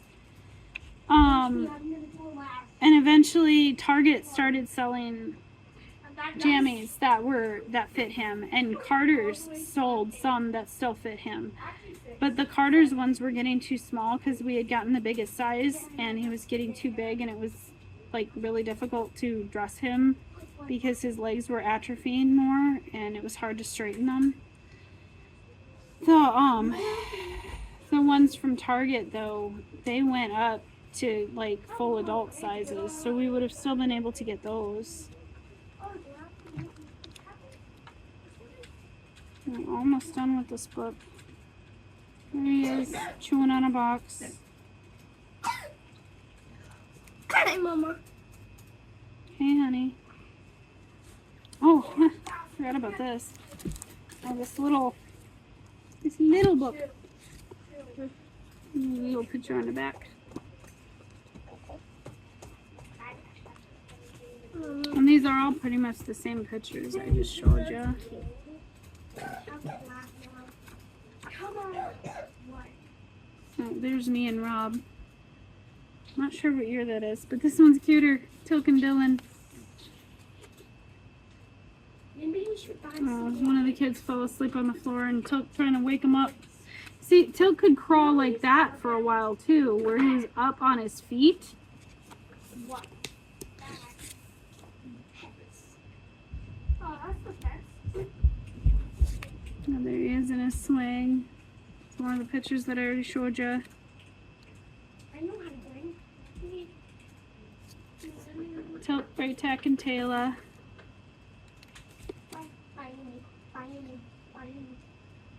Look at my happy baby. Oh, he was such a beautiful soul. He was so precious. Teal'c and Daddy. I do wish Rob had been more involved in the last few years, because he used to be a lot more involved. Yeah, the way. Okay. Well, there's Brooke and Freya and their siblings. So most of them. I used to do a lot of family pictures with them too, because they were always here. Except for your Lipton shiny legendaries. There he is doing that backwards thingy. He always did that. Sleepy baby after a bath. See how curly his hair was? He totally would have had curly hair if we let it grow out. No. No. Look at that baby precious face. No. Just can't believe he's gone. And I'll never have new pictures of him.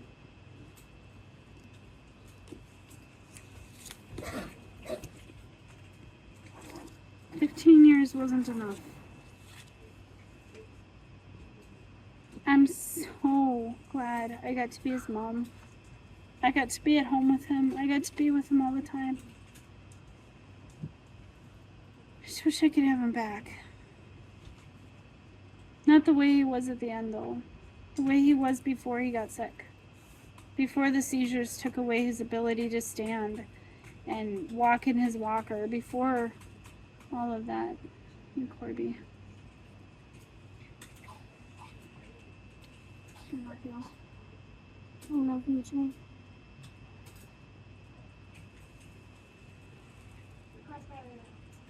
Doing okay? Yeah, I'm about to stop the video. It's 47 minutes long. I'm gonna do some more videos with the rest of his pictures, but not tonight. It's getting late. Thank you for sticking with me. Thank you for celebrating my boy. Thank you for letting me share his life with you. Thank you for seeing him. Remember him. Remember him. He was an amazing, amazing soul. He was pure love and light and joy. And he was mine.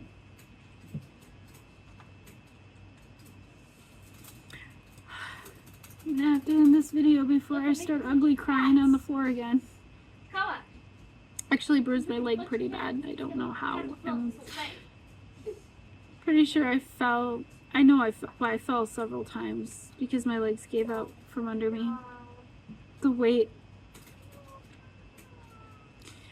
of this grief is, it hits me pretty hard. And I don't know how to get to from one breath to the next sometimes. But I know that he needs me to be okay.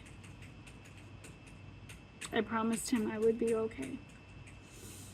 And so I have to find a way to be okay.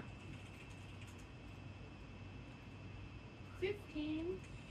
And my kids need me. So, just like everything else in life, I have to hit the ground running and keep going. And it's hard. Thank you for your prayers. Thank you for your comfort. Thank you for your well wishes. Thank you for remembering my boy. I'll see you soon. It's Tuesday, August 6th. It's been 6 days since my little boy died. It's been a week since we took him to the hospital.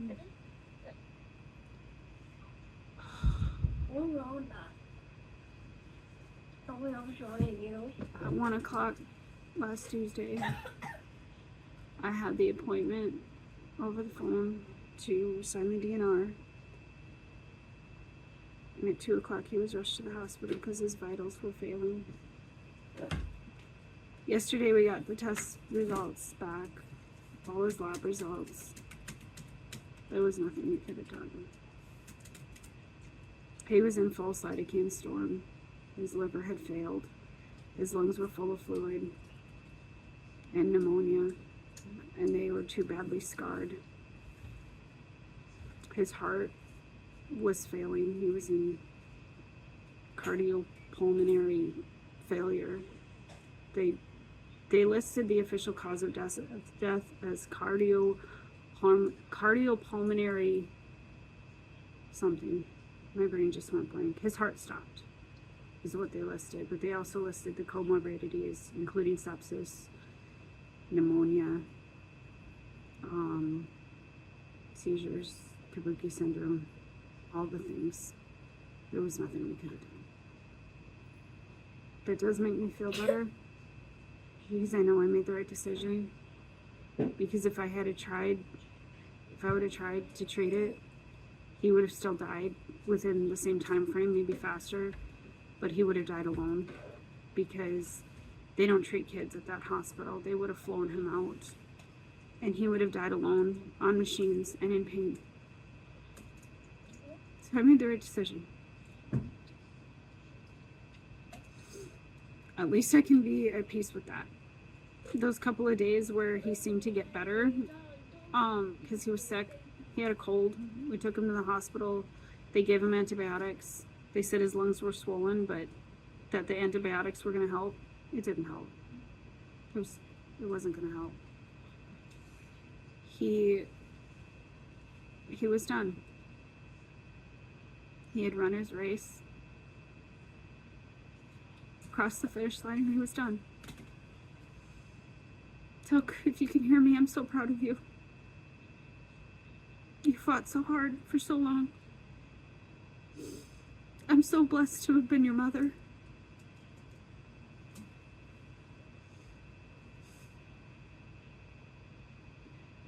He was ready to go. Those few days where things seemed to get better and his fever, it was gone, and he wasn't better. That was just what they call the rally, where terminally ill patients will suddenly seem better for a couple of days and then they die. It was already too late.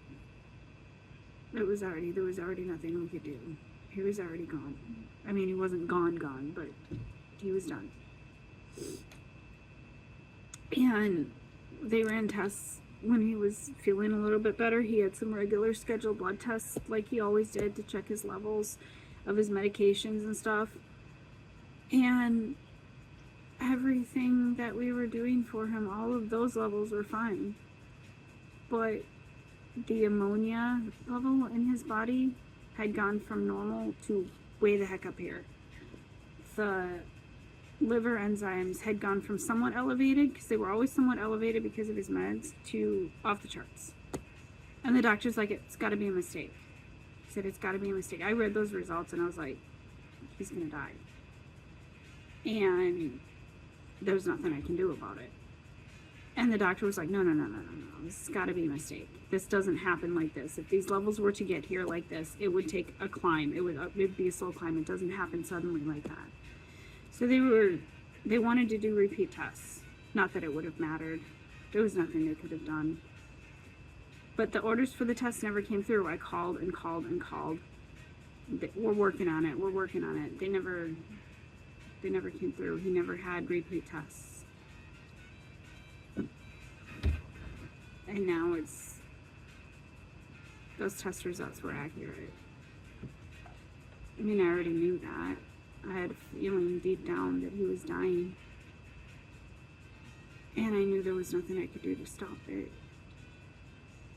So ultimately, I had to make that decision to honor his wishes, because I believe he wanted to go. He told me when I asked him if he wanted to die, if he wanted to go to Jesus and be done, and he looked at me and he said, yeah. That was it. I'm glad I got to honor that, because I know that if I had done things differently and tried to keep him here, he would have died alone and in pain. So I made the right decision. At least I can have peace with that. There's happy music in the background. Just does not. Some of the kids are awake and they're playing their video games. Naomi and Theo are both on. They're playing. Looks like something on Roblox. Anyway, I put the very last pictures in his book. I had just updated my picture books a couple of days before he died, so the only pictures I had left were the ones I took in the hospital. The last 2 pages, the last pictures that I'll ever take of my boy. So I'm going to share his other book with you. There's a drawing I did. Here's another one. That's Bebo. This is one of his favorite toys. Thank you for watching and sharing my son's life with me. These pictures aren't in order. This book, things got kind of random. Instead of like a nice, neat order like the last book ended right shortly after the twins were born. But these ones are all sort of randomly dispersed. Because, I don't know, I got lazy. These are more... This is about a year ago when Ronan first started growing out his hair. See the afro? Isn't that cute? I was much heavier. See, I was chunky. I lost a lot of weight. Actually, well, I've actually only lost 20 pounds, but I've been working out a lot, so it turned like, you know, I have a lot more muscle than fat now. My body composition is different. There's a family picture. We were playing Tea Party here. Even Theo liked to wear dresses at the time. He doesn't anymore, but last year he always wanted to match with his twin sister, so if she was wearing something pretty, he was wearing something pretty. if he was wearing like some boy outfit, superhero, whatever, so was she. They always wanted to match. But they've kind of grown out of that. We did tea parties a lot. We'll still do tea parties, but Teal'c had a superhero cape on. He was part of the tea party, crawling through everything. The kids never got mad at him. He'd crawl through everything and wreck everything that they set up, and they never got mad. It was always like, that's just how Teal'c plays. There's his grandparents. There's him at a volleyball game with his caregivers, watching his caregiver's daughter at the volleyball game. Danny and Pierce, they were very much his siblings too. For 10 years, 10 entire years, Noel and Lydia helped me take care of Teal'c, and he was at their house a couple days every week. He had a bedroom there, and their kids were very much like siblings to him.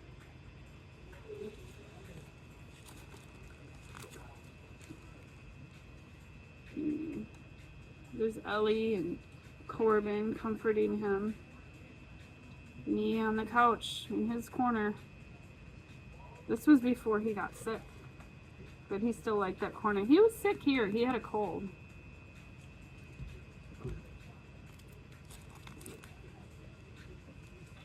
There's one of his Cocomelon toys. Here's another one of his Halloween costumes. There's a fireman. That was last year, I think. Pretty sure that was last year. Another drawing I did. This one's really bad. Some of my drawings look great, some of them look bad. Doesn't even look like him. Not really.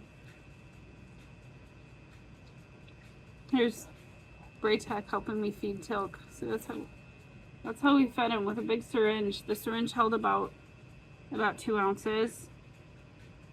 And when Braytech helped me feed him, Teal'c would get so excited and he would clap like he was saying, "Good job, buddy, you did it."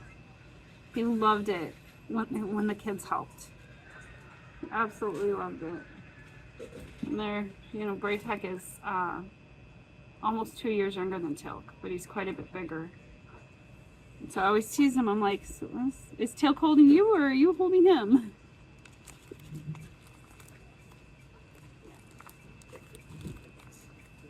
There's Ronan, Robbie before he took up bodybuilding. Robbie lost like 80 pounds. He was really big. And then he's like, you know what? I don't want to be like this. And he started getting himself healthy, and he helped me get healthy. I had always lost weight pretty easily after pregnancies, but after the twins, my adrenal glands just kind of shut down, and I couldn't get functioning again, and he helped me fix it.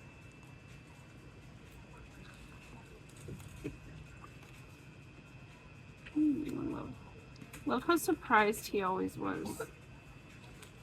His surprise face was it was the cutest. I have one from when he was little where he was like, and I painted it a few times, but I don't have those paintings because I gave them to my mom and dad. And when he was sad, oh guys, it was so hard to print pictures of him sad because it was heartbreaking. But I do have a few of them in here. When he was sad, it was like the whole earth shattered. Because his joy was so big, and his sorrow was equally big. And when you saw him sad, oh, it was the worst. Here he is sleeping with his Bebos. We had so many of them. I don't know where any of them are right now. I know he played with them so hard that he would ruin the sound box. And there was no way to fix it. So I know I threw away a few of them a couple months back. And I'd always buy him new ones. But now I wish I still had those old ones.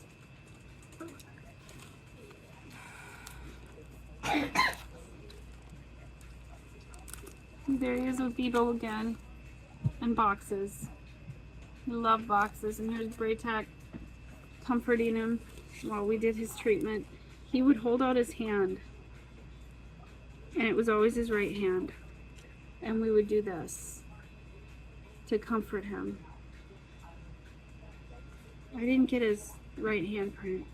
I was holding his right hand when he died, and the coroner said that he curled up his hand so tightly that they couldn't get it open. Teal'c didn't let me have his right hand print. He gave me his left hand print. It was his left hand that whenever he was done cuddling, he would gently push my face away from him to go off and play whenever he was done cuddling. He gave me his left hand. I have his left hand print, not his right. I think he did that on purpose. Because he was telling me to let go. Go on, Mom. I'm playing now. I'm safe now. He gave me his left hand print. I was absolutely distraught when I realized I didn't have his right print, because that was the hand that I held. I'm still upset that he didn't give me his right hand, but I understand. He did that on purpose. That was a message. That was him telling me it's okay to move on. I don't want to move on, but I have to move on. Every second that's further away from when he was here. But I know that I can't stay stuck. I can't. He wouldn't want me to, and I got 9 other kids I need to focus on. So that was Teal'c's way of telling me, go.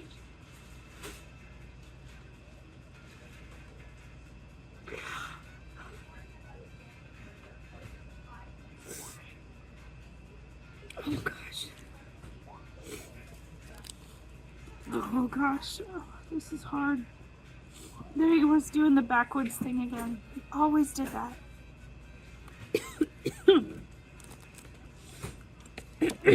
Oh, thank you, sweetie. Climbing up on stuff. Some family pictures. This was... I think this has got to be 2018? 2019? No, I'm sorry. No, that's not right. That would have had to have been 2020 or 2021. I mean, the twins were born in 2019, so it wouldn't have been 2018 or 2019. What am I thinking? My brain is all over the place. Oh, we did these AI cartoon things. And I thought they were ridiculous, but I printed them out for all the kids, so I printed his too. You know, I can see Robbie in his face right there, in that one.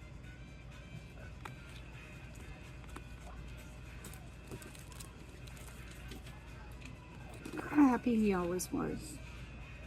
When that joy was gone, I was so scared he was going to live like that for a long time and just be sad and miserable, and I never, ever, ever wanted that for him. When the joy was gone, he wasn't living anymore. He was just existing. There's more of those weird AI ones. I'm sleeping. He fell asleep in the most random places. There he is with Bebo again. And his teddy bear. Whenever I would change his diaper, I would always have somebody hold his hand so that he didn't try to dig in the diaper. Even the littlest ones would hold his hands. As he got older, anytime I'd go to change him, he would just automatically lift up his hands, and if somebody wasn't there to hold his hands, he'd get mad. He's like, this is how we do it. We hold hands. There was times that I changed him without help. A lot of times.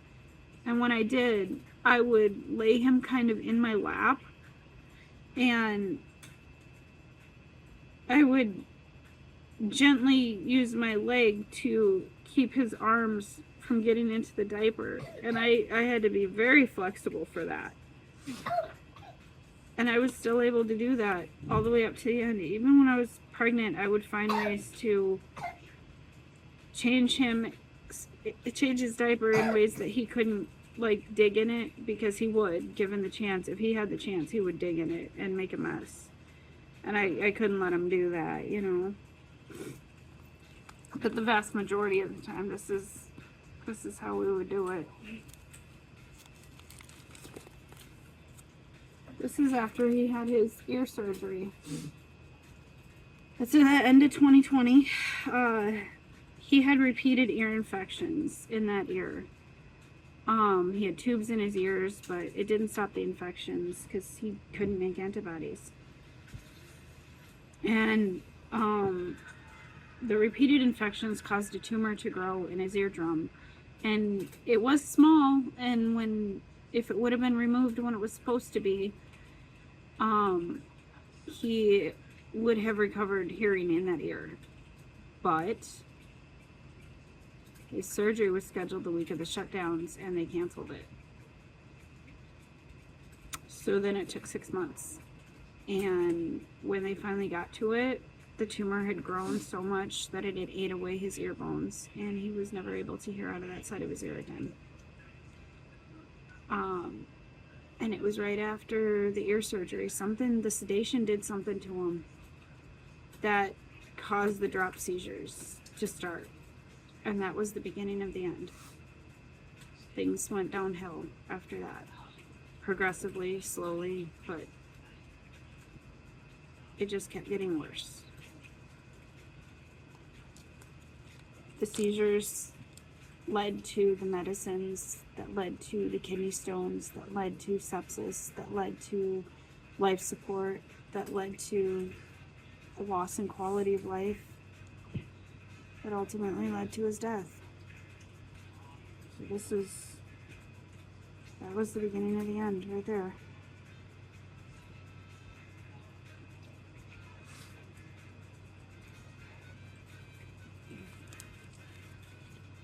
See the kids comforting him. Everything he went through, he always had so much comfort and love. There's Teal'c sitting with him, Braytek sitting with him, Naomi holding his hand. He was so loved. There's what it looked like. They had to actually take his ear off and put it back on. And while it was healing, it looked crooked. And I was like, oh my gosh. But by the time it healed, you couldn't tell. And he was still happy baby though. See? Still happy baby.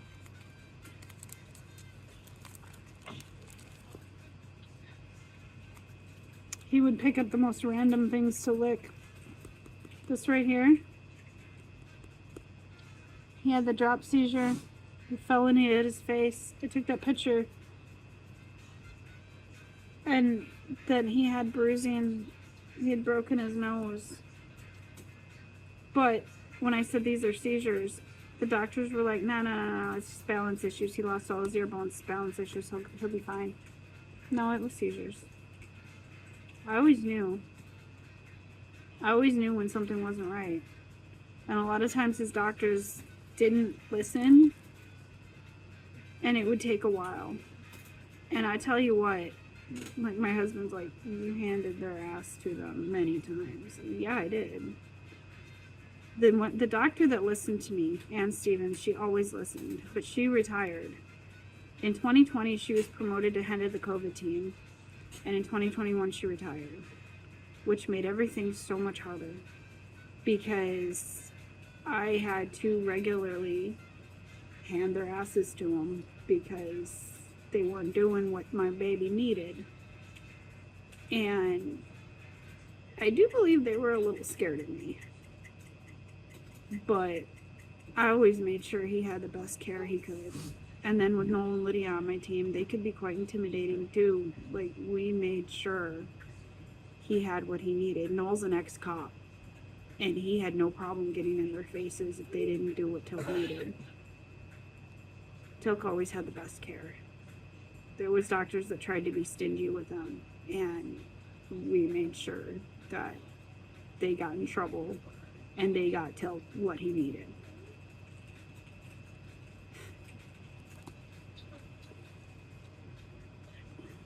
I think I already have these pictures on one of these pages. There's another drawing I did. It's not the best. But I love drawing my kids' sweet faces. There's some more of them. I didn't realize they were all in this book. I thought they were still in my art book. Oh, this one's one of my favorites. I drew this when he was in the hospital. He had blue eyes when he was tiny, but then they turned green, kind of like green-brown. They were hazel, but they did turn progressively more green as he got older.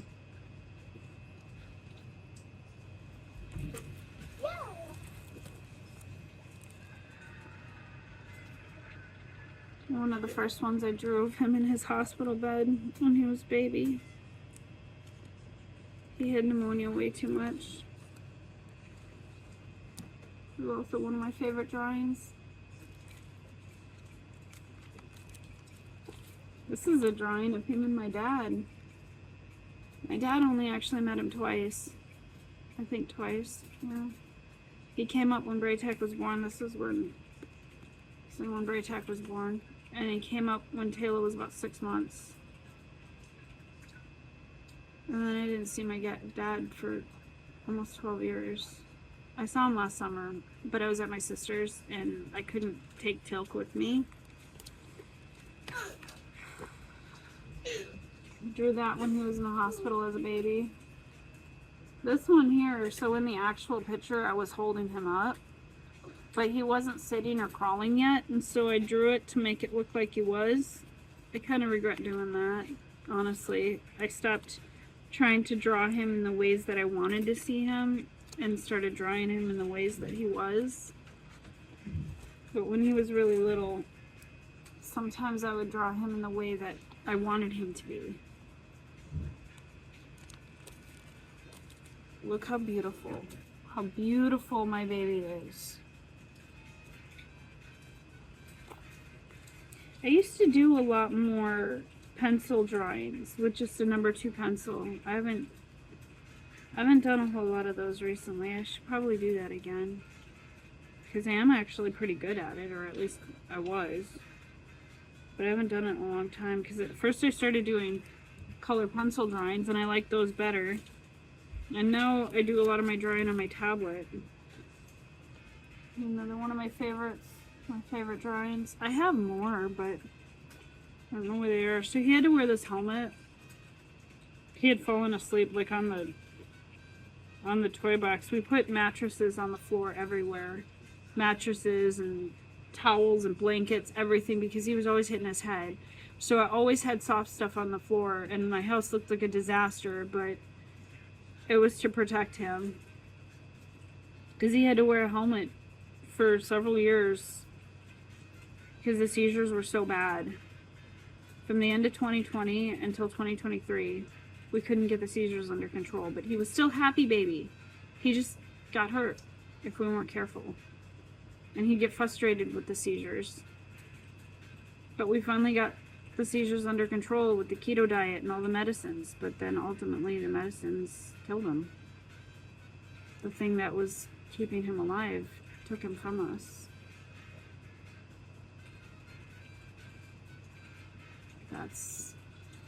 That's rough. What is the upside down thing again? He'd clap his hands or rub his hands together like this while bent up like that. Like, I can't even do it. And he'd make this sing-songy noise. Ah. This is one of his car toys. We had these toys, me and his caregivers, we each had different ones, but they were similar. We would suction cup them to the car when we were going places. It'd be on the windows so he could play. And when we were doing his treatments, we'd suction cup those toys to his wheelchair tray so that he could play with it.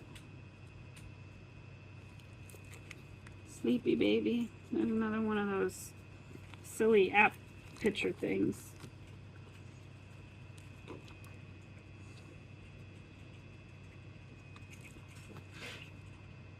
This is, so Teal'c broke her arm, and this was after she had recovered. And she broke her arm at a friend's house. They were going down a slide, and her and the little boy behind her, who was 3 at the time, he fell on top of her, broke her arm, shattered it in 2 places.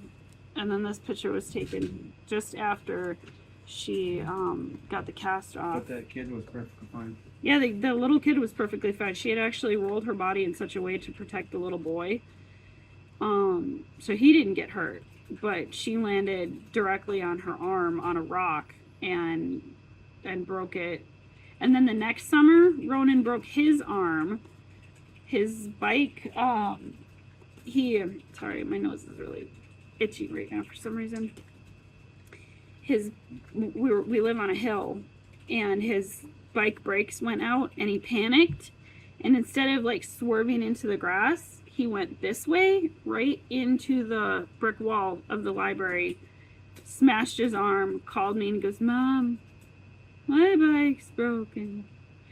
And it sounded so creepy. I'm like, holy crap. I grabbed the kids. Rob was at work. I grabbed the kids, stuck them in the car, went down there, and I was like, I had him on the phone the whole time. I'm like, don't hang up. And he's like, my arm looks funny. He was in shock. I was in shock. I was panicking. I didn't know what to do. But we were actually right next to where the ambulance is, and so I had him go down by ambulance, and then I found a babysitter, went down there, and he was funny when he was like sedated. He was like trying to talk to me, and he was like saying the weirdest things, and I got it on video, and he was like, "A-S-hole." And he's like, "Wait, I'm not supposed to swear. I was spell it." And he just kept saying that. Oh my gosh. We laugh about it now. This is at the parade. Teal'c wasn't crazy about the parades. He liked loud noises, but that was always too much for him. This is our dog, Cupie. When Teal'c had seizures, Cupie would sit next to him. She would cry. If he started to seize and I didn't see it right away, she would bark. His dog Forge also did the same thing. I don't have Forge. Forge is his caregiver's dog. The dogs miss him. Cupie keeps looking for him. Sleepy baby with his hand by his face. He often slept like that, all curled up. Here he is. Ellie fell asleep on the bedroom floor, and he sat next to her. He didn't wake her up. He just like pat her back. See how happy he is. This is the picture that Ellie had me print out. She's been carrying around.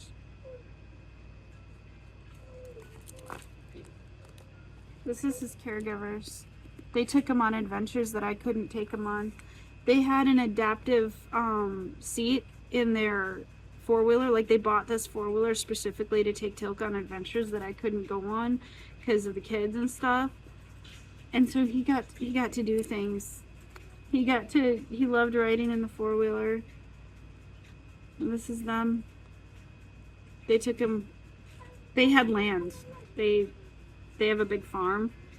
So he got to live in town with me, and he got to live out of town with them. They had animals. They had horses and cows and sheep and everything, and he got to experience that. So he lived a very full life, full of wonderful adventures. You see, there's Lydia. She was his second mom. I'm so glad that he had them, that I had them too. Like, they were the best support system.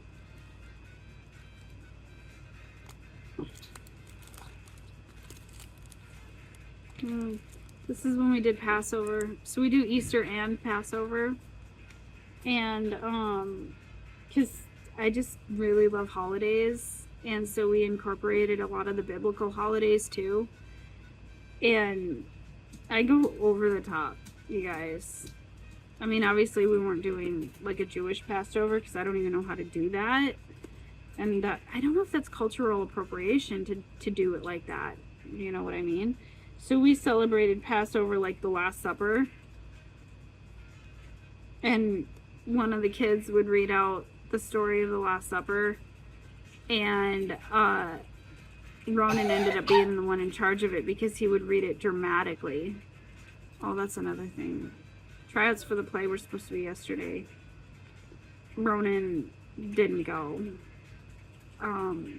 He said it would be too much right now to play pretend while he's hurting so much. Well, that's too bad because he was really looking forward to it, but after this, he just couldn't. There's Teal'c and Robbie. More Teal'c and Robbie.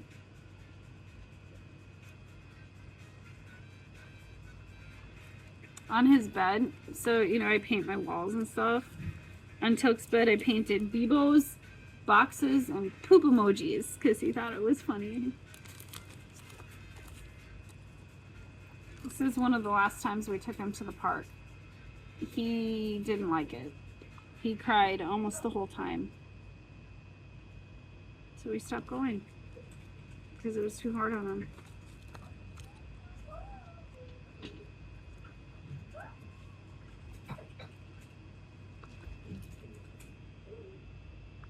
My beautiful baby. This is the white helmet didn't protect his face enough. That was the one we got from medical. He still broke his nose again while wearing the white helmet. So Noel bought him a hockey helmet. And he wore that. He hated wearing it. There's Teal'c again. He wasn't reading to her. He liked to flap the books. But he sat with her while she was sleeping. She fell asleep on the floor watching TV. And we had all these blankets and stuff around. Teal'c didn't like the helmet on, and when he was getting really restless with the helmet, we would just put blankets and pillows all over the floor so he could have a soft landing place if he sneezed. Because he hated the helmet.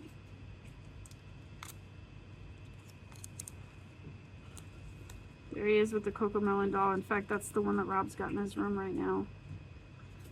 He loved Cocomelon. You know what's funny? Some of my very first books were before Cocomelon came out. This was like 2001. No, sorry. No. Rob graduated high school in 2001. My brain is so fuzzy right now. It's 2004. And I was making books for Dylan and Robbie because they wouldn't sit still when I was trying to read to them. So I put them in the book. And in my very first book, my design for Robert was almost exactly the Cocomelon design. He had green jammies, a little swirl of brown hair on his head, and the style was very, very similar. And it was way before Cocomelon existed. I just always thought that was interesting.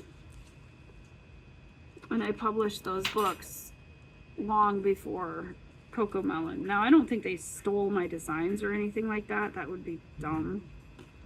I just think it's interesting because the character, JJ, looked just like how I drew Robert years ago. And it was Teal'c's favorite. Teal'c loved JJ. And I wonder if that's because it looks so much like my drawings. There he is again with the white helmet. The white helmet did protect the top of his head, but when he fell on his face, it didn't protect his face. And one time he hit the ground really hard and the helmet came down, and that's how it broke his nose again.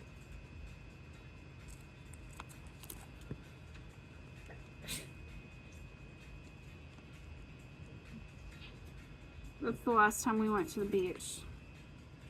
He was miserable. He used to love the beach. But he didn't like it anymore. We tried a couple of times and he was just not having it. And look, see there, I'm comforting him. He didn't like it anymore. So we stopped going.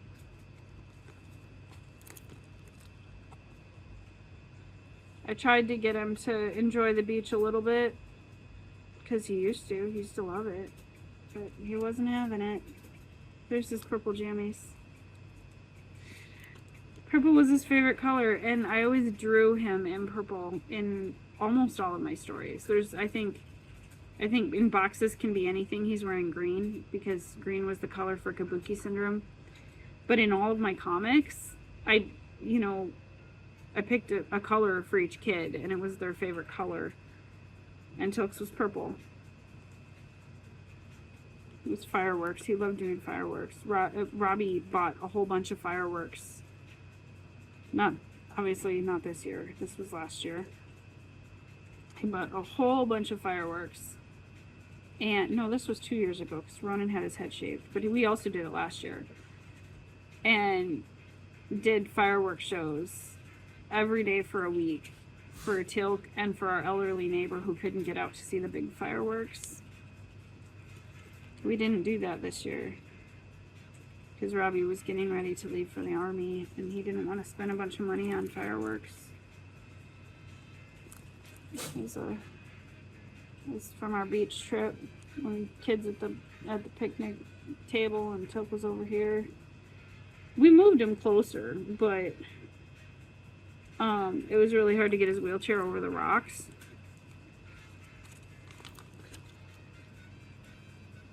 It was always weird when we took the kids out to a restaurant or a picnic or something because Teal'c didn't eat by mouth and people would come up to us angry and be like, why aren't you feeding him? And I'd be like, feeding tube. He has a feeding tube. And you'd be surprised how many strangers would get angry at me because they thought I wasn't feeding the kid in the wheelchair. It often got frustrating. He liked to play with phones, but he didn't tap them or anything. He would hold them and then lick them. There's Teal'c comforting him. There's Theo laying next to him. He loved to crinkle up paper and make noise that way. I have a lot of pictures of him sleeping from the last couple of years because when he was awake, there was a lot of the time that he was sad. And when he was happy, it was hard to get a picture of him because he didn't sit still. And so the pictures, the happy pictures I have are all blurry. You got kitty cat ears on.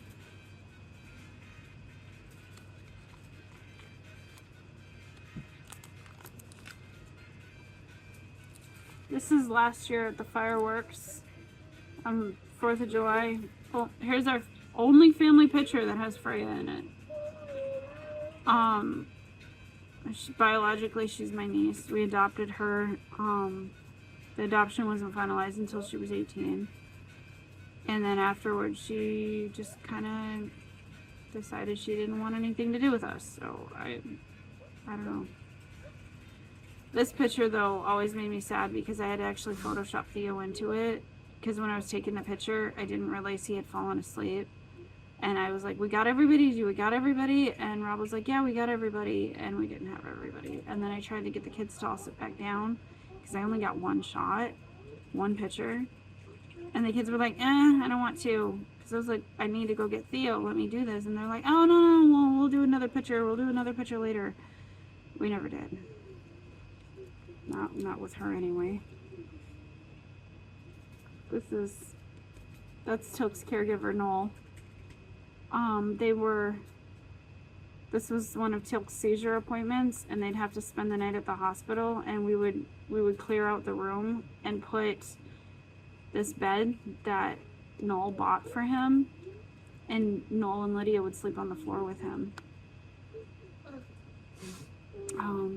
Like I said, they were great. They went above and beyond. They were more than caregivers. He was their baby too. Rob and I slept on the floor with Teal'c too. Or at least Rob didn't stay on the floor, but I did. Rob's back always hurt, so some more family pictures. This one's 2022. Teal'c wasn't having it. He was kind of crabby. Oh, here's where things start getting bad. The day that he went septic in April, I was laying on the floor with him. He wasn't feeling good, so I made him a little bed on the floor, and I fell asleep. And Bray Tech took those pictures. And then this This was after he woke up from the coma. No, he wasn't awake yet. This is the life support machine. Sorry.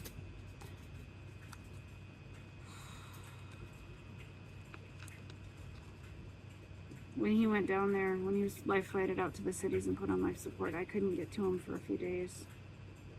And that was so hard. I needed to be there with the rest of my kids, and his caregivers were there with him, but I also wanted to be there with him. And I did get there. I had to figure out childcare. My husband didn't want to take time off of work. I don't know, he was being a butt. He lives with some pretty heavy regret now, but I finally did get it figured out, and I got to him.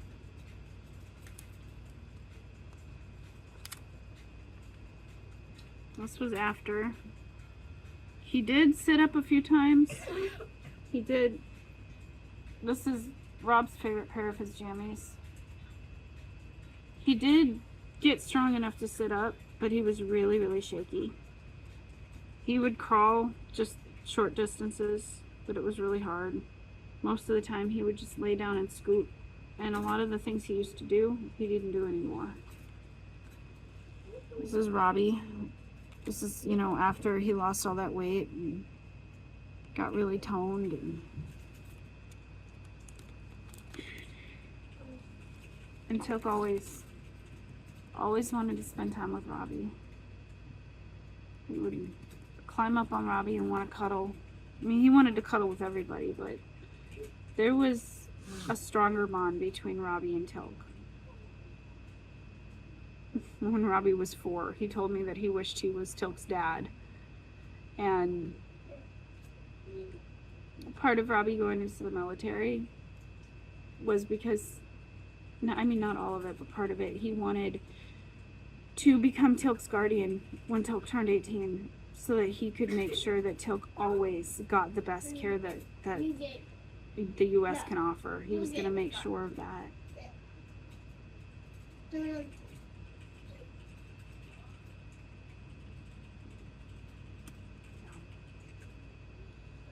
It was Teal'c up against the washing machine, or the dishwasher. He loved the dishwasher. It made noise when it vibrated, and he loved that. My little Bobby.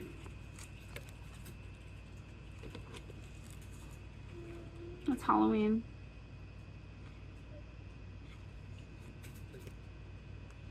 It's a picture of his handprints. I have these on the wall now, but that's from when he was a baby. Oh, it's getting harder to look at these. This is just before Robbie left, just a couple of days before.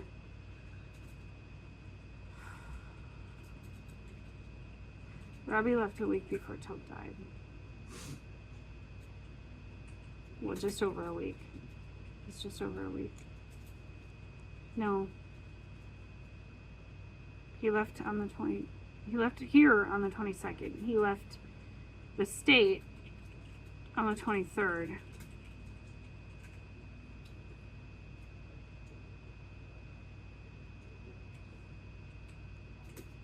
I think Teal'c knew.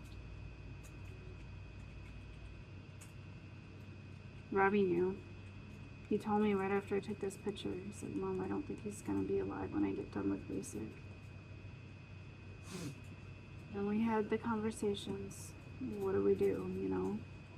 What do we do if that happens? Robbie knew. He knew it was coming.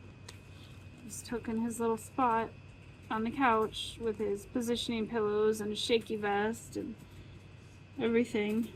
And you can see how he's not happy baby anymore. The joy had just drained out of him.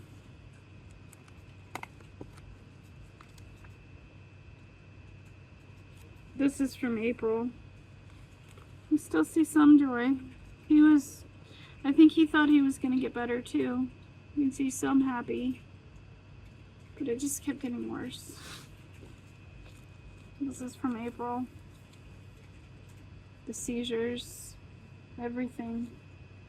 It's just too much. It's too hard. It was too hard for him. More pictures from April. Ronan was there with me the whole time. He was at home, really comforting him. If he wasn't laying on the couch, he was laying on the floor after. Because I tried to help him crawl again, and for a little while he did try. But he didn't always want to be stuck on the couch. He did still try to move, and he would scoot around. And for a while he didn't have to be on the oxygen. And so I would lay on the floor and play with him. Or one of the kids would lay on the floor with him.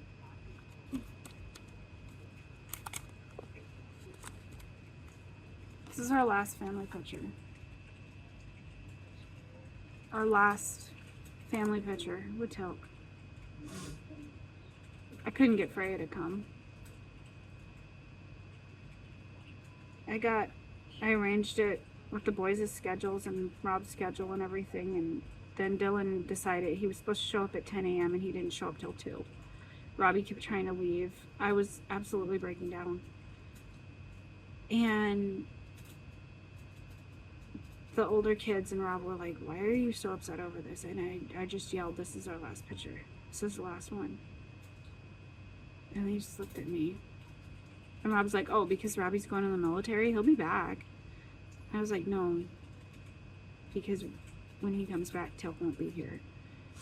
And I just said that out loud. And I didn't even know where it was coming from.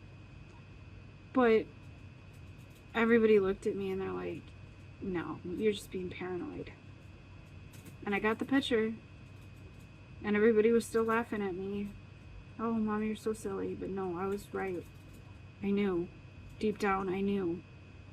Teal'c wasn't going to be there much longer. The joy was gone.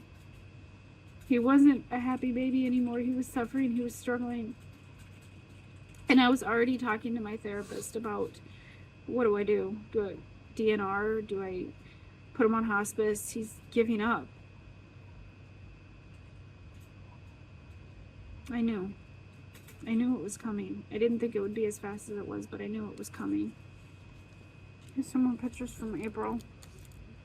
And this is the same day as that. He was barely awake for the picture.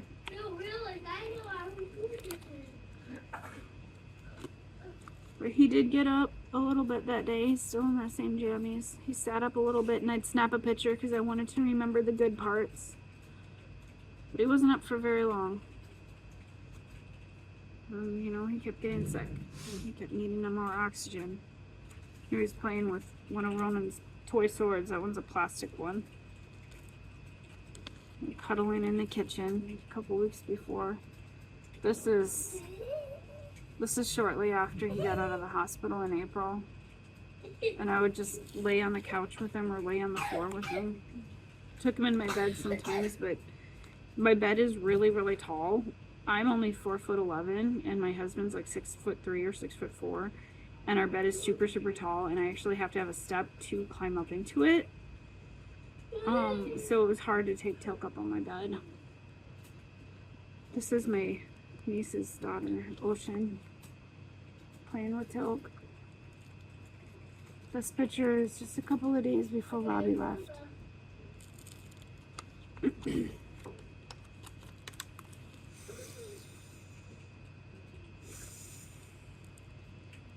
is where it gets hard.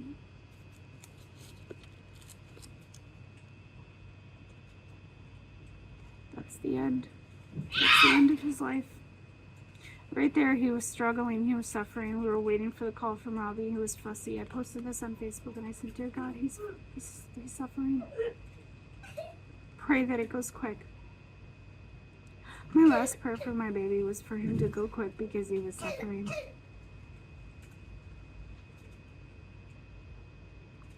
Now he's free. I laid in bed with him the majority of that 20 hours. As he went from this to gone. That's when we got there and they put the mask on him and they started running tests and he was mad. He was mad. He didn't want it. After I told them no, we weren't doing that. This is before we got into the room. Teal'c put his hand on mine. He was trying to comfort me. He was like, "It's okay, Mom." Like he was thanking me for honoring his wishes and not putting him back on the machines. His right hand, the one I always held. This is the last picture of him alive. This is right before he let go. I was holding his hand and he had taken his last breath. It was right before he left his body. He looked at me, gave me a little smile, and let go. He was holding his right hand. The picture is, I think it's flipped because, you know, he was like this way and I was holding his hand. And so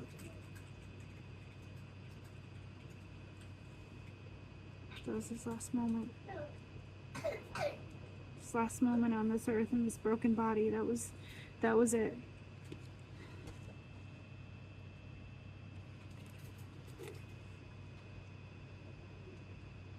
I'll never get to hold him again.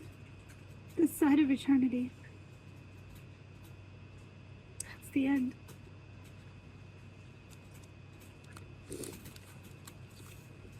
Now this is him. It's what I have left. But it's so hard. It hurts so much. I don't know how to be okay, but I know that he needs me to be okay. We built up a supply of these. I didn't realize how many we had. Most of them were expired. We couldn't donate them because they were expired. We still would have used them. They're still in good shape. But I couldn't give them to anybody, and honestly, I don't think I'd want to. Yeah, thank you, dear. No, this is, no. No. I'll give you one later. Okay? I won't chew on that one. You won't chew on it? Yeah, I gave one to Braytac because he said he wanted it, and then he absentmindedly chewed on it and broke it, and I broke down.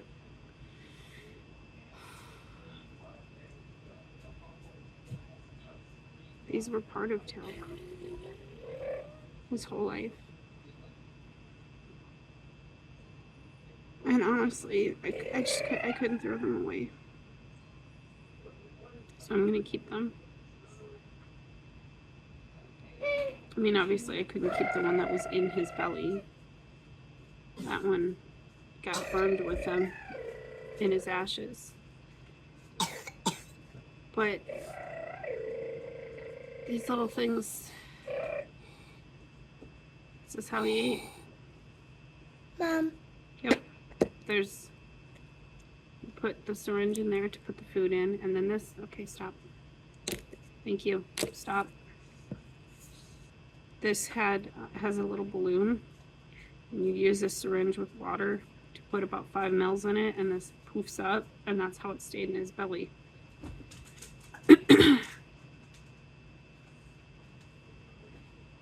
These little things enabled me to feed my baby.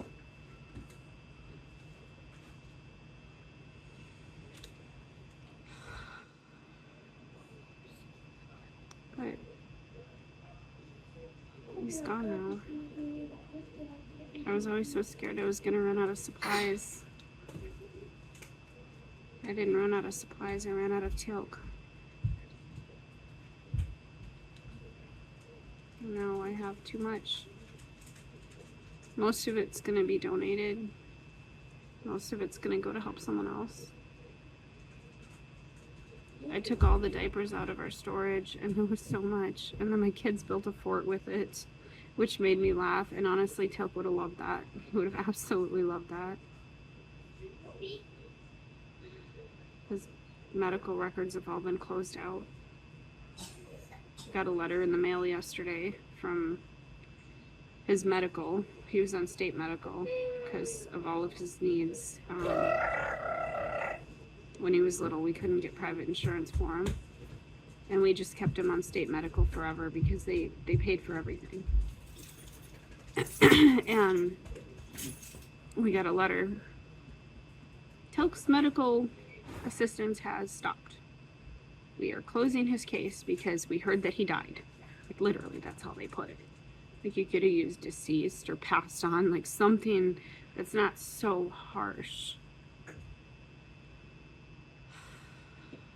And then for some reason we got an EBT card addressed to him. That's never happened before. Like, why? And why now? So we've been calling, trying to figure out what this is and why they sent it to us. Somebody said that there was a summer program for kids on Medicaid that gave them EBT money. But for it to show up like that after he's gone was kind of like a gut punch. Just like they also called to tell me that he was supposed to have an appointment next week.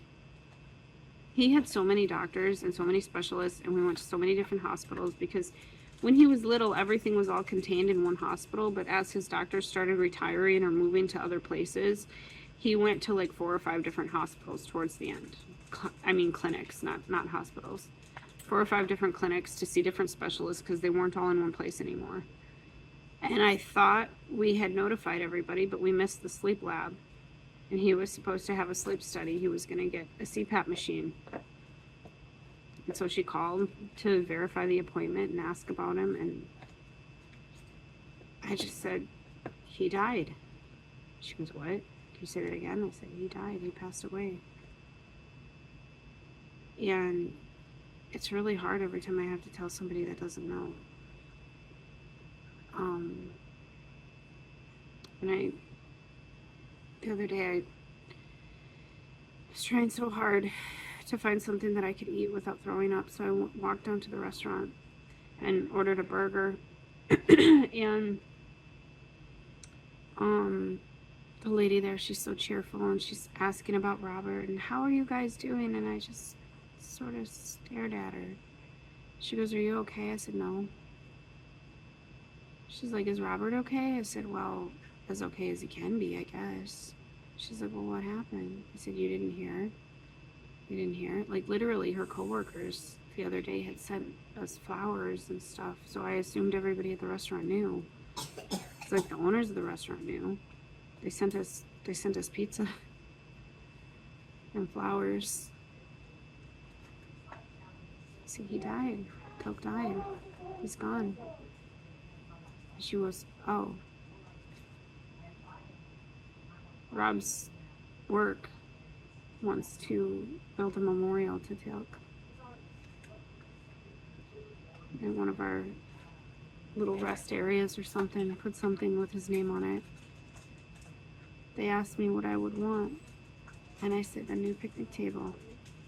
There's this little spot next to the post office that we've always gone for picnics. And even though Teal'c didn't eat food, he was always there with us. In fact, the last time we went for a picnic was in March, because the weather had been so mild this year. We didn't have any snow, and it was warm. So we went out for a picnic just before he got sick. And even though his body had gotten too weak to go to the park, to play on the playgrounds, to go to the beach, going for a picnic was still something he enjoyed. But the picnic bench, the picnic table has been broken for a few years. It's bad. It's falling apart, nails sticking through it because people have tried to fix it. And I've thought about getting the wood and fixing it. I just didn't have the time. And I didn't know who to talk to either because, you know, it's owned by the city, and I didn't know who to talk to about fixing it. So I said, if you're going to do something like that, get a new picnic table for that spot. And then it'll feel like I'm going to have lunch with my boy. So we do picnics all the time. We haven't really this summer because Teal'c was too sick. And because that bench is completely broken, we were sitting on the ground instead when we did our picnics, except he'd be in his wheelchair. But every summer, his whole life, At least once a week, we would go have a picnic there. I said, that's what I want. That's what I want you to do. I hope they do. I really hope they do. People have been very generous and very kind.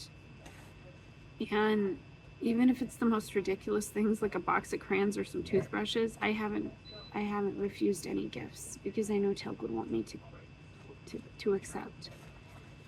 And I've been so grateful. So very, very grateful.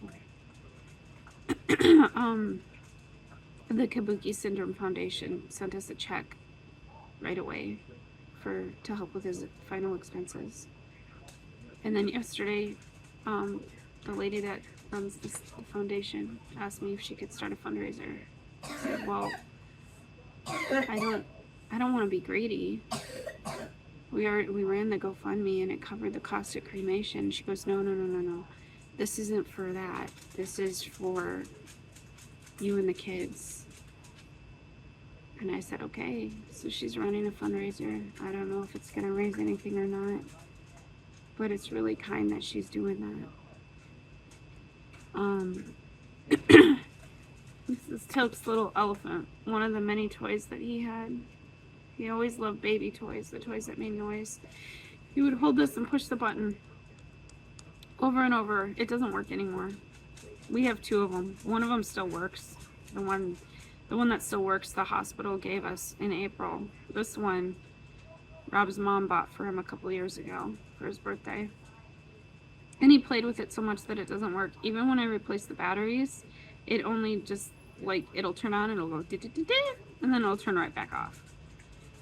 But it had, like, I don't know, 5 or 6 songs that he would cycle through until he got to the one that sounded like it said rainbow chicken poop.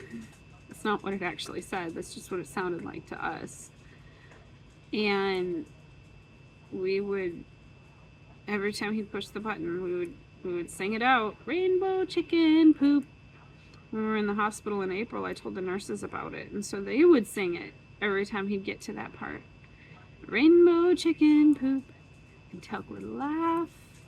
He didn't laugh as much after being in the hospital, but before he got sick, he would laugh like crazy every time we got to that part. And he would crawl, and he would always bring his toys with him when he'd crawl.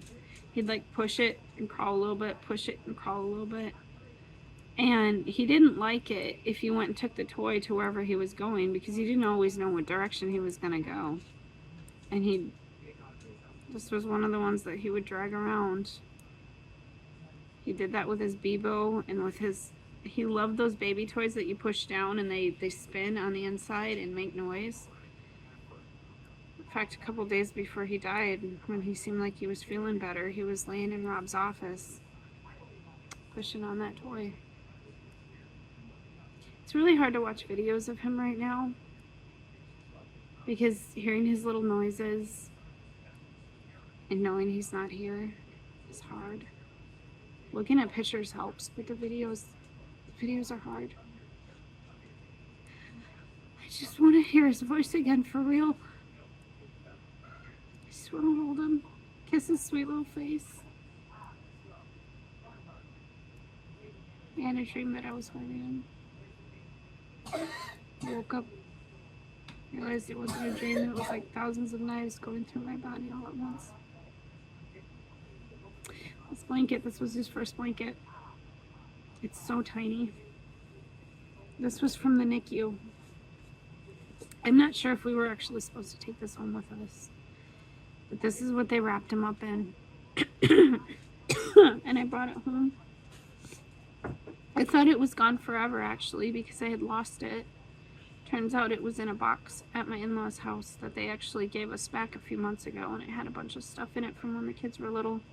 Some of it I was able to save like this, thankfully, but some of it was like mildewy and molded and I had to throw away. But this was okay. This was okay.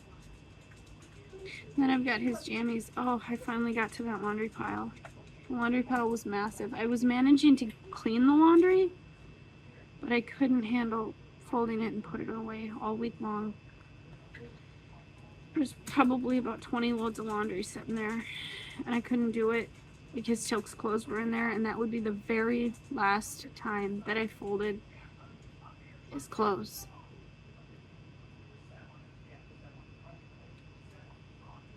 I finally got through it.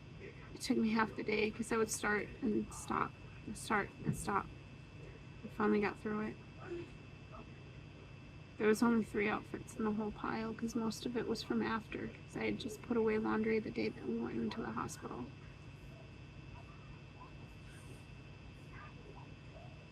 The outfit that he wore to the hospital was in there.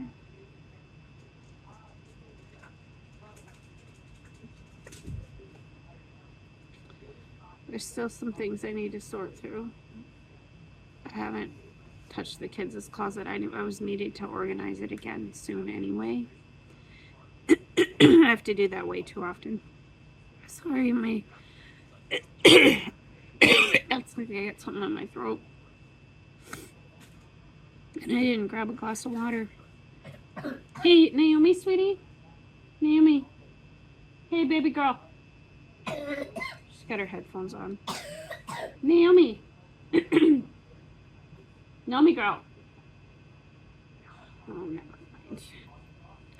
She can't hear me anyway.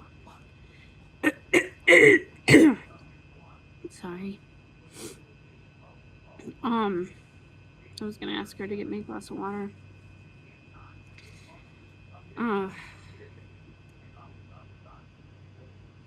having a hard time thinking about organizing the kids' closet because his toys are in there. But I want to find all his toys because we're gonna make like a little area for him for his ashes and some pictures. And I want to put some of his toys on a shelf or something so they don't get broken or lost.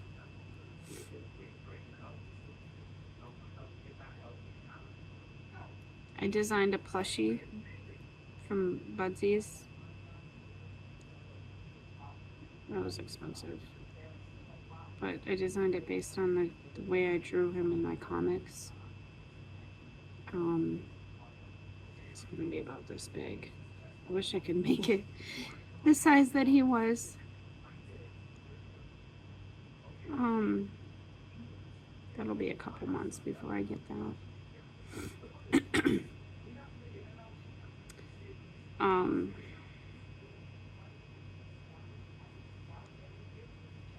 All the posts I've been writing on Facebook, been like writing letters to him, writing about him, his pictures and stuff.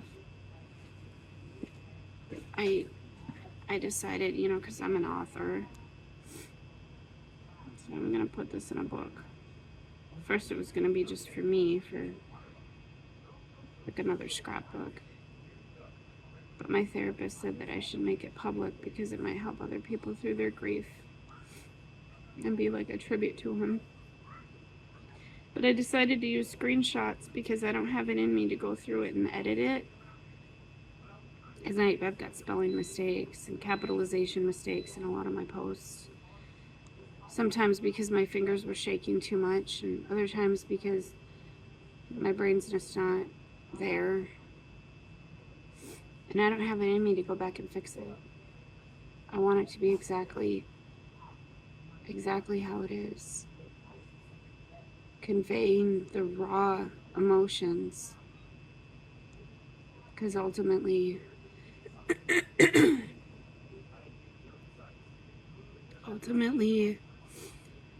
it's, excuse me, I'm really sorry. It's raw, it's real, it's everything I'm thinking and feeling right now. It's all I have left. It's all I have left of him. Pictures, videos, stories, ashes. Somebody said something on one of my posts about God making beauty from ashes, and I'm like, well, that's interesting, because that was the day we picked up his ashes.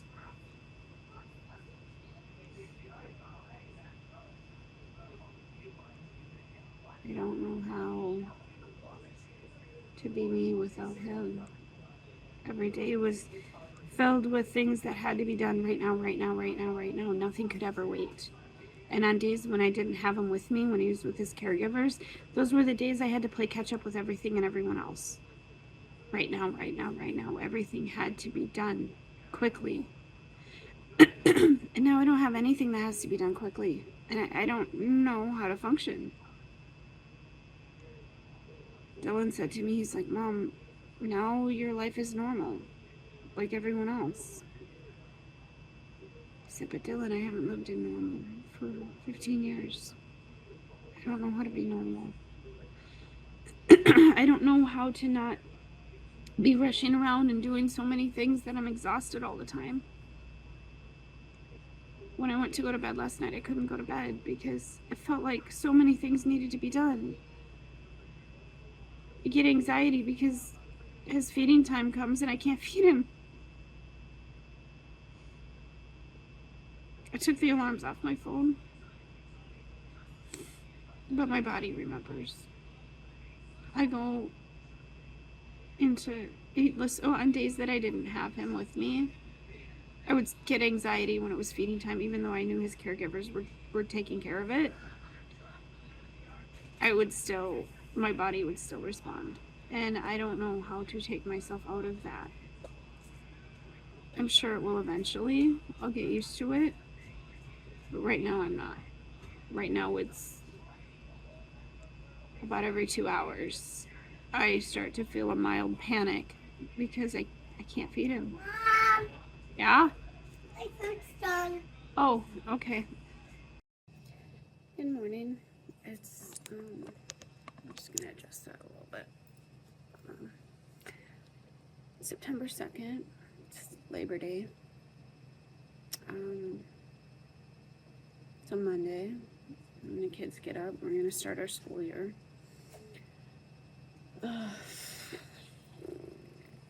It's the thing about homeschooling. We start when we start. I usually start September 1st, and we go through till we're done, till they finish the program for the year. We take a couple days off at Thanksgiving, we take a week off at Christmas, sometimes 2 weeks. Take some time off for Easter. Each kid gets their birthday off if their birthday falls on a school day. More flexible, you know, if we have like doctor's appointments or something, we'll take that day off. Last year we ended our school year early because Teal'c was in the hospital in April. And we were already pretty close to being done anyway. Typically we do finish our school year like May 1st. So a little earlier than the school district does. So we just ended a couple weeks early because Teal'c was sick, and sometimes I do school with the little kids that are still learning to read. Like we did school about twice a week throughout the summer, but you know, when Teal'c died, I just, for a good couple weeks there, I didn't have the energy for it. I can't believe this is our first school year. We're starting without Teal'c. Teal'c couldn't do school like a regular kid, you know. He couldn't write. So what we called his schooling was a lot of like physical like activity. Like when he was really little, we had therapists that came out to the house and would like work with him. It was like physical therapy, occupational therapy, that sort of thing.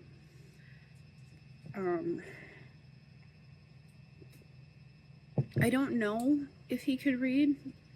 I tried to teach him.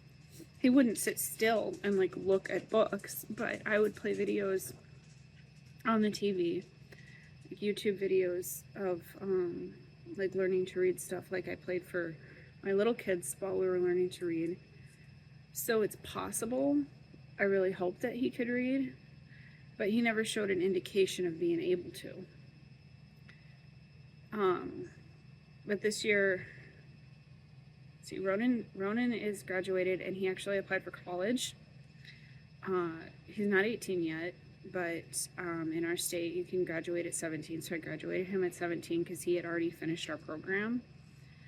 And so I graduated him last spring. And he wasn't sure what he wanted to do, so he took a year off from everything. He's just been working at the grocery store. Well, he decided a couple weeks ago that he wants to go to college. So we're filling out papers for that, and we're hoping to get him into the spring semester, but housing is the issue. There's no on-campus housing for the school he wants to go to. So we're hoping that he can get into the apartments nearby, because that's the student housing. But he might have to wait until the fall semester, because he'll be 18 at that point. Because if we can't, like, do it without taking out loans, then he might have to wait. He has enough money in savings. Oh, this one's smaller. One of these rings is smaller than the other. Which one's this? Yeah, this is this one. And this one is a different picture of Teal'c. Happy baby Teal'c. And then all those words say I love you in a bunch of different languages. So, my rings. I can't, the company that makes these, Teal'c.com, the smallest one they make is too big for my pinky, because I wanted rings for every finger. But, oh well. And I get these from the rock shop. We went to the rock shop yesterday, so I could thank the guy that made those necklaces with Teal'c's hair in it. And, oh, he's such a sweetheart. And I was like, I was wearing one of them, and I was like, did you make this? And he said, yeah. And I started crying. I'm like, can I hug you? I'm a hugger. That's what I do. I always ask first. I never assume to touch somebody without asking first. But I am a hugger. And, like, so I asked if I could hug him, and he's like, yeah. And so I hugged him. I was crying. And then we looked around his shop, and he has so many beautiful things. Oh my goodness. He's an amazing rock cutter, and his jewelry is so pretty. And I wanted to get this ring that had an amethyst on it. And I would have if it would have fit on my pinky, but he only made down to size 5. So I told him if he ever makes a size 4, I'm coming in to get it, because that's my pinky is size 4. My ring finger on this side is size 5, and on this side is size 6. Go figure. I don't know why the difference. And then this is size 7 and size 7.5. I know that because I got a ring sizer, a little ring sizer, so I could order this jewelry. I had ordered another one of these kind, but it had the darker handprint. The left hand is the darker one. That's the one we got from his it's the one we got from the funeral home. This one is his right hand, but it was taken off of a picture, so it didn't show up the same. And then I got these little things. So this one here is the one I got from the official Thummies website. That's the one that the funeral home recommended. It's really good, but this is a lot more expensive. These little trinkets here were a lot cheaper. That's his right hand, his left hand and his right hand. And that's his last picture from his last moment. I keep that close because that picture I took in his last breath. after he took his last breath before his heart stopped beating. And I keep that close to me because of the peaceful look on his face, to remind myself that it was his time, that he wasn't taken dramatically or traumatically or suddenly. Like, we knew it was his time. So I keep that close to remind me that that's what he wanted. And then this is one of my favorite pictures of him. Unfortunately, the picture is like cut off at the forehead, so what do you want, Cupie? And then one of his baby pictures. I wish I would have picked a different baby picture, because like he was laying like this and I didn't realize it was gonna cut off the surrounding, and it just makes his head look like a potato. But that's what's on my necklace. What, did Daddy wake up and not pet you? Is that why you're whining? Huh? Yeah. Oh. Ouch, Cupie. Watch your nails. Shh, no, get down. Get down. Get down. Yeah, I'm petting you. Apparently I'm not petting her hard enough. Cupie. Don't risk it. Seriously. Okay, got the dog settled. Cupie, when she's a hound, she's a basset hound. When she starts barking, like, she can't stop. She will get into like a howl, and then like you gotta calm her down, because she's so loud. Anyway, sometimes.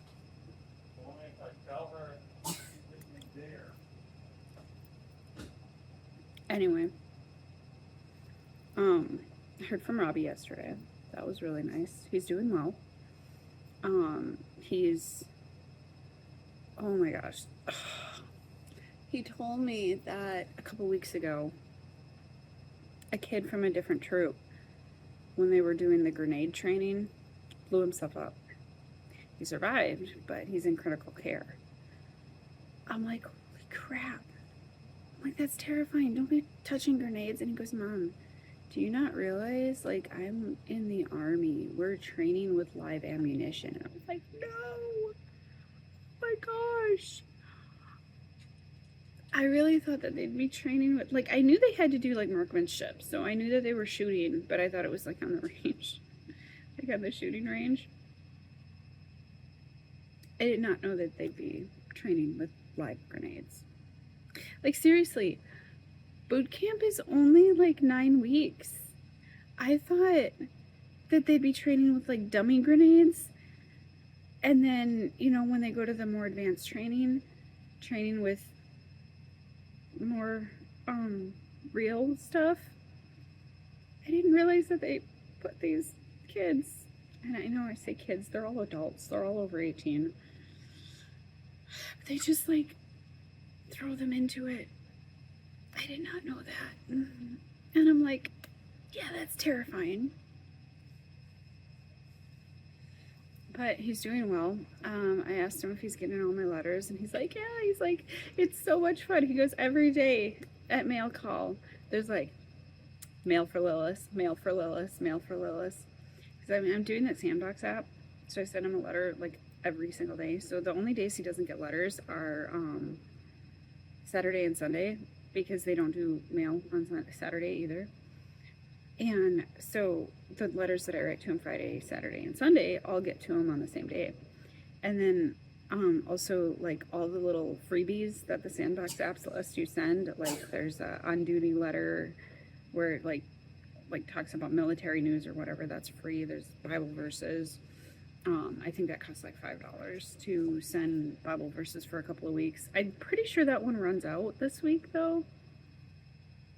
And then I've been sending him handwritten letters, and you know, the kids have been writing to him, and the little ones that don't write yet have been drawing pictures. And then many of our friends have asked for his address, so they've sent him letters either through Sandbox or like through the mail. And so he's like, Mom, I've literally gotten more letters than anybody else here. And I was like, yay, I'm so happy about that. And I was like, you know what, I'm gonna write even more. And he's like, yes, do it. I asked him, because like we were told that during red phase, he's in white phase now, but during red phase, they have to do extra push-ups every time they get a letter. He's like, Mom, I had to do so many push-ups. And I was like, oh, I'm sorry. He goes, no, I loved it. I said, getting that letter, and like, he's like, that was the best. And on the handwritten letters, I've been drawing like my little characters, like drawing myself as a cartoon with my arms out like this, and it's a big hug. He says when he saw that first one, he burst into tears, and he's like, I love you so much. And I was like, oh, baby, I'm gonna do some more. I'm gonna send you more. I was putting stickers on all the letters, like this, some little bunny stickers. That's an inside joke between us, because of something that that Freya's boyfriend had said, where he was like, we're financially stable, we have a bunny, and so it's become a joke. So we put bunnies on everything, bunny stickers on everything, but I ran out of bunny stickers, so I made my own stickers because I had some sticker paper left over from when I did the thing, the Baydays booth. So I made my own stickers, big hug stickers,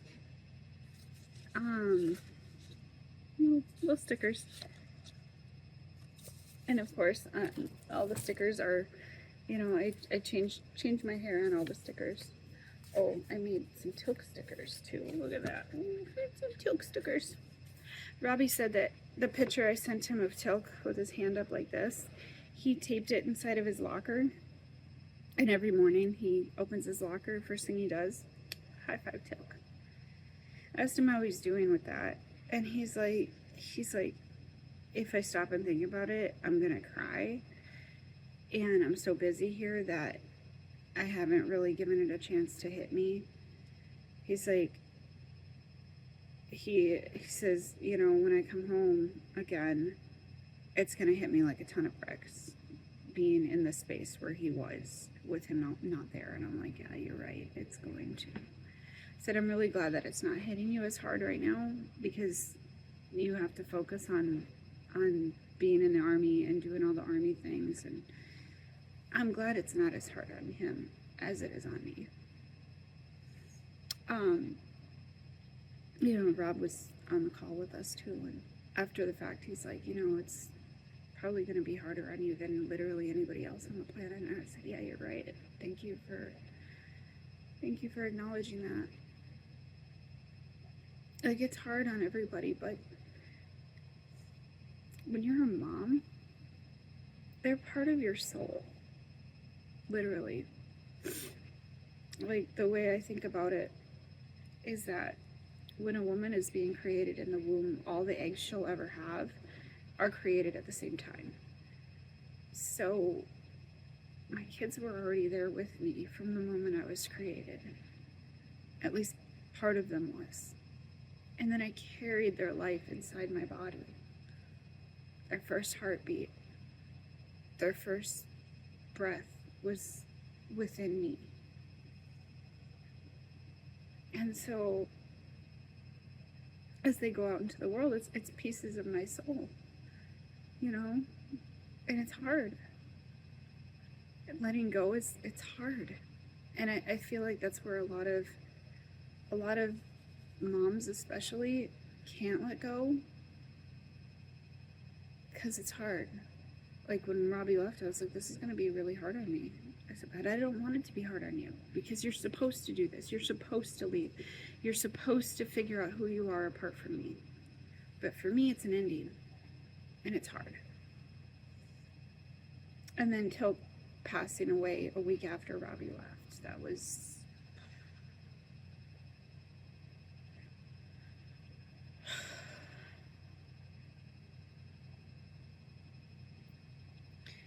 I'm learning to find a new normal, a new routine.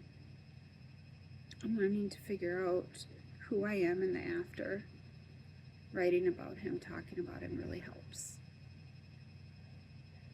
I haven't been on the floor ugly crying in a couple of days, but I'm still crying. I don't think it'll ever fully go away. but I think that's okay. When you love somebody so deeply, missing them is always going to hurt. His birthday's coming up on September 16th. Of course, by the time this post is going to post like October 24th, I think, his birthday will already be passed by then. I've already made a couple of videos to post on his birthday, including one that includes all my Facebook posts up until yesterday. All my posts about him. Eventually I'll probably have to do another video like that because I'm still doing more. I think that the book that I'm making with all of those, I think I'll cut it off at 1,000 posts because right now I have about 600. I don't know, I don't know.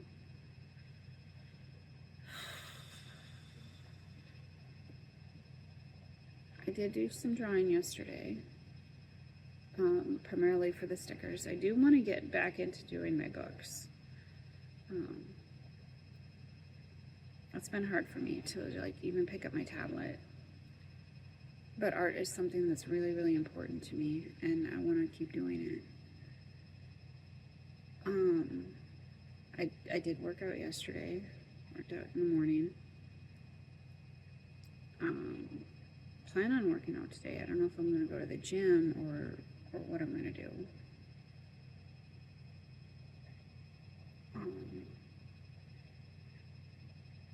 Yeah.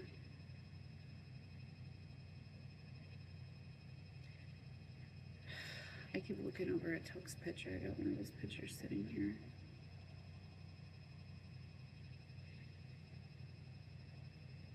Robbie asked me to send him a charging bank for his phone. And he says, Mom, if you can you make it purple? This purple's Teal'c's color. In my books where I draw my kids, like the comic books, I assigned a color to each kid, and they picked out their colors. It's their favorite colors, you know. And Teal'c always seemed drawn to the color purple. Like, he never said this is his favorite color, but he was always drawn to it. So I always drew him in purple.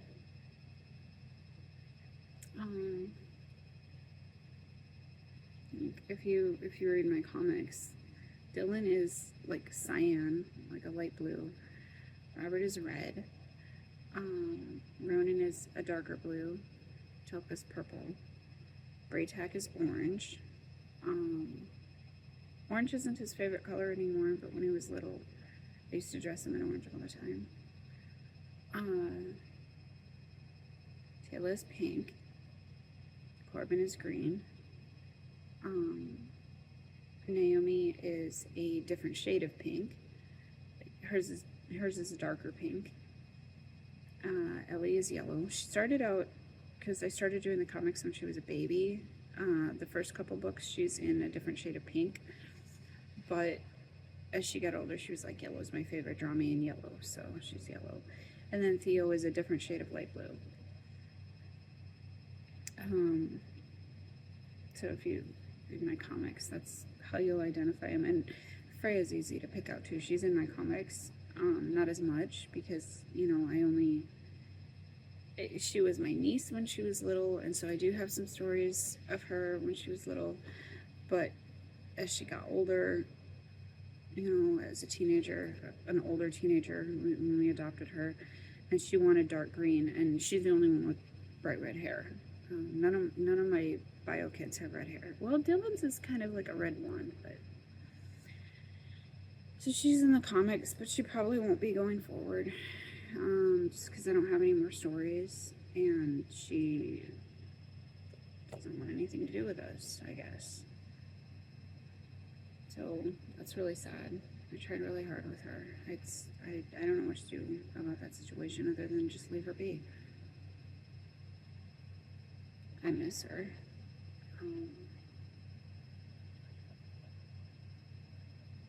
Maybe things will get better in the future as she grows up. I don't know.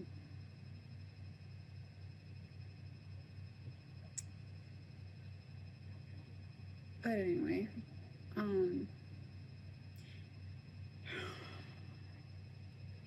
you know what's kind of funny?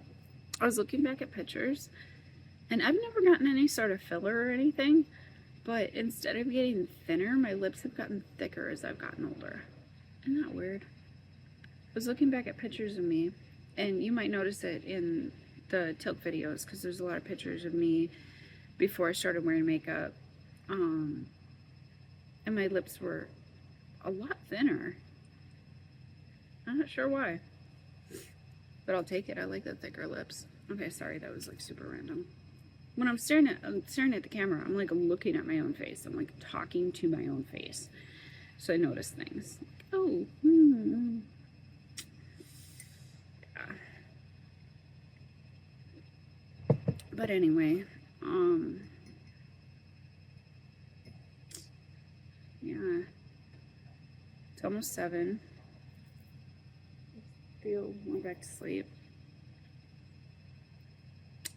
That's one thing in the wintertime, the kids do sleep later, and I don't mind.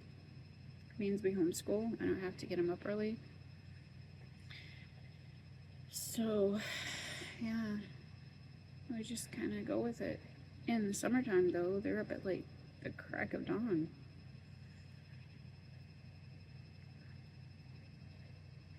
But it's like summer's almost over. In a couple of weeks, I'm gonna have to take my garden apart, bring in all the tomatoes, take the plants down, prepare for winter. I'm gonna have to do that obviously before we leave for our trip. I've already taken some parts of it down because the peas don't last long. And then I didn't really do much with the garden this year because in the springtime Teal'c was really sick, and so I planted stuff, but I didn't really tend it that much. Some of my plants didn't make it through the flooding. And then after Teal'c died, I really haven't done much with the garden. But the tomatoes are still growing. And I made burgers on the grill yesterday. And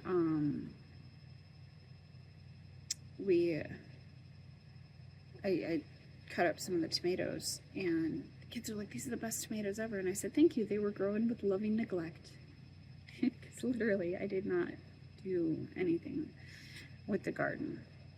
I kept forgetting to water it, but it's been a really wet summer, so it didn't really matter. But anyway, lots of stuff that I have to start thinking about and start doing,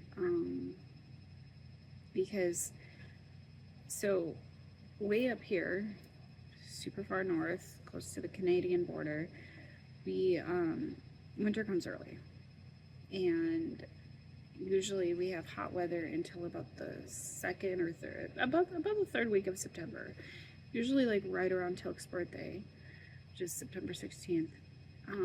Right around Teal'c's birthday, it suddenly starts to get cold, and then we get frost at night. And we'll get another warm up, but the garden has to be brought in and harvested before then, and most of the tomatoes come in green.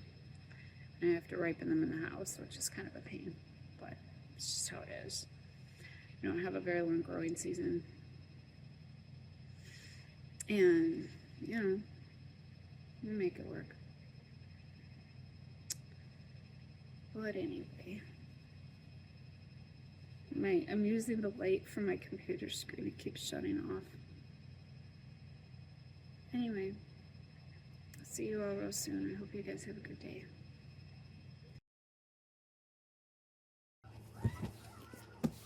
My box from Budsies is here. I had a plushie made from. That must be your Teal'c plush. Yep.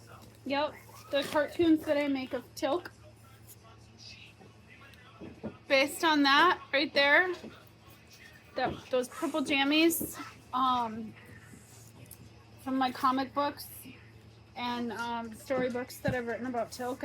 I usually draw him in purple, especially in my comics. In the box, So, too. yep. I had this plushie made so that I can have something to hug. And it's finally here.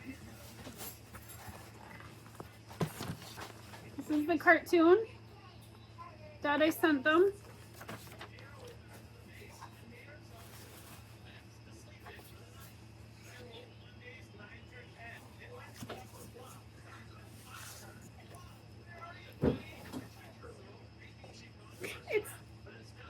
the size he was. I mean, obviously his head wasn't this big.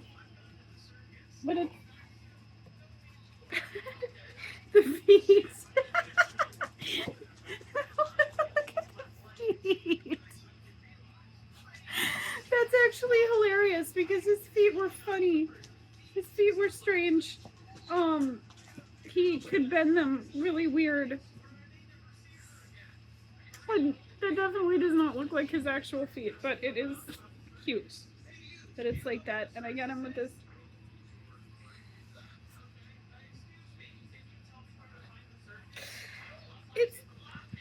It's Teal'c sized. There's more. I asked them if they can make a box for him to sit in. Well, biscuit. Because Teal'c loved, gosh darn it, he does not want to stay up. Teal'c loved cardboard boxes. It was his favorite thing in the world. So I asked if they could make a box for him to sit in, and they did. So he can sit in his box.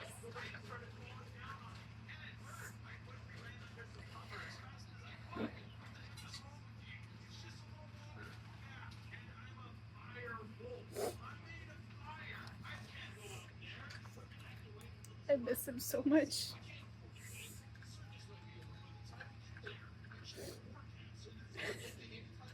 It looks just like my cartoon. Although the feet are kind of hilarious. I'm not sure how that ended up like that, but this is great. I ordered the biggest size they had, and this really does look, I mean, his legs were a little bit longer than that, but it's pretty close to Teal'c sized.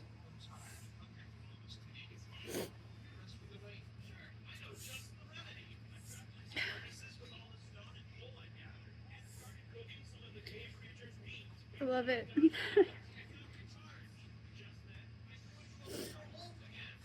I miss him so much.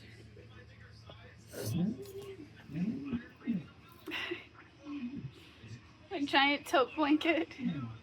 So I can have his face everywhere, and that's Happy Teal'c from when he was like 4.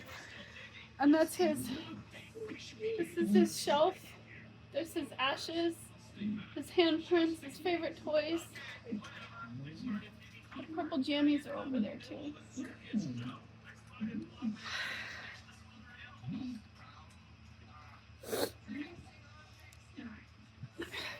I think Kippy wants outside.